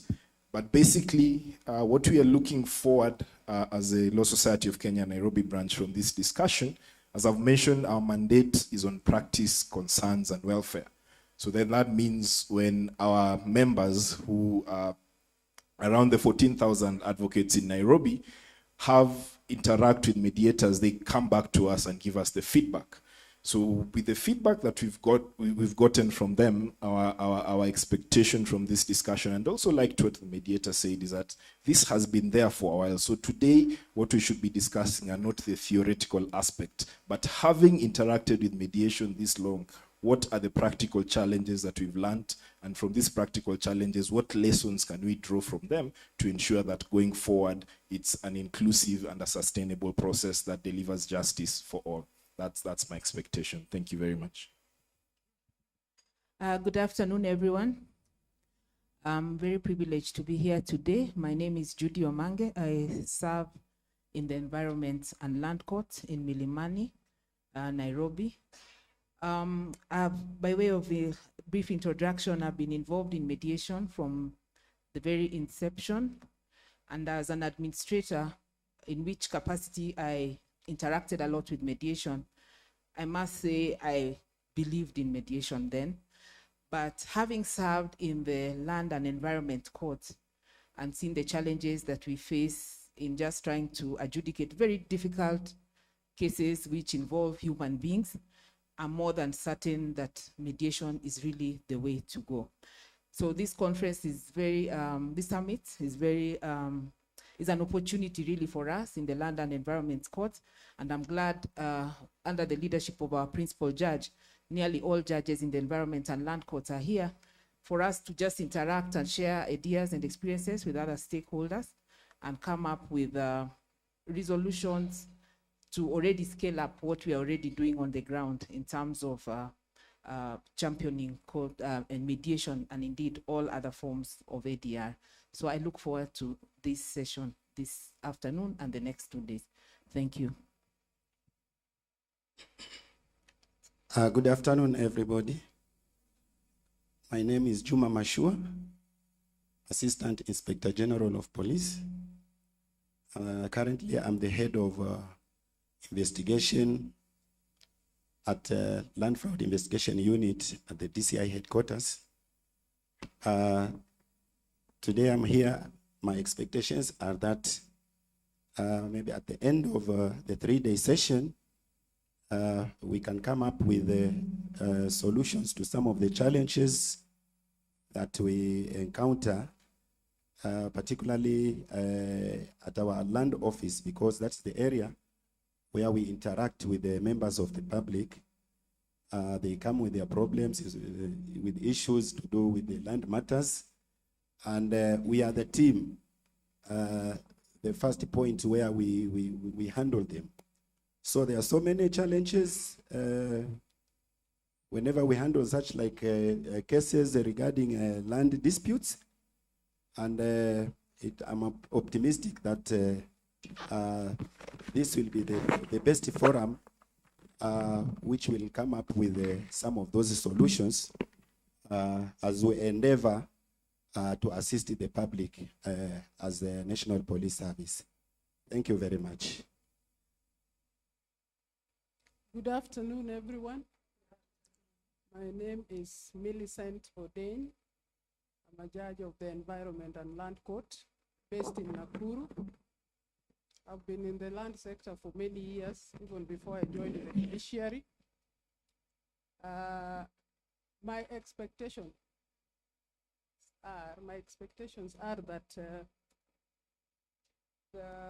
how we can increase the uptake of mediation so that they can ease our work in the Land and Environment Court.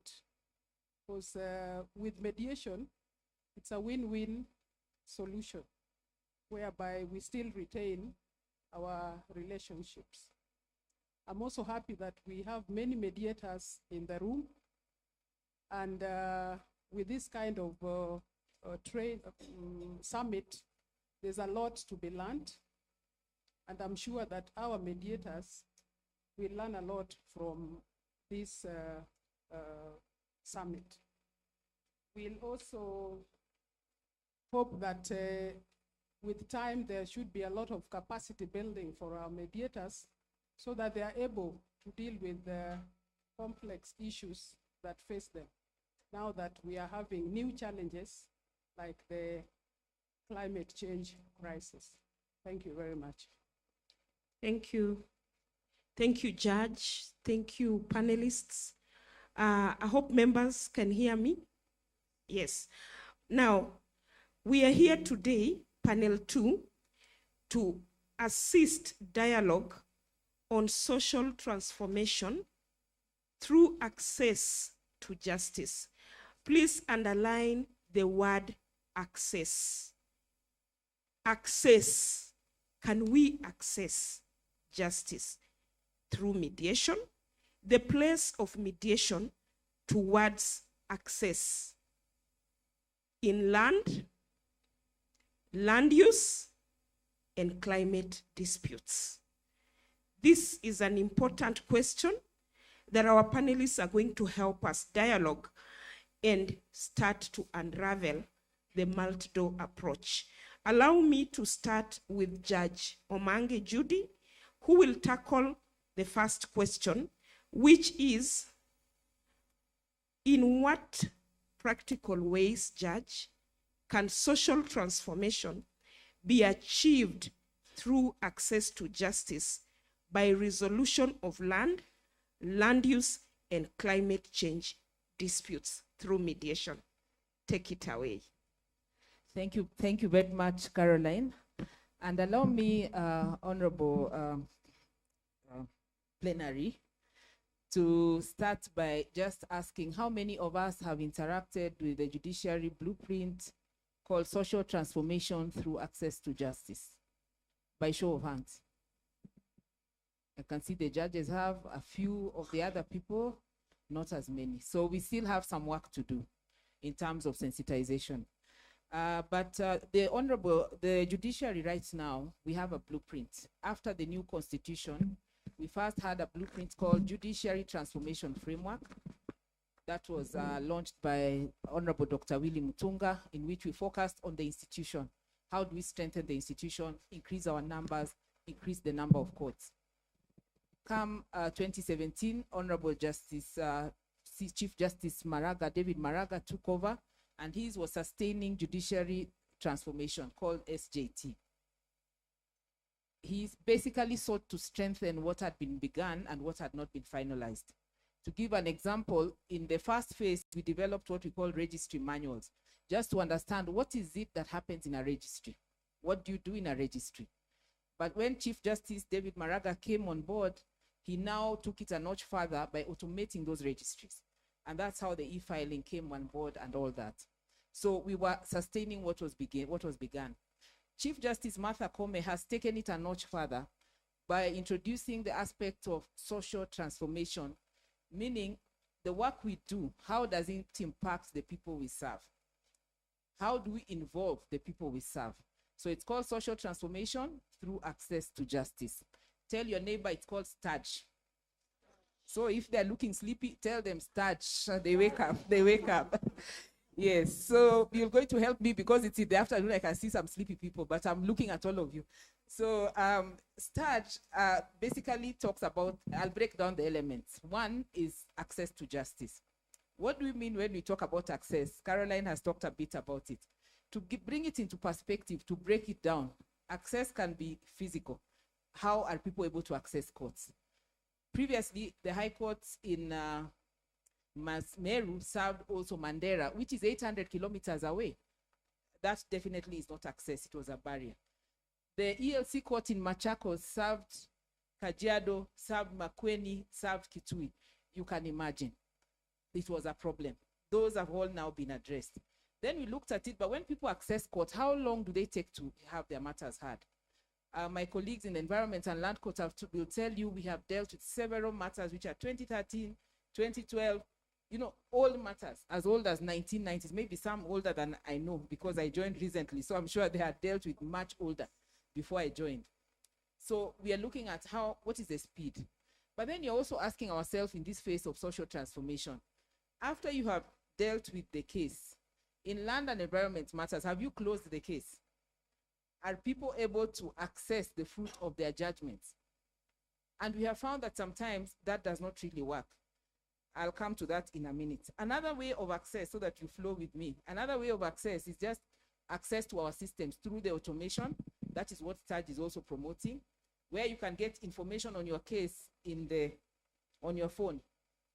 Previously, and the councils here will agree with me, the issue of what went on in court was your pambano, a secret weapon, isn't it?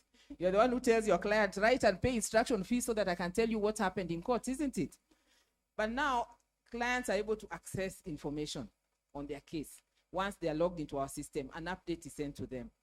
Then we're also looking at how can we open the doors? And that's what brings us to where we are today. How can we open the doors? There are people who will never qualify for mediation. If you're a fraudster, I'm sorry to tell your neighbor, fraudster is not for mediation. So we hope they don't get that idea. There is no fraudster who is open to seek mediation. Those ones the judges will deal with, and as we know, they have been dealing with them competently. But we are saying there are issues of friendly relationships. The bank-customer relationship. I was a good customer, I was paying my money, but now I have problems. Can we negotiate? I was a member of the family, and I've seen this a lot. I was disinherited, or there was a problem in the succession, or someone sold me land which there was a problem. Can I pay the family off so that then they're able to access their land? So the blueprint now emphasizes the multi-door approach, so that these people don't have to wait 10 years in court for their matters to be resolved. And that's where the small claims comes in, the mediation comes in. We are also now arbitration, as Judge Kibunja, when we find there's a matter which should go for arbitration, we want it to go there. And so when we come here to talk about mediation in the Land and Environment Court, it's a very live issue. I'll give you two just brief examples why mediation must work for us. We have cases where judgments have been issued. For them to be enforced, has taken over 10 years. Is there anyone who knows such a case? Or I'm telling fibs? There isn't.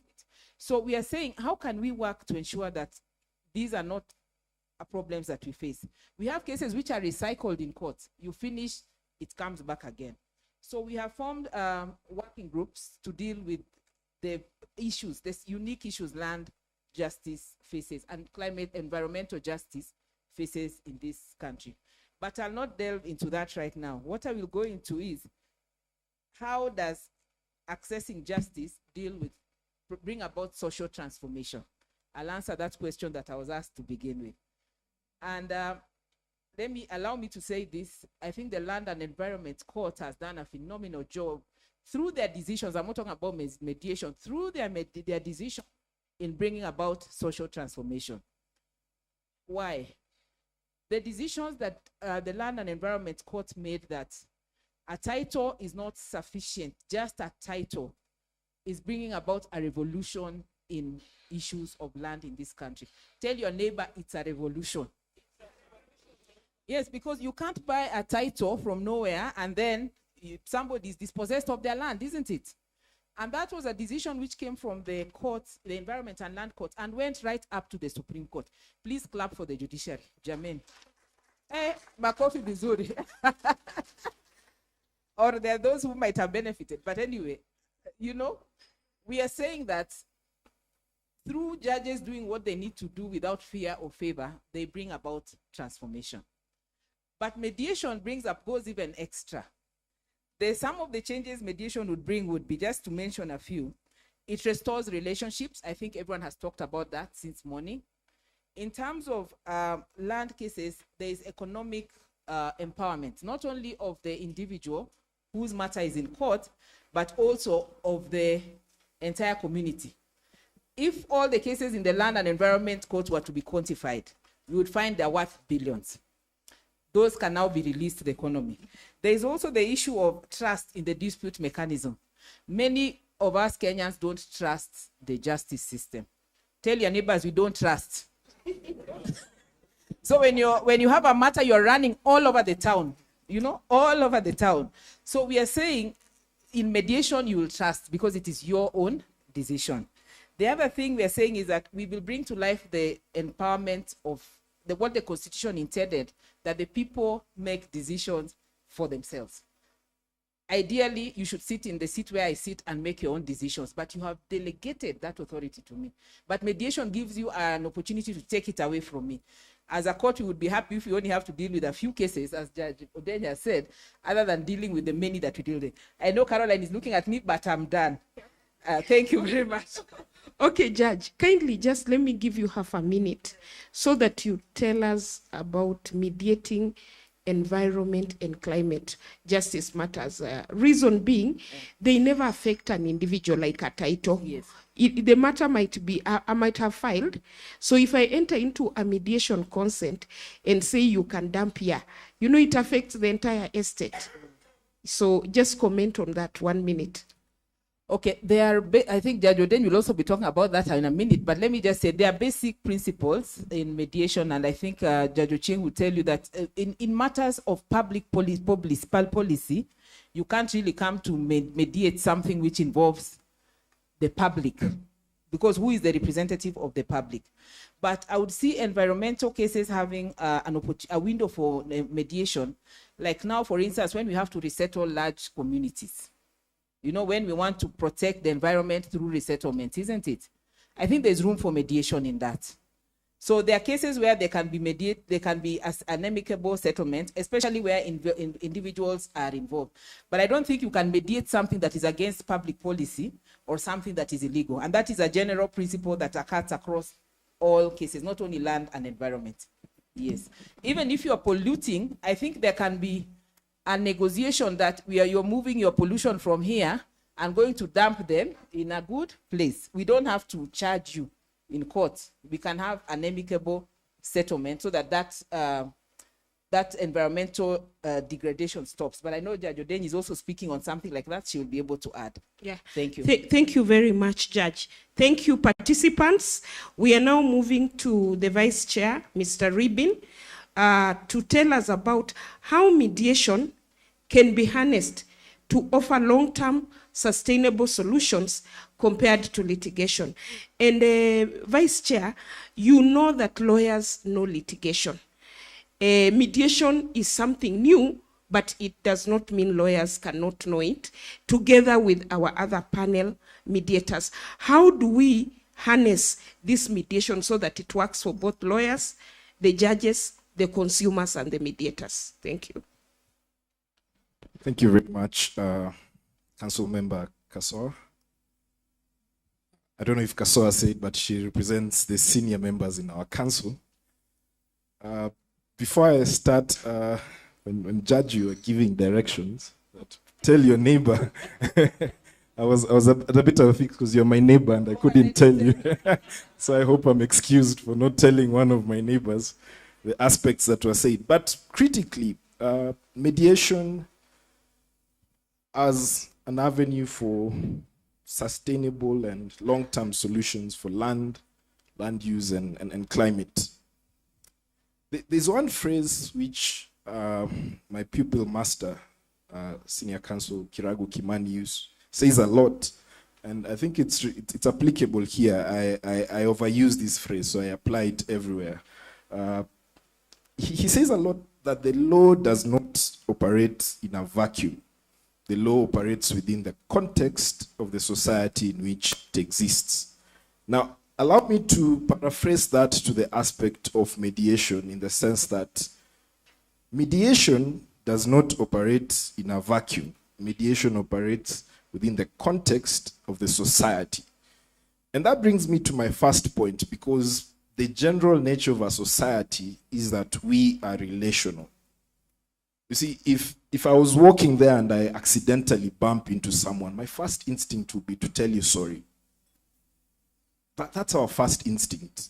As human beings, we are relational. So this aspect of relational applies everywhere, even in terms of land and land use and climate dispute. Because even when we listen to our clients, before the dispute really gets very hot, when there's a dispute, the first instinct would be, we are neighbors. Can we discuss and agree this? So that's the first point, in the sense that mediation then offers a platform to reflect the nature of our society and a structure through which we as relational people can then resolve some of these disputes. But that's a double-edged sword, in the sense that in this same society where there is that instinct for relational engagement between human beings, we also have the instinct where things have gotten really hot to then lead to actually enter into that dispute and deal with it. So this takes me to the second point, to the aspect that then gives an opportunity for mediation to give a long-term solution. And this has been talked about in terms of mediation gives the parties an opportunity to co-create the solution through dialogue, collaboration, and participation. Because in as much as we have that relational instinct, sometimes this dispute can push us to a point where the relational instinct has now been overcome by the actual dispute. But then mediation offers that structure within which parties can then come together and co-create a solution that works for all parties. And at this point, allow me to just engage a bit on this point and to specifically touch on, there are a lot of comments that are being said. My council member, mediation is not new. Right now, mediation is of age. It's only that mediation is now dealing with the realities of the society in which it's actually operating in. So the aspect that I want to touch on here, especially in terms of court annex mediation, if I don't say this, I won't be elected by my members. Especially in court annex mediation, this is a situation where parties, their first intention was to file this matter in court.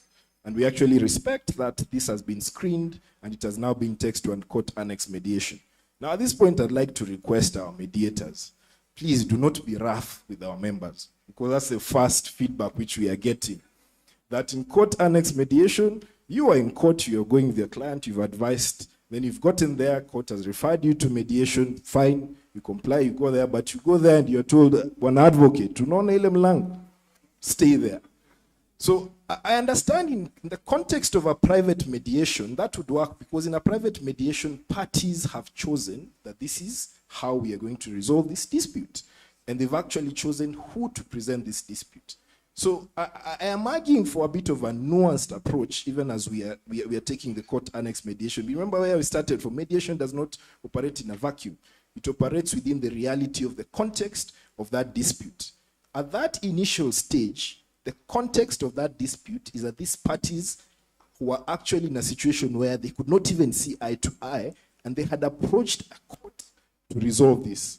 So when we ease into this process, let's be easy on the advocates, because these are the people the parties are relying on in terms of advice, in terms of that particular advice. And for me, when I look at this critically, I think, in fact, even the question that came up earlier, the issue of rights is still important, because the Constitution still remains supreme.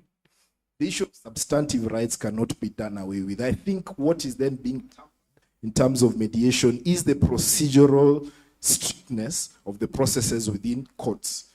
And in the context of our society, the reality is substantive knowledge of rights is still not that much well spread out there. So some parties would still need that intervention and input of their advocates, but without introducing the rigidities of this court process. And also within that context, again, they had chosen to go to court, but they've been pushed there and they're going there. So if you handle this person who, the trusted advisor, and before I came here, I was reading Senior Counsel Ferozi Norji's book, may his soul rest in peace, about practicing law as a noble profession. I know a lot has been said, and as Nairobi branch, we are trying to highlight that law is still a noble profession and is still being practiced by noble people. And it's only that sometimes the negative aspects really become a bigger story than the good people. So mediators, these advocates, they are actually officers of the court. And when they're coming with their clients there, they're not coming there to frustrate the process, but they are trusted advisors to these parties so that work with them. I'm not saying that advocates also will now start putting objections, preliminary objections and all that. It's a co-created process. Remember, the point is, it's a co-created solution. And the aspect is that the party who's coming before you as a mediator in that co-created solution is trusting this particular party to advise them as to the substantive rights. My fourth point is that one of the aspects which then makes mediation an aspect that can create lasting solutions is that it gives an opportunity to address the root causes. There's a famous phrase that is usually there in a lot of judgments, that land is an emotive subject in Kenya. It's something which we even learned in school. So when you've allowed this party to come with the parties who they trust and to listen to that party, and that party is not being harassed, and they are working and co-creating this solution, then parties will be in a comfortable position within which they can actually go to the root cause of the dispute. You know, sometimes the disputes that come to court are because of that heated moment that parties really just bring whatever they're thinking at that point. But when parties are relaxed and there's a trust environment, they're actually able to go deep and look at the root causes. And I like what Judge said in terms of, you know, the dispute about land is that if you get a judgment, you won't carry your land and go with it. That judgment has to be implemented within that society there. So then it gives an opportunity for these parties who are having this dispute then to go to the root cause of the issue and then resolve that particular aspect, leading to lasting agreements and creating that cohesion within the society. So I don't know how I'm doing with time, but I'm almost done. I'm concluding. Thank you. So within that context, I have to re-emphasize this. I think we need to look at that nuanced approach between a court annex mediation and that voluntary mediation which parties go into. The voluntary one, which parties go, let parties decide their aspect. But in a court annex mediation, let's have some nuance in terms of then still engaging advocates, because these are the parties who the parties have come with in terms of that particular aspect. And then when all this is happening, we'll then be able to have a situation where parties are able to resolve some of this dispute in a manner that then leads to lasting solutions. And as advocates, we are not opposed to mediation. We like disputes resolved as fast as possible. We like dating our clients. we don't hold that update as, we like updating our, the law is a noble profession, and despite a lot that goes around, there are still very many honorable and just lawyers who want to practice law in a manner that advances justice for their clients. Thank you. Wow. Thank you, Vice Chair. I think you have done justice, you and Judge Omanga, and I think we've learned a new word there, which we can take home: co-create the relationship through mediation so that it can last. And I think we have also learned, I think our mediators who are non-lawyers have learned that the role under Article 48 to represent your client does not end because the matter has been referred to mediation. Once we co-create that and understand each other, and then of course the role of the judge or the JO never moves, because the judge must then ensure that even in the mediation, access to justice is maintained. I go to the third question, where we bring in Mr. Mashua. Mr. Mashua works with the DCI, and therefore, Mr. Mashua, you are the police, the OCS, the DCI are always our first responders to any issue. Before you can go to the chief, but eventually the chief will tell you, this one, you need to go to the police.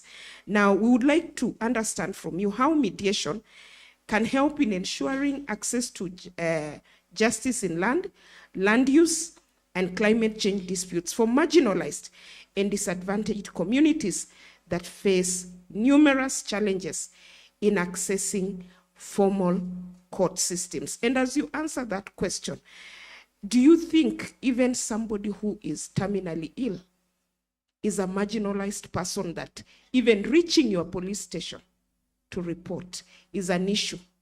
Because sometimes we think far-flung, but sometimes marginalized is just next to you. Take it away, Mr. Mashua. Thank you very much, Madam Moderator. Thank you, Honorable Plenary, for this chance. And as a National Police Service and DCI in that matter, yes, the DCI and the police station is the first point where mwananchi normally reports and they would expect that they get justice in whichever form. However, as the question has been put, that how does mediation help in accessing that justice in so far as land dispute is concerned? Yes, particularly for the marginalized and the disadvantaged, mediation is a means which is cost effective in the first place. Cost effective in the manner that, as we are aware, communities in those far-flung areas, which we call the marginalized, even their financial stability is not well off. They would expect that maybe they come to the DCI at the headquarters land fraud to get the justice, but then even some of these people do not have even the means, even the fare to come to DCI land fraud to report their cases. So ordinarily we would expect that mediation would be the best placed means for these people to get justice. Again, in mediation, you find that a member of public coming all the way from Lokitang or Mandera, following his or her case, adjournment after adjournment after adjournment, 1 year down the line, taking so long time before the court. Sometimes you even bond them and they say they are not ready to come and give evidence to that. And so in mediation, you will realize that it has a faster resolution into this matter. Again, confidentiality. Some of these communities, they prefer their matters being handled either within the family setup, or even at times they wouldn't like maybe family matters to go beyond their family environment. And this can only be achieved through mediation, of course. In a court, definitely the matter must be heard in an open court unless there are very extreme circumstances or reasons to convince the court that the matter be heard in camera. So these communities, they would prefer, some of them, they would prefer that their matters be held in confidentiality, and that's the only means to achieve this is, of course, through mediation. Then communication and understanding. To these communities, you will find that as a previous panelists have put it, it brings all of them on board, both parties, that is, in dispute. When it comes to mediation, both parties, they are there, they participate, they feel they have the feeling that they've been involved in the dispute, and to some point they come, all of them with the confidence that at least in whichever dispute that has been resolved, I have participated in it. I own the solution that has come out of the mediation and such like. Then also in mediation, you find that for those disadvantaged and marginalized communities, it helps promote cohesion and integration. You will realize that at some point, some of those communities, as we are referring to as marginalized and disadvantaged, they live in a communion sort of a setup. So in mediation, you will find that it creates that harmony amongst them.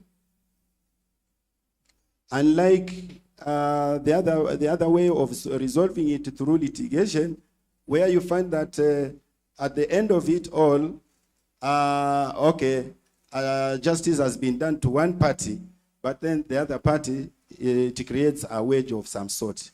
And remember, these are communities living in one setup. So those are some of the points that I had prepared to give to this meeting. And as you have said, that the person who is next to me, being the person we are saying is marginalized or disadvantaged. Yes, ordinarily we would expect that this elderly or this terminally ill member of public, yes, we would say mediation would be the best approach for him to get justice, because through his immediate family members or through the relatives, and because of the situation whereby he cannot come to record the statements, to explain to the investigating officer, I believe and I think, to my perspective, mediation would be the best approach to ensure justice to this terminally ill member of public. Thank you very much. Thank you so much, Mr. Mashua. I think that is a brilliant contribution, that even as we have police powers, the police are embracing mediation, because we are looking for that sustainable thread. That is it sustainable to keep on going to the police investigating? Yes, we need it, but then sometimes we can resolve at home. So that brings me to Madam DPP, Madam Vera. You are just building on what Madam Omange, Mr. Ribin, and Mr. Mashua have done, and we come to you to ask, what institutional, legal, and social challenges hinder the use of mediation in resolution of land use, and climate change disputes? What is being done or can be done to address these challenges? And to add a twist on that, let us assume today you are representing an institution called, let me say Treasury, or called whatever, XY Strathmore, and you are in a mediation. What really would you require to put that consent? Would you require a board resolution? Or you as the person mediating would be able to record? And that brings me back, something that I always go back to, legality of the mediation agreement. Can it be a hindrance? Or how do we then ensure that even as we mediate, legality becomes a constant? Thank you. Take it away, Madam. Thank you very much. Perhaps I should have mentioned this at the time of introduction. The judiciary is dealing with the backlog. Sorry. While the judiciary is dealing with so many cases, in the morning I had over 14,000 cases. Can we hear? Yes, thank you. Thank you. The office of the DPP is also dealing with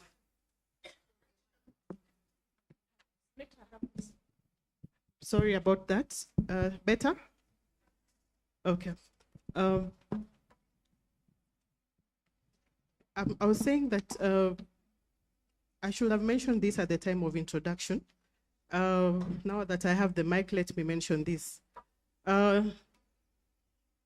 The DPP is also, the office of the DPP is dealing with so much in terms of backlog of cases that are brought to the office of the DPP on a daily basis. Mr. Mashua can bear me witness. I think sometimes files come even in a pickup. That is on just one single day. And while we're looking at these cases, somebody asked, where is the place of ODPP in mediation in terms of our role as a prosecuting authority? Because the ODPP is the only national prosecuting authority under Article 157, and our mandate is to prosecute all criminal cases. I think in our act, even the ODPP Act, we don't have a place where we are saying we can mediate on this. We don't have a place, a provision in our act where we can say that on these cases we can mediate. I think for now, I'll come to how the ODPP can come in terms of mediation. When we receive files from the DCI and other investigating authority, like I said, the backlog of cases are revolving on fraudulent and illegal registration coming from the Ministry of Lands. The CS Lands mentioned that in the morning, and I think I really like what she said, that we are dealing with so many cases to do with titles that are fake. Sometimes we are not able to know that this is a title which is fake. I will definitely rely on Mr. Mashua as a prosecutor. But again, there are cases that come to the office of the DPP in which you don't find even the reason why you should prosecute this case. Because their most land cases are cross-cutting in nature. That is, they can be criminal and also civil in nature. But you find that most Kenyans, I think, are either litigious in nature. So when you advise on a file and you tell them that this one, I think I'd refer you to the ELC court because it is a matter to do with ownership. The DPP does not have jurisdiction to determine ownership. You find that most Kenyans or litigants, I mean, they're hell-bent that they have to take a matter in court. So the backlog will continue because there are people who are not ready to embrace mediation. And that now comes to my first point, that a challenge that we face with mediation is that mediation has not been widely accepted, especially for people who think that mediation is not very strong in terms of the way decision will come from a judicial officer. Somebody will say, nataka jaji wangu atoe, to make a decision on this. Somebody will say that they even own the process. They're saying, nataka jaji wangu ndio amue hii kesi.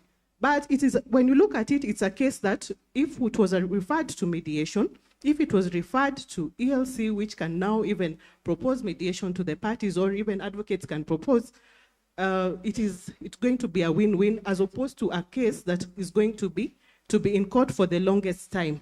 So there's still low awareness, and there's still a mentality that litigation still is most preferred as opposed to any other way of dealing with a matter. Yet mediation is very key.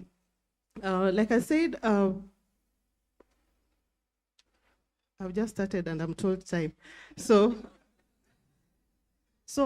lack of awareness. So how can we deal with lack of awareness? I think there has to be a lot of community engagement, even from the grassroots levels. How can we be able to reach down the people, telling them and advising them how can they go for mediation as opposed to litigation, which can take long, and even it is not cost effective as opposed to mediation.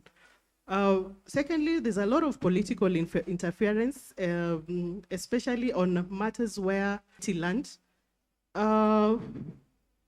Sometimes in community land, which are managed by county governments, you find that sometimes the interests are deeper than what you think.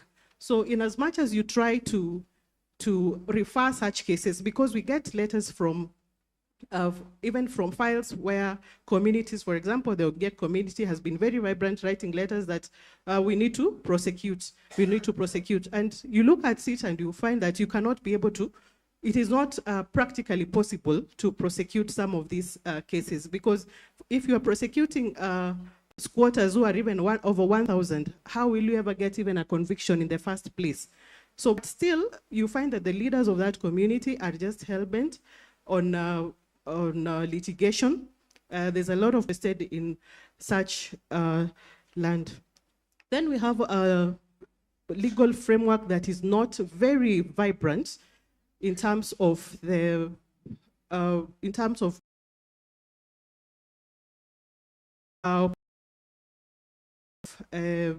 mediation.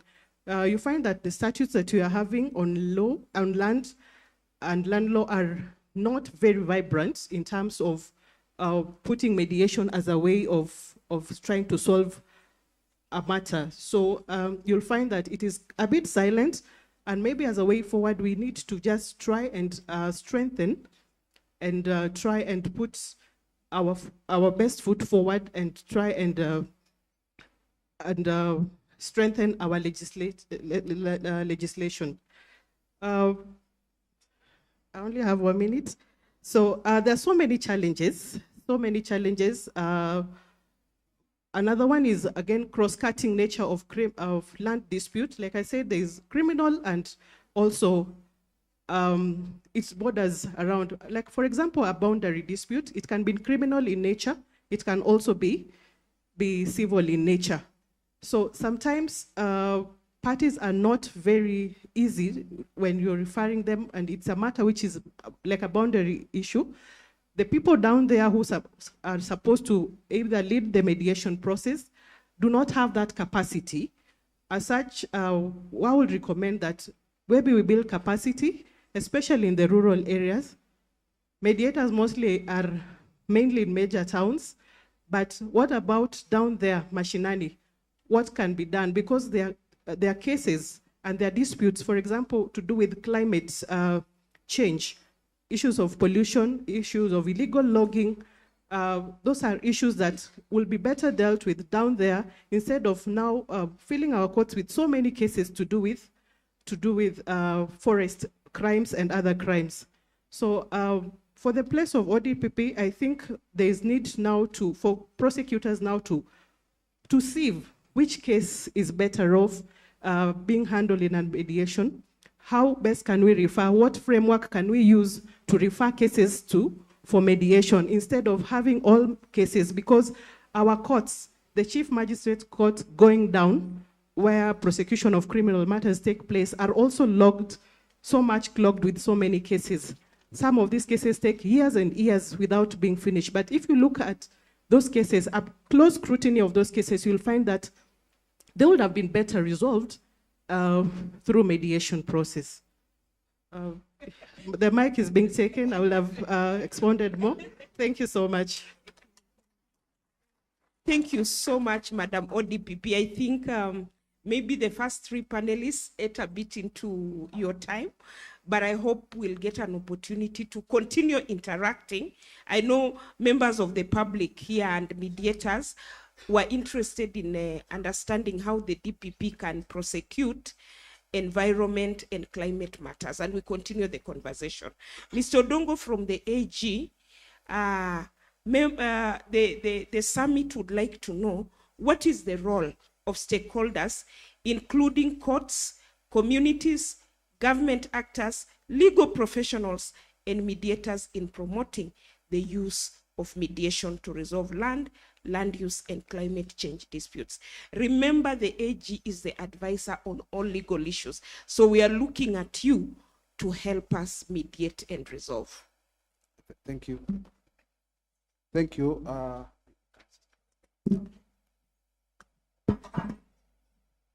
Thank you, Madam Moderator. Yes, as I said in the earlier, that the Office of the Attorney General is virtually a defendant in all land disputes. When I reported in February, the first assignment we undertook was to audit, just to know how much or how many cases we have in Nairobi concerning land dispute. And by then, Nairobi covers a lot of other counties. And we determined that we have over 4,000 cases, land cases, out of which we only have around 12 state council who are in that section. So then you will find that the number of cases that are pending vis-a-vis the number of council present in the section to handle it is just overwhelming. So the first task that we are about to undertake, and we will be engaging the judiciary, is that we want to have the first ever Office of the Attorney General's Service Week, where we intend to have matters of specific caliber addressed by the court on first instance. There are also other matters we have identified which are suitable for mediation. Again, we shall write to the Deputy Registrar of the court for purposes of having those matters fast-tracked and determined by the mediators. But other than the Office of the Attorney General, who is also a very important stakeholder in a mediation process on land, environment, and land use and climate change matters, there are other stakeholders which the mediators must or they need to be aware of. The first and very fundamental stakeholder is the courts themselves. Because without the courts, the mediators will not have work to do. The first assignment of the court is to refer those disputes to the mediator. So the first stakeholder is the court. But we have also learned today that from Justice Ochieng that we now have a private mediation guidelines, which are now going to take away or reduce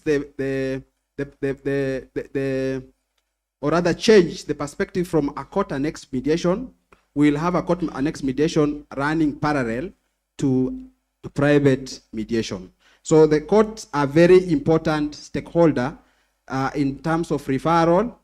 And number two, the courts are also important in terms of having the agreements that are reached ultimately enforced. Because without having those agreements endorsed by the court, then they may not be orders capable of being enforced. So the court is a very important stakeholder. The second important stakeholder is government and government agencies. Definitely the Attorney General then becomes a very important party that needs that the mediators need to be aware of. Other than that, we also have government playing a role in developing a framework, because I think it's now high time we need to develop a framework that may lead to something akin to the Nairobi Center of Arbitration. We may now need to have a mediation center, just nationally, but even before that, maybe it's also high time we have mediation centers in critical government offices. For example, in the Ministry of Environment. I think there we need to have a center purposely dedicated for dealing with climate change and environment disputes. Before they find themselves in court, I'm sure that a decision can, or a solution can be found there. A solution that is tailored by the parties themselves. Other than the government, I think the legal profession, and my colleague here has ably elucidated, is a very important player, because again, without lawyers in that process, we may not make sufficient progress, because as he said, many of those matters referred to mediation through the court annexed mediations are led by lawyers. So we need lawyers to partner with the mediators, to partner with the mediation process to make it a success. And I think the final stakeholder that we must not ignore are our international partners, donors, who are there, of course, to support summits like this, to also support development of policies that can make this mediation something that is worth pursuing, something that can be emulated by other jurisdictions. And I was happy in the morning that we had a member of parliament from Uganda just to come and learn what we are doing here in Kenya. So I want to believe that if we are able to bring all these stakeholders on board, partner with them, we'll make mediation a success. Thank you very much. Thank you. Thank you so much, State Council, Principal State Council. I think we are very happy to know that the AG is going to have a service week and will move ground.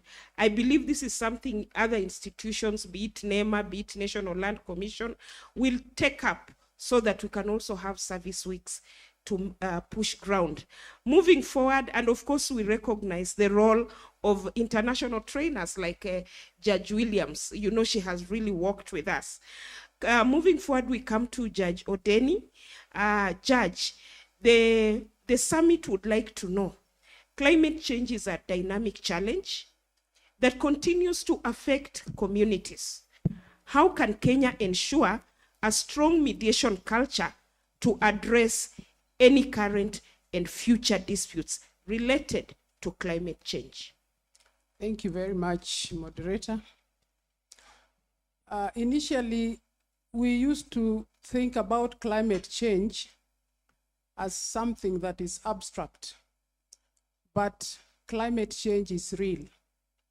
It is real because it is affecting everybody, globally, even locally. As we sit here, I'm sure there are issues that are related to climate change challenges. When you talk about climate change, we talk about the triple planetary crisis, which is climate change, biodiversity loss, and pollution. In the morning, we were talking about Nairobi River. And as I was coming here in the morning, there was some awful stench. I don't know, the people who came through the other side, I don't know, is that the Nairobi River or that is a branch of Nairobi River? That is pollution. So in order for us to deal with the climate change related disputes, we have to really embrace a multi-stakeholder approach, and we must also embrace mediation. This one we can do through legal reform, policy reform, and as the CS was speaking here in the morning, she talked about the land policy, which was the recommendations that were given to her. And I just want to tell you that I was, 2 weeks ago, I was doing some desk review of the Community Land Act to see the experiences, what we have achieved from 2016 when it was enacted to date. And the National Land Commission has the mandate to review the national land policy after every 10 years. So our national land policy was passed in 2009. And during that time, the issue of climate change was not really pronounced.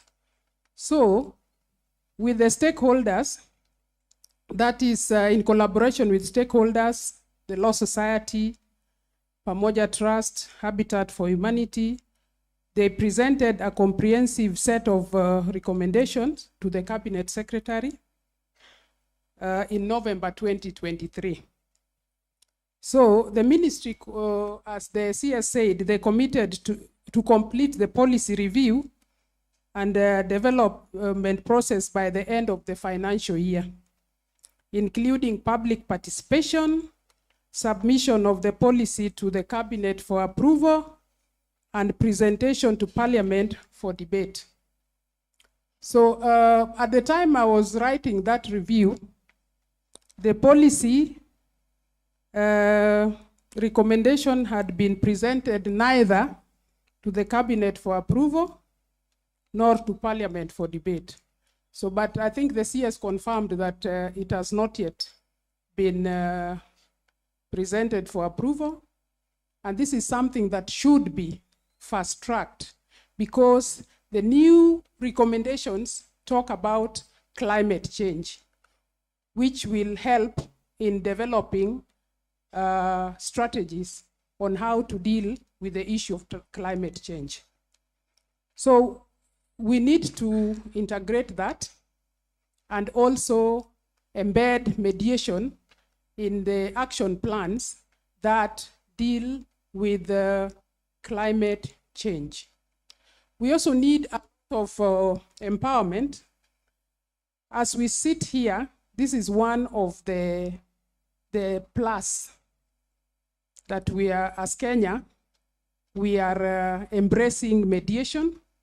We are trying to empower ourselves, including the mediators, to ensure that the uptake of mediation is increased so that we don't clog matters in court.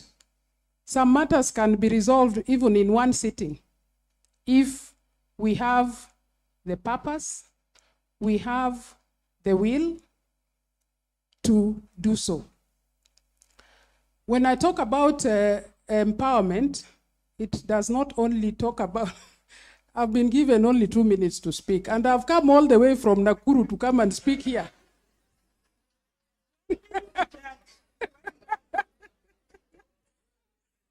So if I was in the university, I'll tell you that I'll give you the handouts to read. Huh? No, it's okay. No, I think I've made my point that we must embrace it. Mediation, and we...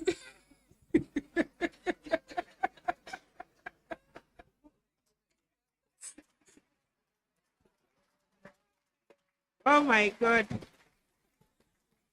Oh my God, Judge Odeni. I'm so sorry, but we will still have a plenary after the third panel. I think Judge Omange, you just have 1 minute so that you wrap up on our behalf. And before I give you to wrap up, I think we are happy as this panel. It seems it was very invigorating, just like the first panel. And because I'll not speak after Judge Odeni, is just to thank my panelists and say our parting shot, we are all mediators, but we must never forget that human rights must be obeyed in the mediation. As Judge Odeni has said, in Community Land Act, you might be negotiating with the chairman, but according to the Community Land Act, the chairman has no authority to sign. So when you are a mediator, please work closely with the lawyer so that, again, you don't burden the judge with the mediation agreement being set aside for breaching the law. And for us lawyers, I think the private mediation is our play group. Can we take it up and this can become our new litigation? Thank you very much. Thank you. Let's, Advocate Kaso, as you finish. I just want to, in terms of way forward, the judiciary is seeing itself as a connector of justice actors. That is what STAJ is all about. And the working groups and the court users committee bring together different stakeholders to deal with the common issues facing mediation, some of which have come up here. The issues of land, the legal reform, or even the enactment, the issues of the policy that is pending, but more importantly, the issue of dispute prevention. We are looking forward to seeing how can we engage so that we prevent disputes from coming to court in the first place. I'll give an example of what we are doing with the Ministry of Lands. We are looking at their systems, trying to streamline them, because a lot of the problems we face in courts come up, challenges that are in the lands ministry. So instead of pointing fingers at each other, we are working with them to streamline those processes, integrating our case state management system with theirs so that then you are able to get information across the board. Another thing the working groups are doing is working with the Law Society. Actually, we were with them, and I really have to appreciate the tremendous efforts by the bar bench in the ELC, who helped us go to Mathare, where there have been a lot of issues in terms of environmental protection, and helped us engage with those communities. So we are working with the communities as a team so that it's not the judicial, but working together, and we hope that this will help us resolve these issues. Another thing we are doing in those working groups and the court users committees is capacity building. There were concerns, very valid concerns raised, and the capacity building is not only targeted at mediators, but also at the judicial, at the lawyers. I think they're having the CPDs. So generally, we have a holistic approach to ensuring we prevent disputes. The ones which are already in court, we resolve them in the fairest manner possible. so we create a more harmonious and a better society for us and our children who will come after us. Thank you very much. Thank you, Judge. Thank you, participants online. Thank you, participants here. Thank you, panelists. May we leave the stage for the third panel.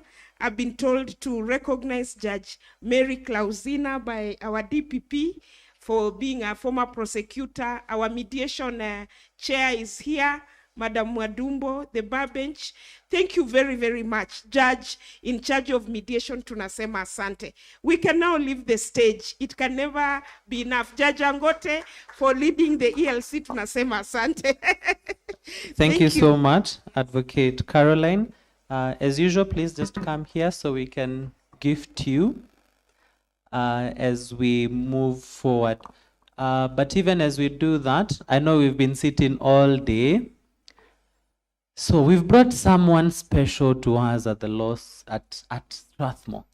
So she's Miss Catherine Kibunja. She's in charge of wellness. So we want to ensure that we are well as we continue to have these discussions. So I'll welcome Catherine to guide us through 3 to 5 minutes session of stretching so that we're good. And then we'll have a small interlude from the children who have been waiting the whole day to present. And finally, we close with a panel. Good afternoon. Am I audible? Ladies and gentlemen, all protocols observed, it is time to stretch. Kindly stand up. As you stand, we have 2 reasons why we stretch. Number 1 is to ensure our muscles don't get stiff. Number 2 is to make sure we don't get musculoskeletal challenges. Allow me to introduce Liz, our fitness coach, who's going to join me on stage. We are going to move. Yes, she is a sports lady. We are going to have 2 sessions. First, we are going to do stretches. And the second session, we are going to have body movement facilitated by rhythm. Simply means dance, eh? All right. Are we ready? Relax your muscles. Just relax. So remember, I am holding a microphone, so please follow what she's doing. Yes? Are we together? Are we relaxing our muscles? Kick a bit. Just feel your muscles are relaxed. Kick it off a bit. Stand in an A line. A. Your legs in an A. A, that is A line, eh? All right. Your head on your right. Yeah. Then use your right hand to pull it that way until you feel a stretch. On your right, eh? Your right is my left. Or your left is my right, one of the above, eh? Now, make sure you stretch until you feel it. Change sides. And hold. Can you feel the stretch? Now, if you're not feeling, maybe you have a bit of coordination issues, eh? Make sure your left hand is on, and you're bending on the side of right of that hand, eh? All right, take your head up, and lift it up. Have a look at what she's doing. Make sure you lift it up completely. Excellent. Now your chin to your chest. Don't bend your back, just your chin to your chest. Yeah, and then you push down with your hands. Feel the stretch at the back of your hands, or at the back of your neck, eh? Completely stretch. Excellent. Take your left hand, take it to the other side, yes? And then piga ngeta. Ngeta hivi. Make sure your elbow is straight, yes? So we are here. And then push it down. Push it down. Feel the stretch on your hips. Push it down. How far down can you go without bending? For 2, 3, 4, 5. The other side. Stretch your hand. All the way to the other side. Yes. Elbow straight. Elbow straight. Then push it down. Push it down. As far down as you can. Excellent. All right, now hands on your hips. Turn until you see the person behind you, whichever direction. Turn until you see the person behind you. Hold for 2, 3, 4. You shouldn't be looking at me, 4, 5. Turn direction. Look at the person behind you as far back as you can. Excellent, excellent, excellent. Here we go. The last one. We go to our legs. So we need a bit of balance here because I want you to hold this.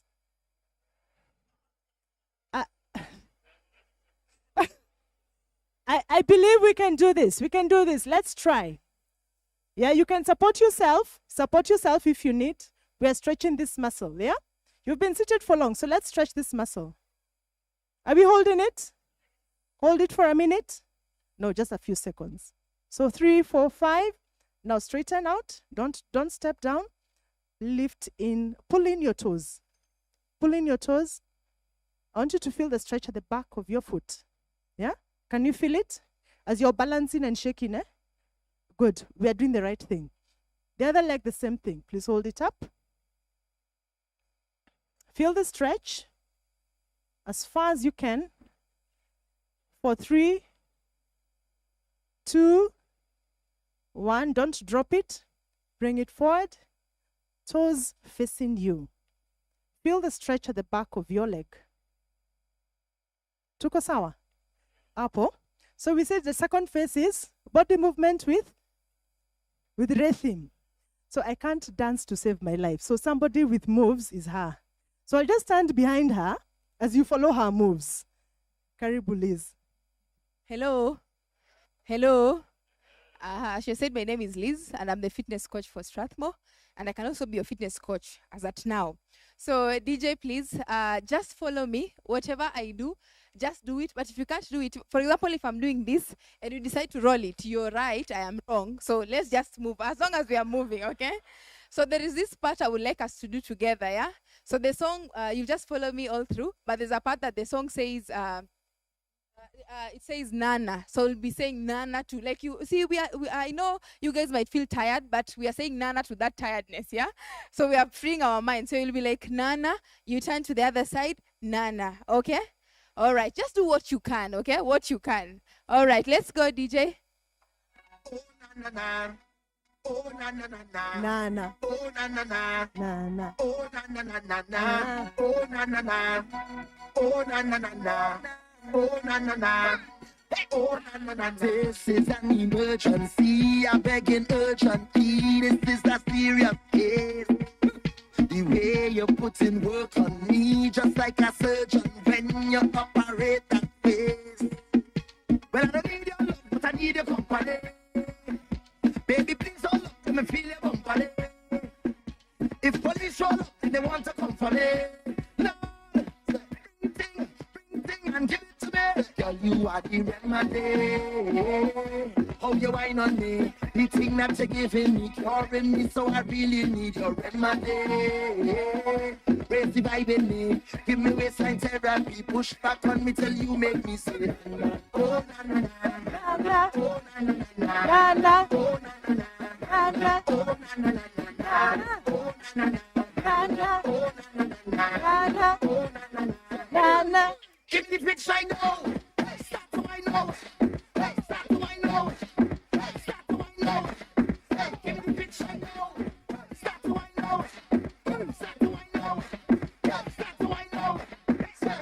Still I'm losing patience, no more hesitation. Please don't make me wait in line.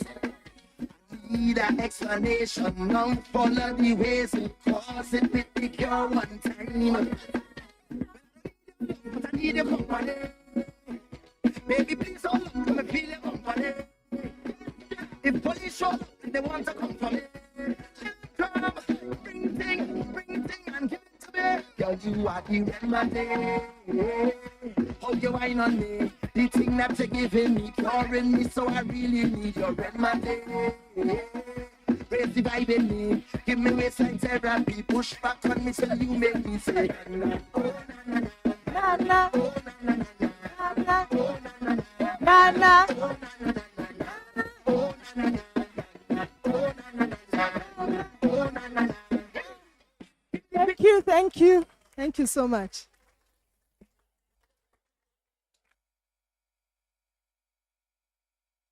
It's almost Friday, but yes. So thank you so much, Catherine and Liz. We are always grateful. They will be back tomorrow and the day after, so they keep us alert and awake for the duration of our mediation summit. Now we have our beautiful pupils from Mathira Primary. Mathari. Yes. I don't know where I am at politically to be thinking of Mathira,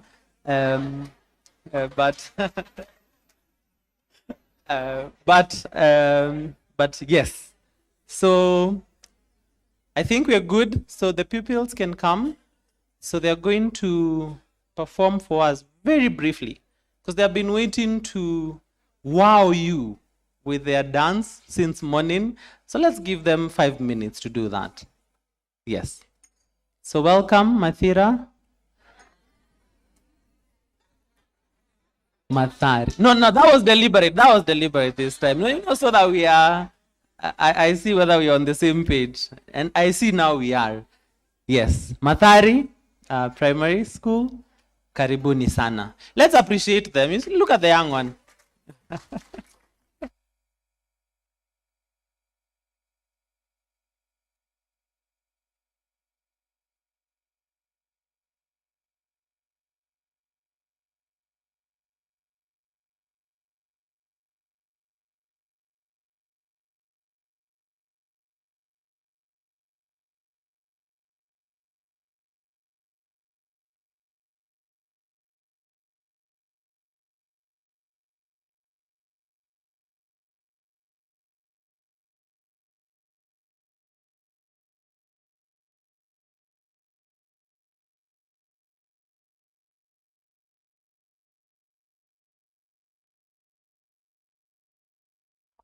Feel free to join them in the dance.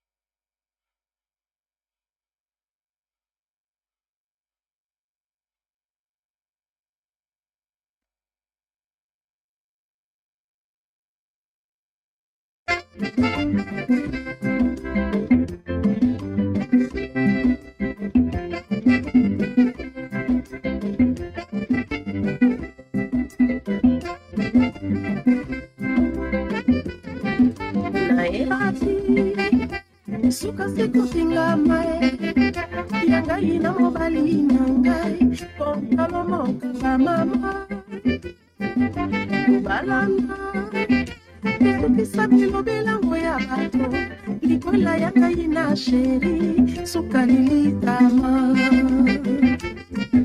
Naebati Suka siku singa mae Yanga ina mobali nangai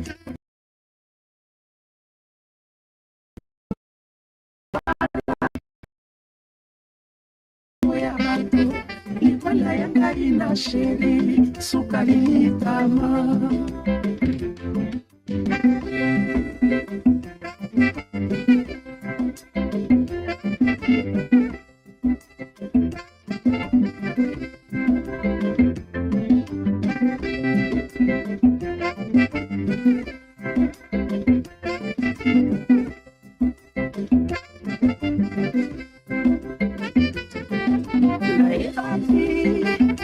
Suka seko kinga mae Yanga ina mobali nangai Pantalo kaka mama Kubalana Kisuki sabilo bela moya bato Ikola yanga ina sheri Suka nilitama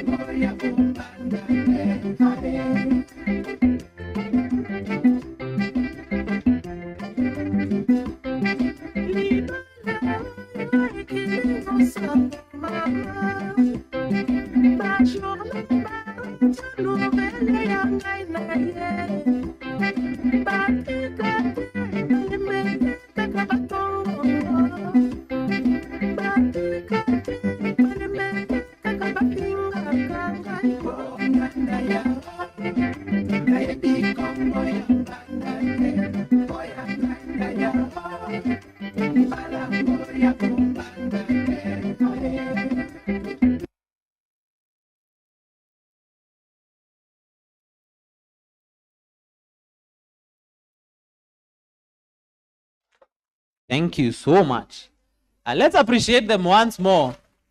At the pain of mentioning where they come from and getting it wrong a third time, I will not do that, so that we jump right into the next panel. So can I have some people help me move the seats back so that we can have the last panel moderated by Mr. Macharia Kaguru. Mr. Macharia Kaguru, please come to the front. And this panel will tackle mediation in environment, land, and land use disputes. It's a comparatively shorter panel than the rest, so we are targeting to be done by 5 at the latest. So thank you so much for your patience, and yes.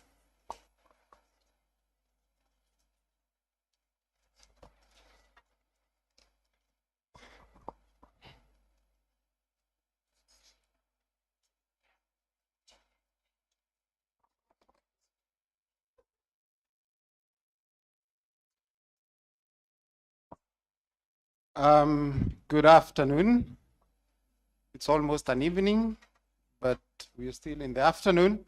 My name is Macharia Kaguru. I teach environmental law and climate change at Strathmore University Law School. So it's my pleasure to welcome you here. I know you were welcomed in the morning, but as the expert on climate change and environmental law disputes, it's my pleasure to welcome you here.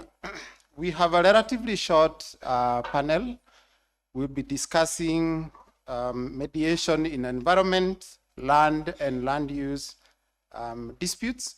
I have an excellent panel of 4 panelists, so we are relatively short. We will endeavor to keep the 50 or so minutes that we've been given. On the my first panelist is the ever gracious Senior Counsel Charles Kanjama. Will you please join us in the podium?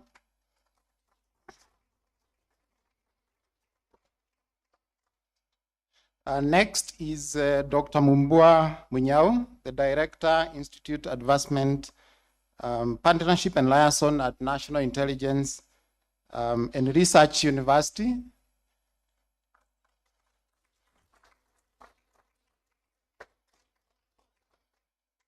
Interestingly, Dr. Mumbua is also in the Nyumba Kumi initiative.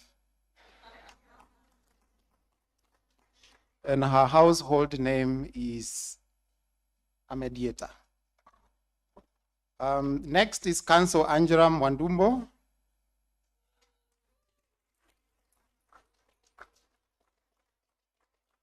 Thank you very much for joining us. And finally, Mr. Kadil Abdile, a seasoned mediator.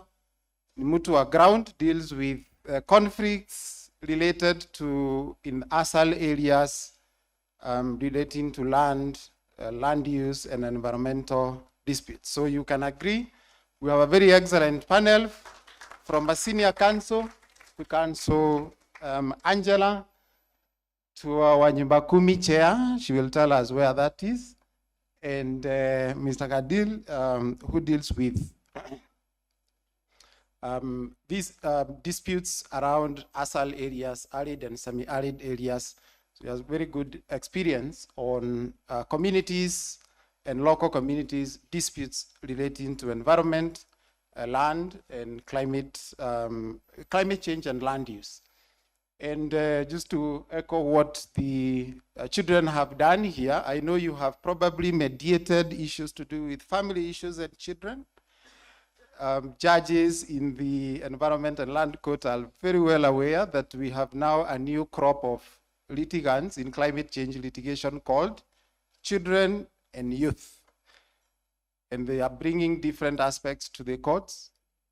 So they are part and parcel of this program, not just as entertainers, but you will start seeing them in your mediation, all their interest being represented in your mediation sessions. So thank you very much. As you can see, they don't have handwritten notes, so we will move very quickly, precisely, and on point. They assured me that I should also not have something written, so I also don't, other than the questions that were presented.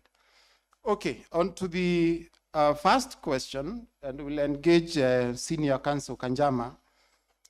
In answering this question, why should mediation preferred choice for resolving environment, land, and land use disputes? How does it compare to other ADL mechanisms in terms of time, cost, and sustainability of solutions? And please characterize the nature of disputes in this realm, which then would allow us to unleash the potential of mediation in these disputes. Thank you. Thank you, moderator. Good afternoon, ladies and gentlemen. I'm delighted to be here in my capacity as a mediator, like most of you. I have handled several mediations, normally as a mediator, but sometimes as counsel for one of the parties. So because it's late afternoon, I'll give a few stories as I answer the question. One matter that I did involved a dam site in one of the counties in northern Kenya. And there was a dispute between the county government and the people in the local community. And they had instructed me, I had filed a case. In this case, I was not the mediator, but I had filed a matter at the Environment Tribunal. And eventually an opening came for a mediated solution. And so some people from my office went to the ground. They had discussions with the community, with the county government. They had 1 or 2 sittings. And eventually they were able to reach a mediated solution, which involved the dam site remaining in its current premises for maybe 1 year, eventually being moved. There were various people involved. When you go to court, it's difficult to get too many parties to present their case before the court. In environmental disputes, there are so many significant interests involved. It's almost like a public participation forum. So mediation can help in those kind of settings. There was one matter I did where I was a mediator, where the parties had gone to court. It was an environment and land court matter, and they had filed a judicial review proceeding. And the question that arose, number one, can a judicial review matter be resolved through mediation? And I believe the screening process had concluded that yes, it could. And I got this particular case. It involved people from the same family who are fighting about the development of a certain piece of land. And it also involved the county government, which had given some, was involved in the building permissions. And in resolving this matter, one of the things that surprised me, it was in one of the informal settlements in Nairobi. There were no title. None of the 2 parties had titles. The title was in the name of their mom. And in this particular area, people put up buildings even without following the formal legal process. And we had to go to the ground and look at the land. It was a site visit, the first one I had done as a mediator. I know of site visits as a court-going lawyer, but I found that you could even get the parties to sit down, agree, okay, you'll occupy this portion, you'll occupy this other portion, we will demolish this particular section here to create an access road. And so I found that it was possible when people go to the ground to have creative solutions in mediation. Normally when you go to court, you're forced to go by your pleadings. If you had forgotten to put something in your pleadings, the prayers, then you are not able to get certain remedies. There's another matter that I got involved in. This one was from the Court of Appeal. And my client, this time I was acting for the client, my client had gone to the Court of Appeal seeking injunction pending appeal. It involved a large piece of land where there were thousands of people who had settled, and the Superior Court had ordered that the land belongs to a particular party. So we went to the Court of Appeal, and the Court of Appeal was of the view that we can try mediation. Keep in mind that the mediation rules of the Court of Appeal are still in draft form. So they have not yet been enacted. But the Court of Appeal said, yeah, just try mediation. And we went to the mediation. There are several parties involved. The process of crafting a solution required us to even come up with a mechanism of survey of the land, purchase from the owner of the land, because there are people who had put up developments. Unfortunately, in this particular case, settlement agreement was not reached. In conclusion, mediation allows parties to creatively take the lead in dealing with very intractable land and environment disputes, and sometimes they reach resolutions or agreements that can then be adopted by the court. Some of them are more detailed than a typical court order or court decree, and they give satisfaction to the party. So I feel mediation is, as many other panelists have said in the previous panels, faster, tends to be cheaper, and to sustain relationships. Thank you. Mr. Khalid had a follow-up question. Still on the same. Senior counsel has mentioned the different interests, viewpoints, and parties that get involved in land, environment, and land use issues, because the reality is that these issues are not necessarily personal. An environmental issue, even though it is brought in by a single party, affects the community generally. So what are some of those stakeholders in dealing with these issues in the ASAL areas? And does mediation offer the platform to deal with such issues, given the context of scarce resources that mostly is the issue around these disputes? Well, one thing I can tell you, Mr. Ranja, is mediation works. Are you able to hear me? Yes, mediation does work, and let me give you a perfect example of that. In an instance, about 2023, we had a dispute resolution that we conducted in Garissa, along the Garissa-Isiolo border, where the communities were fighting because of resources, and some of the conflict that arose from that was because of the lack of water and pasture that was, diminishing due to the droughts at that time. And then, you understand that in that area, if a conflict is not resolved as soon as possible, it can easily escalate from a land dispute into a criminal matter, maybe a murder case or attempted murder. Okay, it's not an easy task. Okay, and furthermore, what I can say is mediation does work.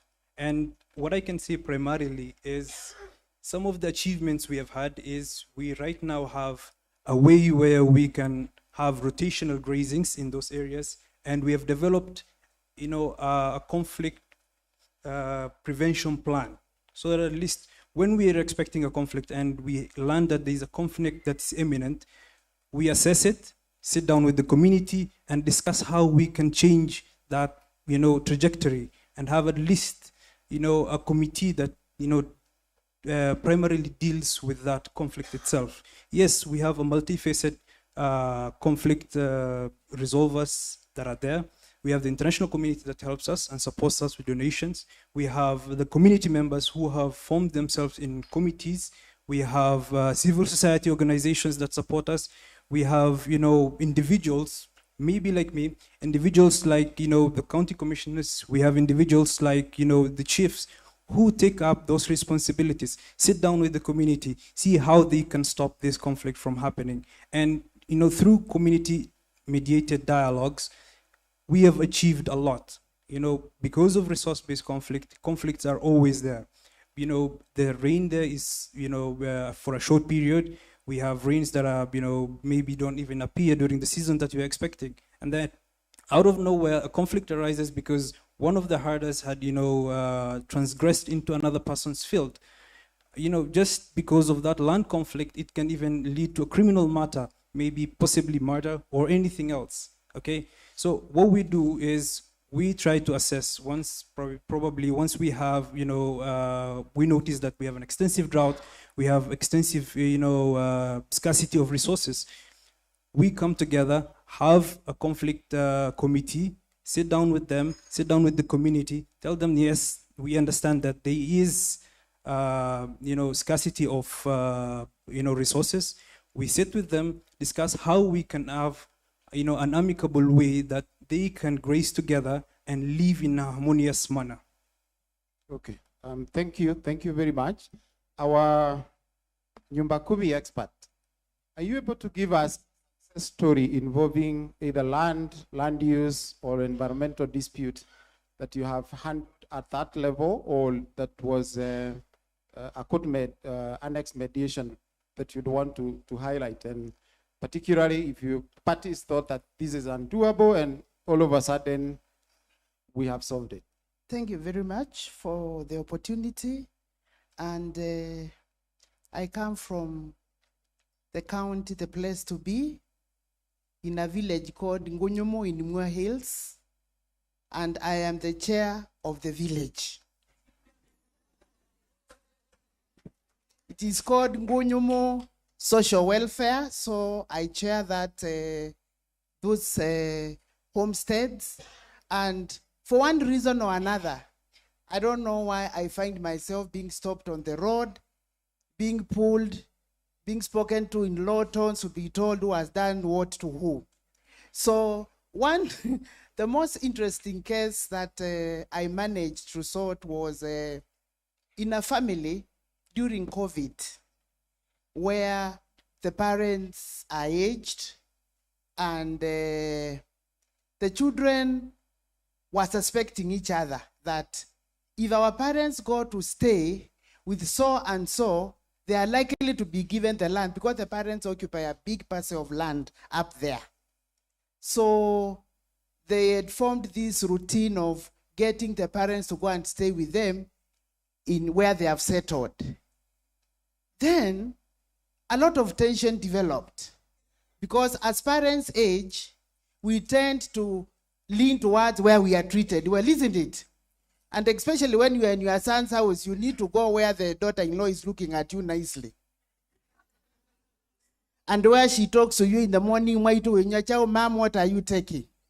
They want to be comfortable.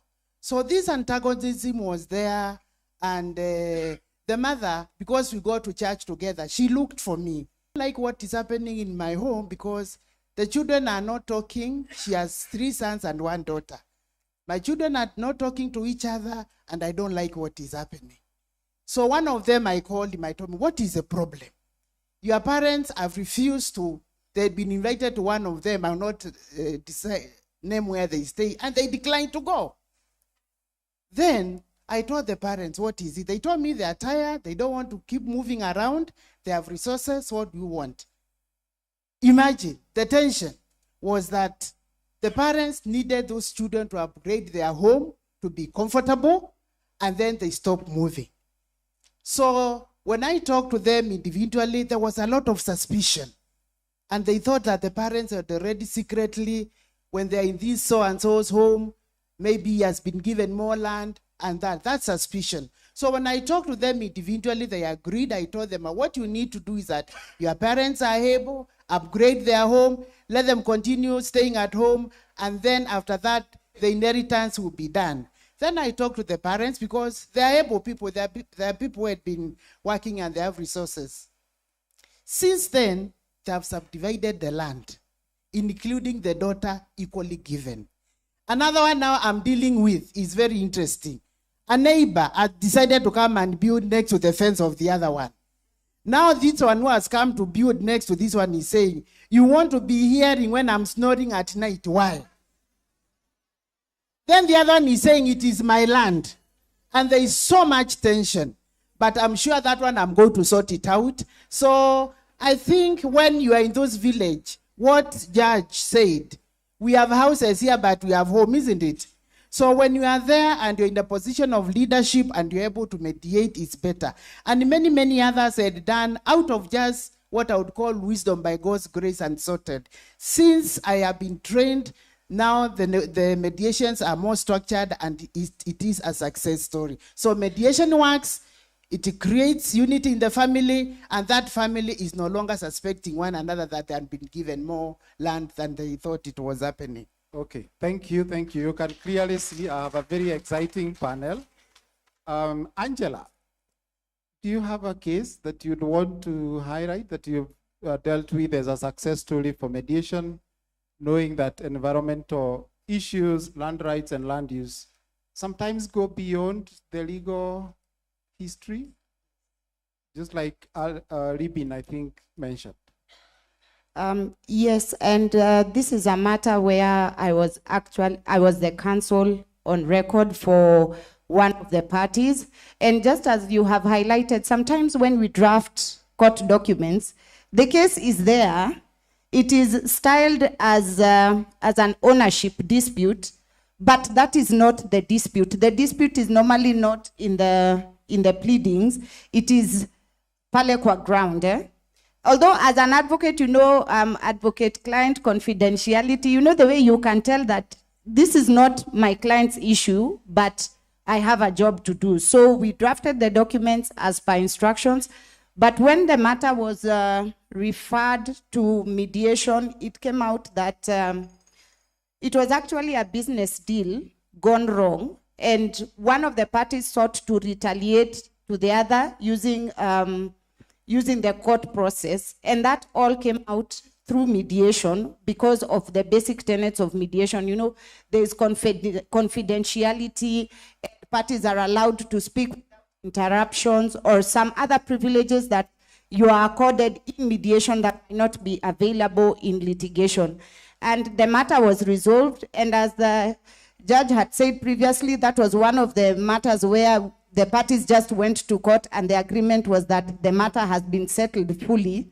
Because if we were to state the exact terms of the agreement, I'm quite sure the judicial officer would have said this is not the agreement for this matter.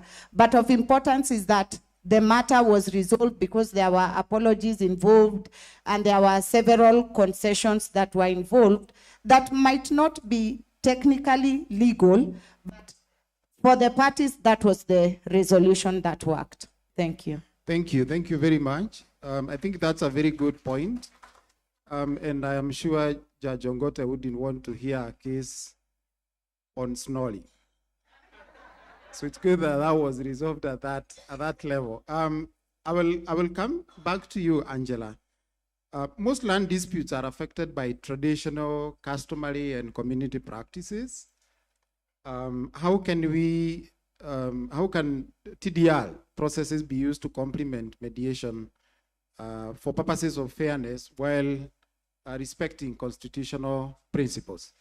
Thank you very much for that question. And that's a multifaceted question because we have the issue of tradition. And we agreed at the beginning of the summit that today we are going to learn many things, right? There was alternative dispute resolution. There was another term that was defined, and Judge did a good job differentiating between AJES and ADR. Now we have another term. He called it TDR, and that is traditional dispute resolution methods. Our traditions are our identity. We cannot run away from them.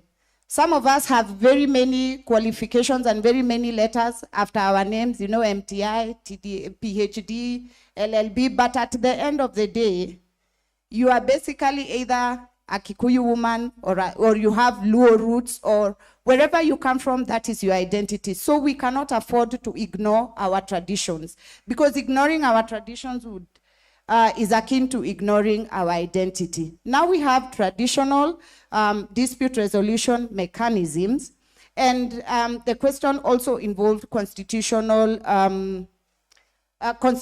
constitutionalism of such mechanisms. First of all, they are enshrined in the Constitution under Article 159(2) as part of the dispute resolution, ADR, alternative dispute resolution.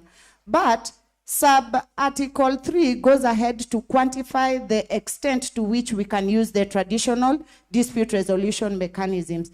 That is, it should not be repugnant to morality, and even the outcome of that system should not be repugnant to morality, and the system should not infringe on any person's rights, and they should not, whatever outcome should not be contrary to the Constitution or to the Bill of Rights. In the previous panels, the discussion of rights was really well articulated. But now, this is a system that is there, that is part of us. And then we have another more refined system, that is mediation. The two have different strengths, but they can actually be used together so that we can get a more acceptable resolution to whatever dispute is there. And how can this be done? First of all, the mediators can integrate the already existing TDR mechanisms or consensus building methods that are already there. For example, if it is the particular custom of that area to maybe share a drink or a particular meal before any discussions are had, the mediator can do that first before starting the mediation. Or they can use the elders there as co-mediators or as neutral advisors to the parties.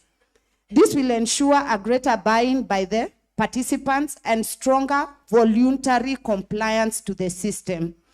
Then some of these traditional dispute resolution, some traditions exclude certain classes of people. For example, women might not be included on the negotiating table, or the youth might not be included, or maybe unmarried men and women are not considered as able to sit on the negotiating table. But since they are stakeholders, how can the mediator bring in these parties without antagonizing the parties that are already there? They can use shuttle diplomacy, or they can put all the groups in different sessions, in different sections, so that they will get to hear the views of the marginalized party or the marginalized group without antagonizing the larger group. So you have heard them, you bring their views on the table, because, and in all this, the mediator will also maintain their neutrality. This will ensure that everybody is heard and culture is respected, and the outcome, there will be more buy-in, and the outcome will be acceptable culturally and legally. The mediator can also incorporate the traditional systems that are already there for gathering information.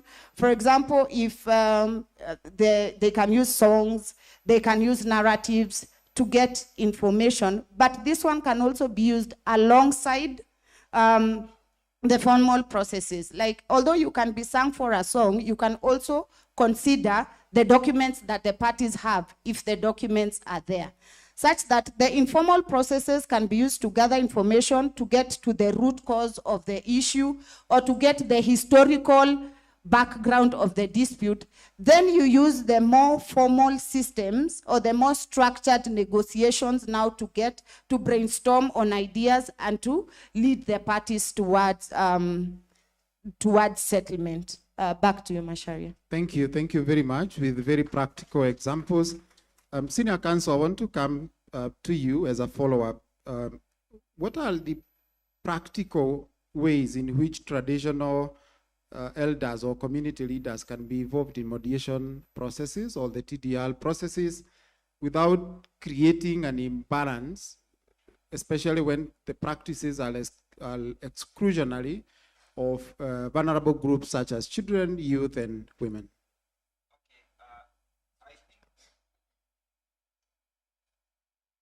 I think Angela has already explained how you can include the stakeholders. I would like to add to what she has said by also looking at some of the pitfalls that happen in traditional dispute resolution mechanism.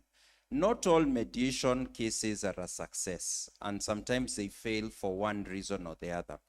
I recall one case I got involved in where my client had taken part in a traditional dispute resolution in one of the northern Kenya counties, a different one this time. And this had happened just after the post-election violence. And in this particular area, there had been killings, some people had lost their lives. And so the Council of Elders had gained a lot of, you could say, power, prestige, and also coercive power. They had gained coercive power. And so they were able to summon the people and make decisions like the old paramount chiefs in our country. And in this particular case, because of the customs of this particular community, some of the issues that Angela has mentioned happened. That was only the men who were allowed to speak. There was a threat of violence if you do not comply. There were coercive methods that were used, like this particular client of mine had a particular vehicle. He was told, bring that bus here, and you have to sign the transfer agreement. The logbook is going to this other person, because the elders had concluded that injury had been caused to the other person. And so this was done. And I remember asking the client when they came to me after, why did you sign the agreement? And they said, man, we were scared even for our lives. The elders were saying that if people don't agree with us, someone can even lose their life. So sometimes in the traditional dispute resolution mechanisms, if those elders have not been instructed on constitutional values, which is one of the things that has been mentioned in the judiciary report on alternative justice systems. You have to train them on constitutional values, on Bill of Rights. You have to train them on inclusion of various stakeholders. You may say that Njuri Ncheke, the other day I was with a colleague who is a member of Njuri Ncheke, and I was asking him, who is able to be a member of Njuri Ncheke? And he may say, Njuri Ncheke is for men only. And the man maybe needs to have a child who is married. And I kept questioning and asking, are these criteria still in force? And you're saying, no, we have begun now modernizing. In some cases, you can have a man who doesn't have a child that is circumcised and they become adopted, etc. So issues of inclusion, because some of our traditions in the past did not have the constitutional values of inclusion, whether it is youth, women, whether it is even men who are single. Some may be married, but they don't have a son who has been circumcised, etc.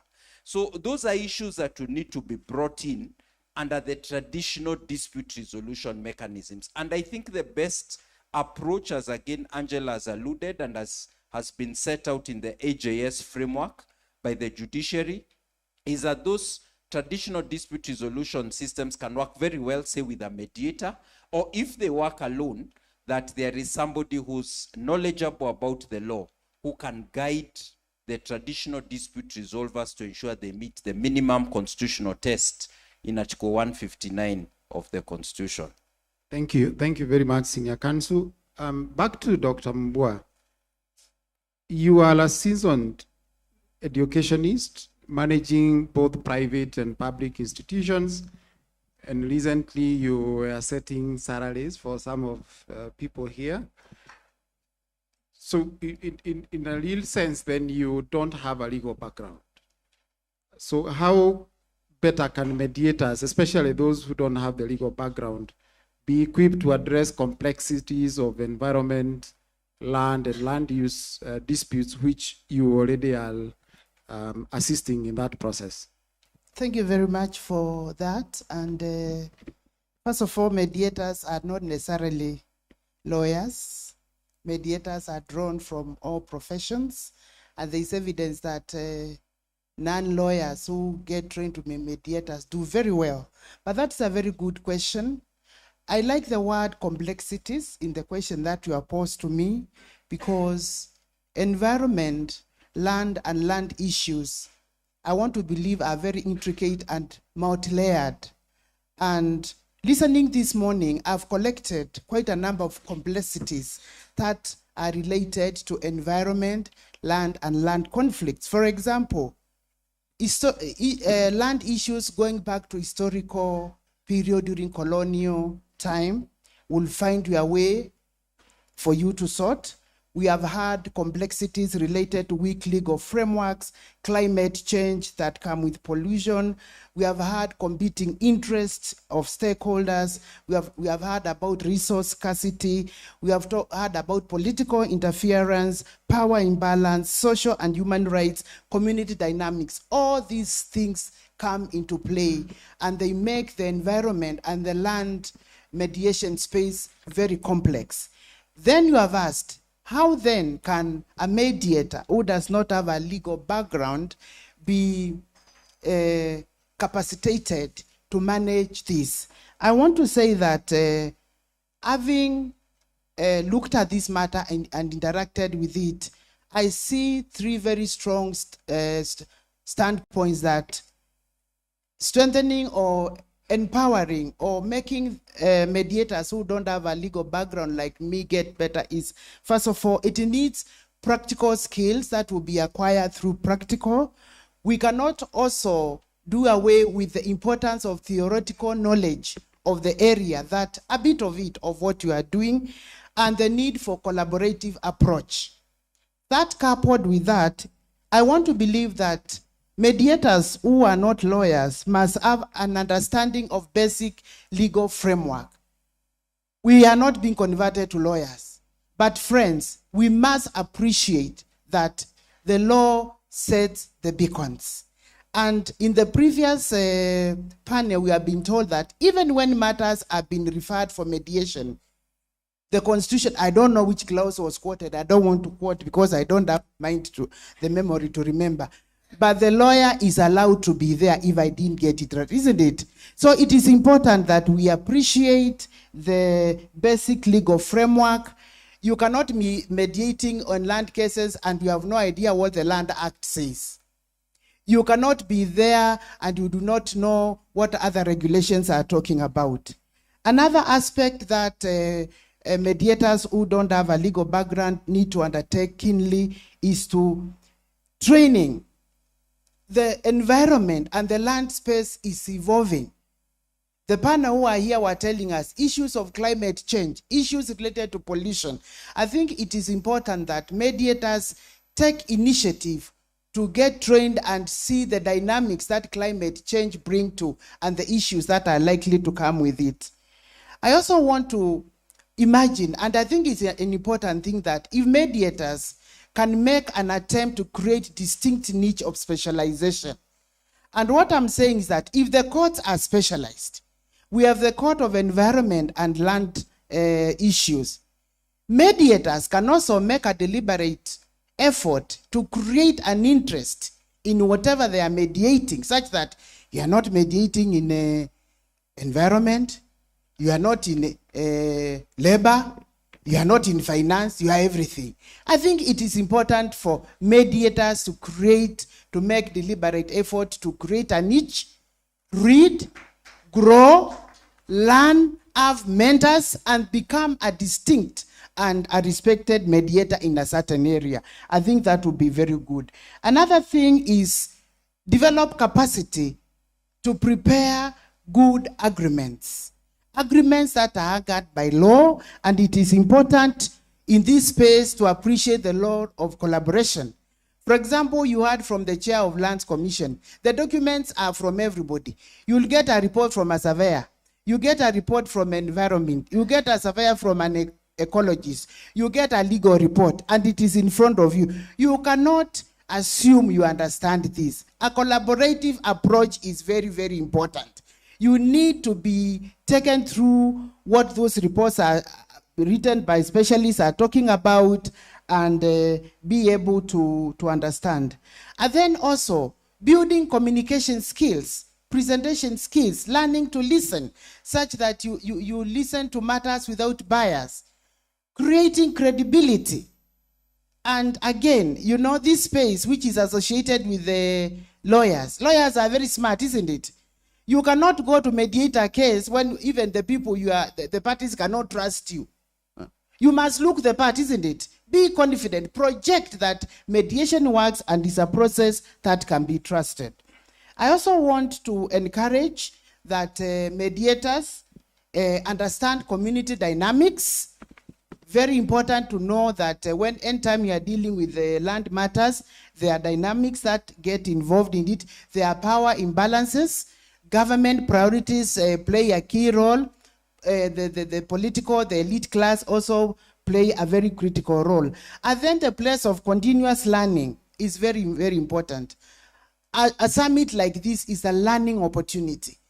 You cannot come for this summit from today and to Friday and you leave the same. It is also very important to be aware of cultural sensitivity. The language that you use. When you are mediating a matter and you are dealing with wazees and the elderly women, what language are you using? How do they like being addressed? I think that is very, very, very important. More importantly, partnership. Mediation, we have just learned, is about partnership. You've got to learn to partner with several experts who deal with land issues. Surveyors are involved. Lawyers are involved. Environmental report will be brought there. Even sometimes people who are interested, lobby groups can also submit their reports. So the ability to work within other people is very important. And more so, let us learn to appreciate work with the lawyers. In one of the seminars I was told, just say the lawyer, your fee is still remaining. Don't worry, I have not interfered with it. You are going to have a good time.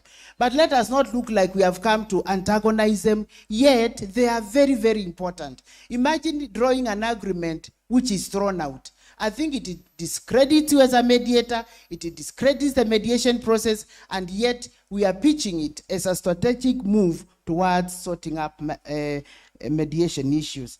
I think that is what I have to say, that mediators who don't have a legal background have the opportunity, they are proved they can do it, but we must agree that we must continue learning.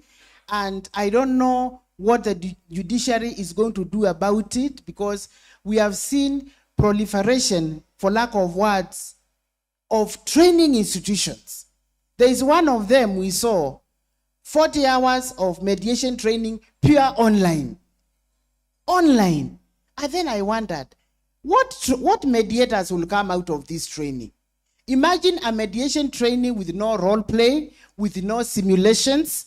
That is a space that, as judiciary, you need to look to ensure there is quality, that mediators coming out have the same level, critical knowledge of mediation and the same approach. Otherwise, when we allow people who have not gone through the rigor, because being a mediator is very rigorous, we are going to have this space occupied by people who are going to discredit the judiciary, discredit the entire mediation approach, and it's going to be a problem. Please control the people who, I'm sorry to say, are masquerading to be trainers or mediators. Thank you.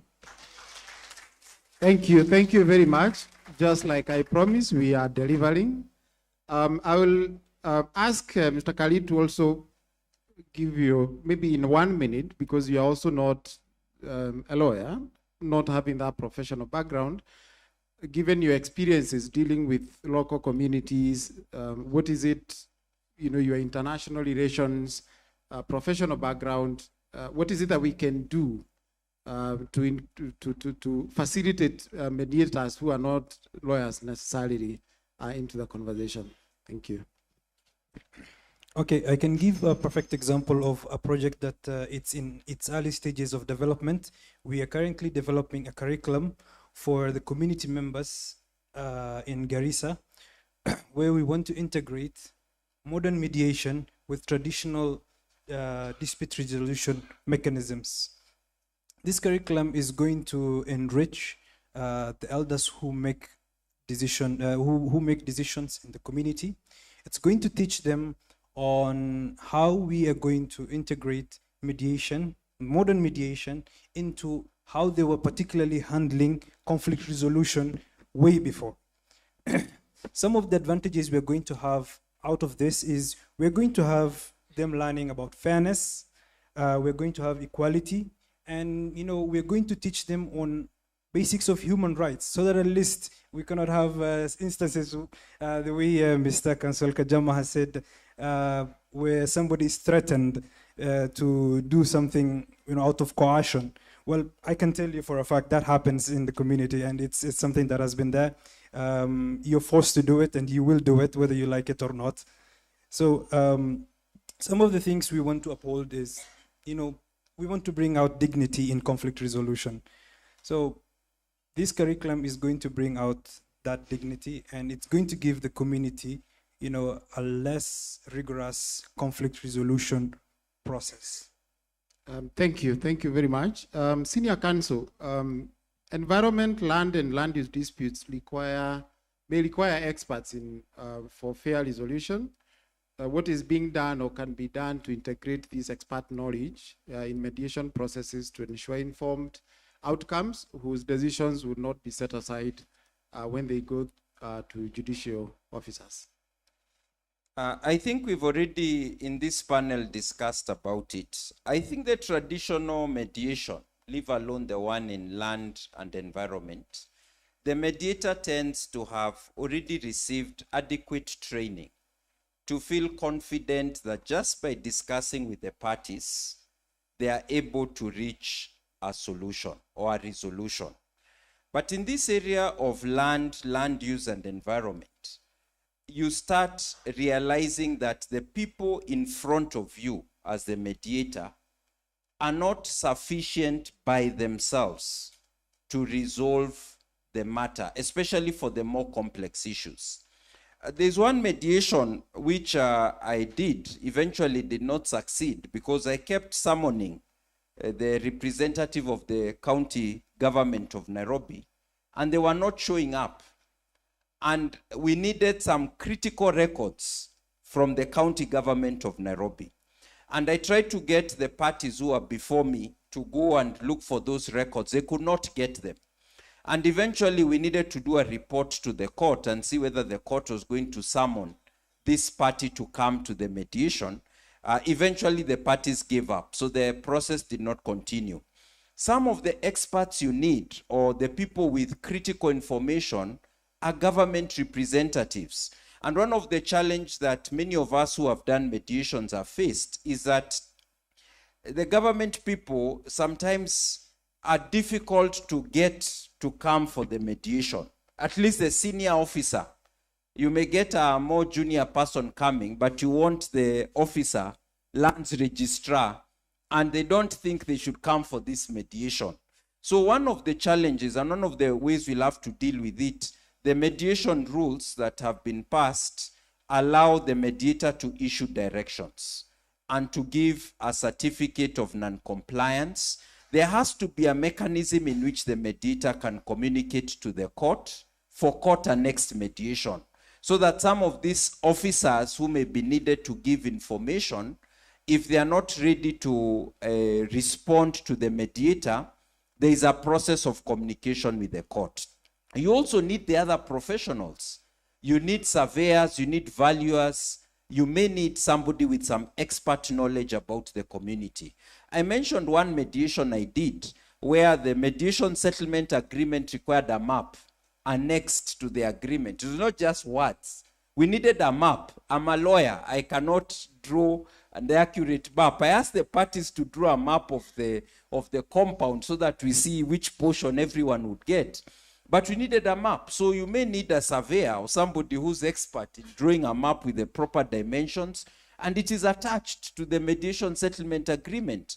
So you may need experts of different kinds, an environmental impact assessment person who can give a report and say what are the damages to the environment. Because even though mediation is party-led and the parties can come up with a solution that they think is fair, there are limitations.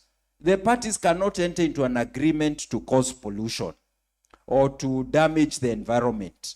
And if they do it, it has to be, there has to be a kind of like incremental process of reducing the pollution on the environment. So these experts are needed. And I think the mediator will need to see whether the parties themselves are able to bring experts, because that's the first option. If not, then the mediator may also need to get experts who can advise the mediator, or through the court can get people to bring certain information. Final caution is that the mediator is not a judge. The mediator is not an arbiter or an arbitrator. So you are not bringing experts so that you make the decision for the parties, but so that you can illuminate certain aspects of discussion between the parties, so that the parties can reach a decision that will be adopted by the court and that is enforceable. Because some of the mediation settlement agreements are adopted by the court, but the parties face real and practical difficulties in subsequently implementing them. Okay, thank you. Thank you very much for well thought out answer. We have 5 minutes into our 50 minutes. So I'll give each one of us 30 seconds and we will donate I think 2 minutes to the Master of Ceremony. We can start with Dr. Mbwa. Thank you. For me, it's let's embrace a collaborative approach to strengthen mediation, make mediation work. Let's make the mediation be appreciated and respected as an alternative dispute resolution approach. Thank you. Thank you. Angela? Even as we are discussing mediation and there's a lot of talk about experts, we need to remember the basics of mediation, because everybody who comes to the mediation table is an expert. The disputants are the experts in their dispute. The mediator is the expert in how to try and bring the parties to resolution. So if there is need for other experts first, we have to start with the experts in the room. And that takes us back to the basics of mediation. What are the basic tenets of mediation? There is confidentiality, there is utmost good faith. So if we utilize all that, I am quite sure that we are going to elevate mediation, and it will not matter the kind of dispute that is before the mediator. If the mediator has the right tools, then between the mediator and the disputes, they will agree on who to bring in so that we can get to a resolution. Again, mediation works, and everybody who comes to that table is an expert. Thank you. Thank you. Thank you very much. Senior Counsel? For me, I'm very excited about the opening field of private mediation. I'm very grateful that the judiciary has come up with rules on private mediation settlement agreements being adopted as an order of the court. The challenge we used to face in the past is that if you did a private mediation, or you are in a panel, another panel, for example, Nairobi Center for International Arbitration, sometimes they will pay you a bit better than the court annexed mediation, and you did a mediation settlement agreement, it would be treated like any agreement. When there was default, then you'd have to file a normal civil suit, and the agreement would be challenged the way people challenge a case. It would take years. So private mediation was really struggling. But with the current mediation rules, you can get that mediation settlement agreement. You do an affidavit as a mediator. It goes before the court, and it's adopted as an order of the court. It becomes like a decree. So that if there's a violation of that mediation settlement agreement, you are in the stage of enforcement. You're not in the stage of proving the terms of the contract. So I'd like to encourage the participants who are here, as we participate in court annexed mediation, let us also try to build the capacity and the opportunities for the private mediation. In the private mediation, unlike the court annex mediation, which is partly a public service, you're able to charge a bit better. Maybe you might have an hourly rate. In some cases, you might even have a percentage, and it will really help the acceptance, the broad adoption of mediation in the country in all kinds of disputes, whether it's commercial, family, or as we are speaking today, in environmental and land use disputes. So let us train in and explore the mechanisms of doing private mediation. And when we do the mediation, please remember, the key skill that you need to have as a mediator is creativity.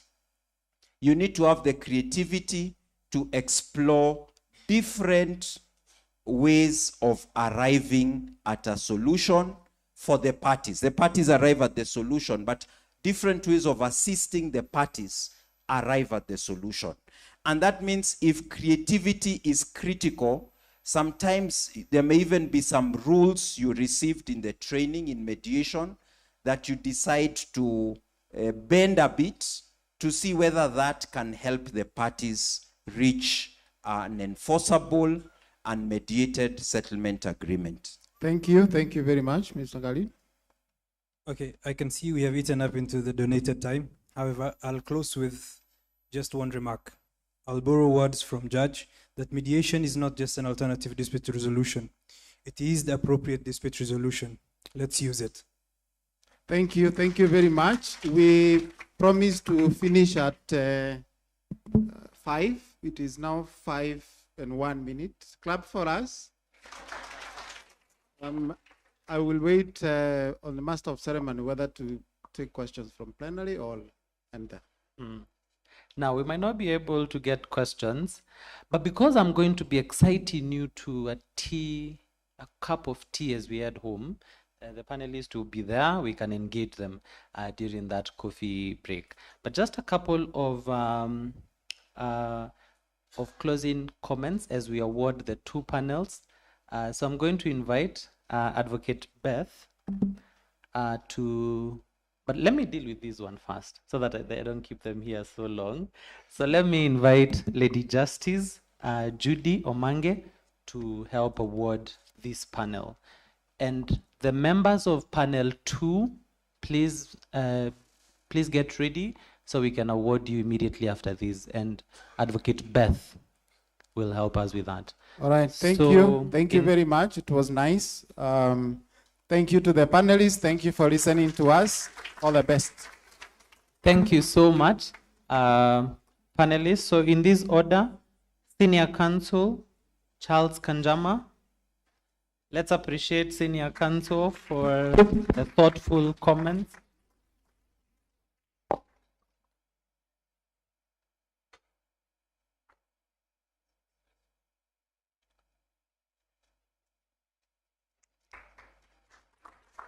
Thank you so much, Senior Counsel. Counsel Angela, thank you so much. Let's appreciate Advocate Angela. Mr. Khalid, thank you so much, Mr. Khalid, and also for leading our prayer this morning. We really appreciate it. And Dr. Mumbua, thank you so much, Daktari, for the great job. Now that Judge is in the other panel, so Judge, I'm going to request that you just remain on this part, and then I'm going to invite Advocate Beth to help us. Oh no, I'm forgetting the most important man, our own Mr. Masharia Kaguru, for moderating wonderfully the session and keeping time. I'm going to request the next day's moderators to learn. When we say 50 minutes, strictly 50 minutes, so we keep time. So Honorable Lady Justice Judy is the first recipient of the gift from Advocate Beth. Let's appreciate the good judge. And then we have Honorable Lady Justice Dr. Millicent Odeni. She stepped out. Mr. Ribin Ondwari, Senior Ribin Ondwari, is also stepped out. Miss Vera Omolo. Let's appreciate Miss Vera from the Office of the Director of Public Prosecutions, Assistant DPP. Thank you so much, Miss Vera. Mr. Mohammed Odongo, Principal Counsel at the State Law Office. Let's appreciate Counsel for the great job that he's done. Mr. Juma Mashua. Mr. Juma Mashua. Okay, I think he stepped out as well. Mr. David Sigano. Mr. David Sigano also stepped out. And the moderator of this session, Counsel Caroline Hasoa. Great, I think she also stepped out. Thank you so much, Beth. And for the two panels, thank you so much for making our afternoon. Just a few housekeeping rules for tomorrow. First, I really want to appreciate you for bearing with me and for staying with us and the panels and taking notes. And I know you have questions, and I was the bearer of bad news that time was up, but we have the panelists and we can engage with them over tea, and most of them are going to be here for the duration of the summit. Our online participants, in the morning we're about 400, so let's appreciate our online participants. They don't get to receive gifts, but they have been here with us, and I think the number has just increased over time, and we'll include you more tomorrow. You can post your questions in the chat. We'll sample some from that. The second thing is, some of us are asking about the programs. I had hoped that we'd been told at the registration, but those QR codes you see strategically placed on the buildings are soft copies of the program. So if you didn't manage to get one, please just scan it on your way out and you'll be able to see the program tomorrow, so I'll not run through it. Please do not lose your name tags. Put it next to your phone as you sleep, so that tomorrow, because it's what is using, the ushers are using to guide us to where we need to be at any particular point in the summit. So if you don't have it, it makes their work a bit more difficult. So let's make their work a bit easier. And also I'm requested to ask us to not tire from registering tomorrow morning once again, so we also know who is here. Also, for those of us that had reserved parking, please, we request that you park in the same place, probably not in the same slot where you had been allocated, but if you had been allocated here or this place or the other place, please, let's maintain that so we make the work of everybody a bit easier.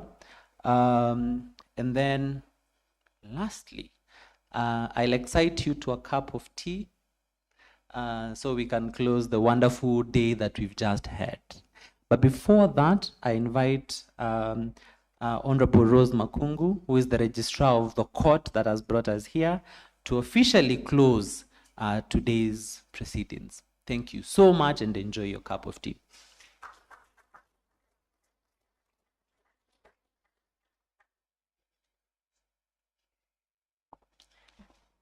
Thank you so much, MC, for that presentation. I'm sure you agree that it has been an experience, a wholesome experience on matters mediation. We have had judges, we've had mediators, advocates, academia, such a rich array of panelists and moderators, and I'm sure we've learned something. As many as of that opinion say aye, and as many as are of a contrary opinion say nay. So the ayes have it. We've enjoyed ourselves, we've learned a lot, and we hope to continue. We apologize for, just as my MC has said, We ran a little bit late on time, but tomorrow we start at 8 a.m. The panels will start at 8:30. We request that you come in a bit earlier. We'll have a smoother day because today was opening ceremony, and you know the things that go with the opening ceremonies and the activities that go around it. So we just want to thank you all, for all the speakers. We want to thank all the listeners. We want to thank all the army of volunteers who ensured that we were comfortable and were running the show just behind the scenes and quietly, the students and our staff from the judiciary and from the secretariat. So for now, I just want to thank you all, and I will invite Daisy to give us a round of applause. We all deserve a round of applause. Even as we were seated there, we deserve a round of applause. And then she will close for us with a word of prayer. So Daisy, please come on.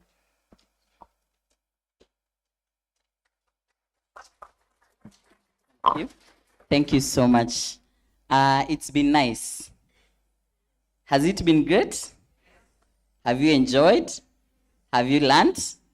Wow. So mine is simple. To simply appreciate all of us, starting from the judges.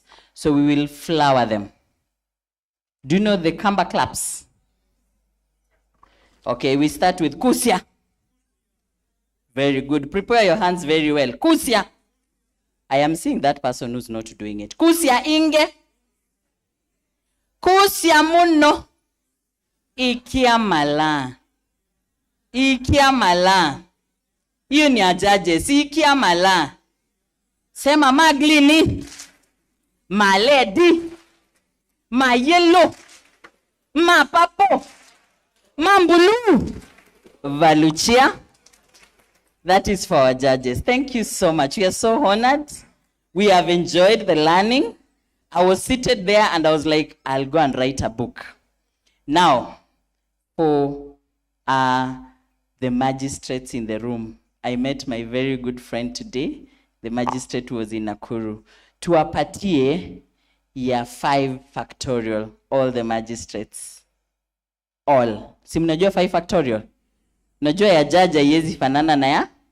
So the 5 factorial we do 1, 2, 3, 4, 5. 1, 2, 3, 4. Somebody somewhere did something. Let us redo it again. 1, 2, 3, 4. 5. 1, 2, 3, 4. 1, 2, 3. 1, 2, 1. Very good. Now, to our advocates who are going to collaborate with the mediators in making it happen as they light the way. Wow. We are going to give them 2025 claps just to appreciate them. Thank you so much.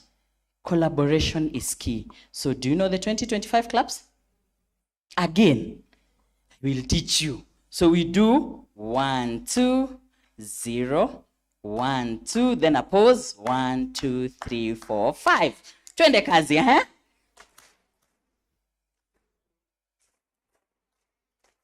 When you see your neighbor doing the wrong thing, I want you, let's go. 0, 1, 2, a pause. 1, 2, 3, 4, 5. Very good. Now, we have not appreciated Strathmore University. The place has been very good. Have you enjoyed? Strathmore tunawapatia makofi ya Kalabanda na Signorita. Leo you're going to learn. I know judge is like, what is that? Kalabanda. So we are going like this for Strathmore University, the technical team. Some were saying, Daisy, I can't access it. What is the issue? And they were able to join us. So we are going to do like this. Kalabanda. Kalabanda. Signorita. Very good. That was a trial. So let's go. Kalabanda. Kalabanda. Signorita. Very good.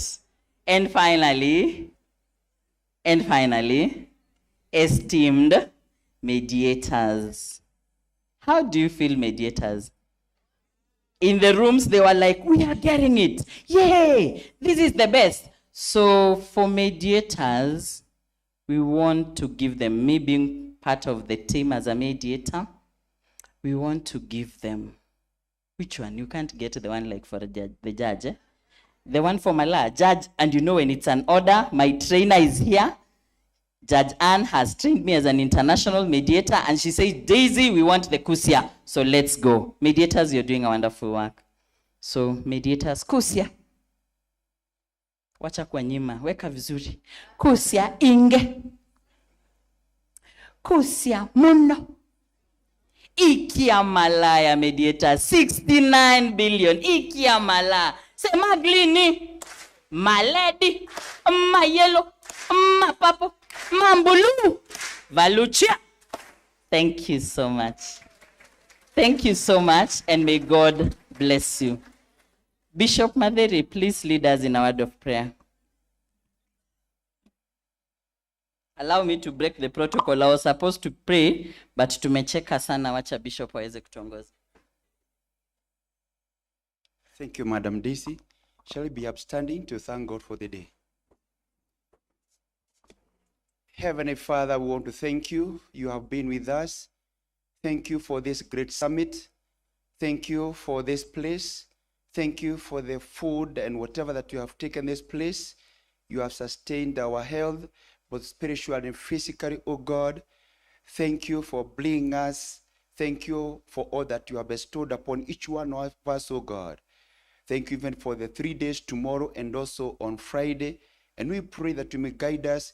Go with us, so Father, and bring us tomorrow. We thank you and exalt your holy name and declare this is thy doing. Take over now. Whatever you may do or say, may it be glory, bring glory and honor unto you. Take over. In Jesus' name we pray. And now may the grace of our Lord Jesus Christ, the love of God, fellowship of the Holy Spirit, with us now and forevermore. Have a blessed night.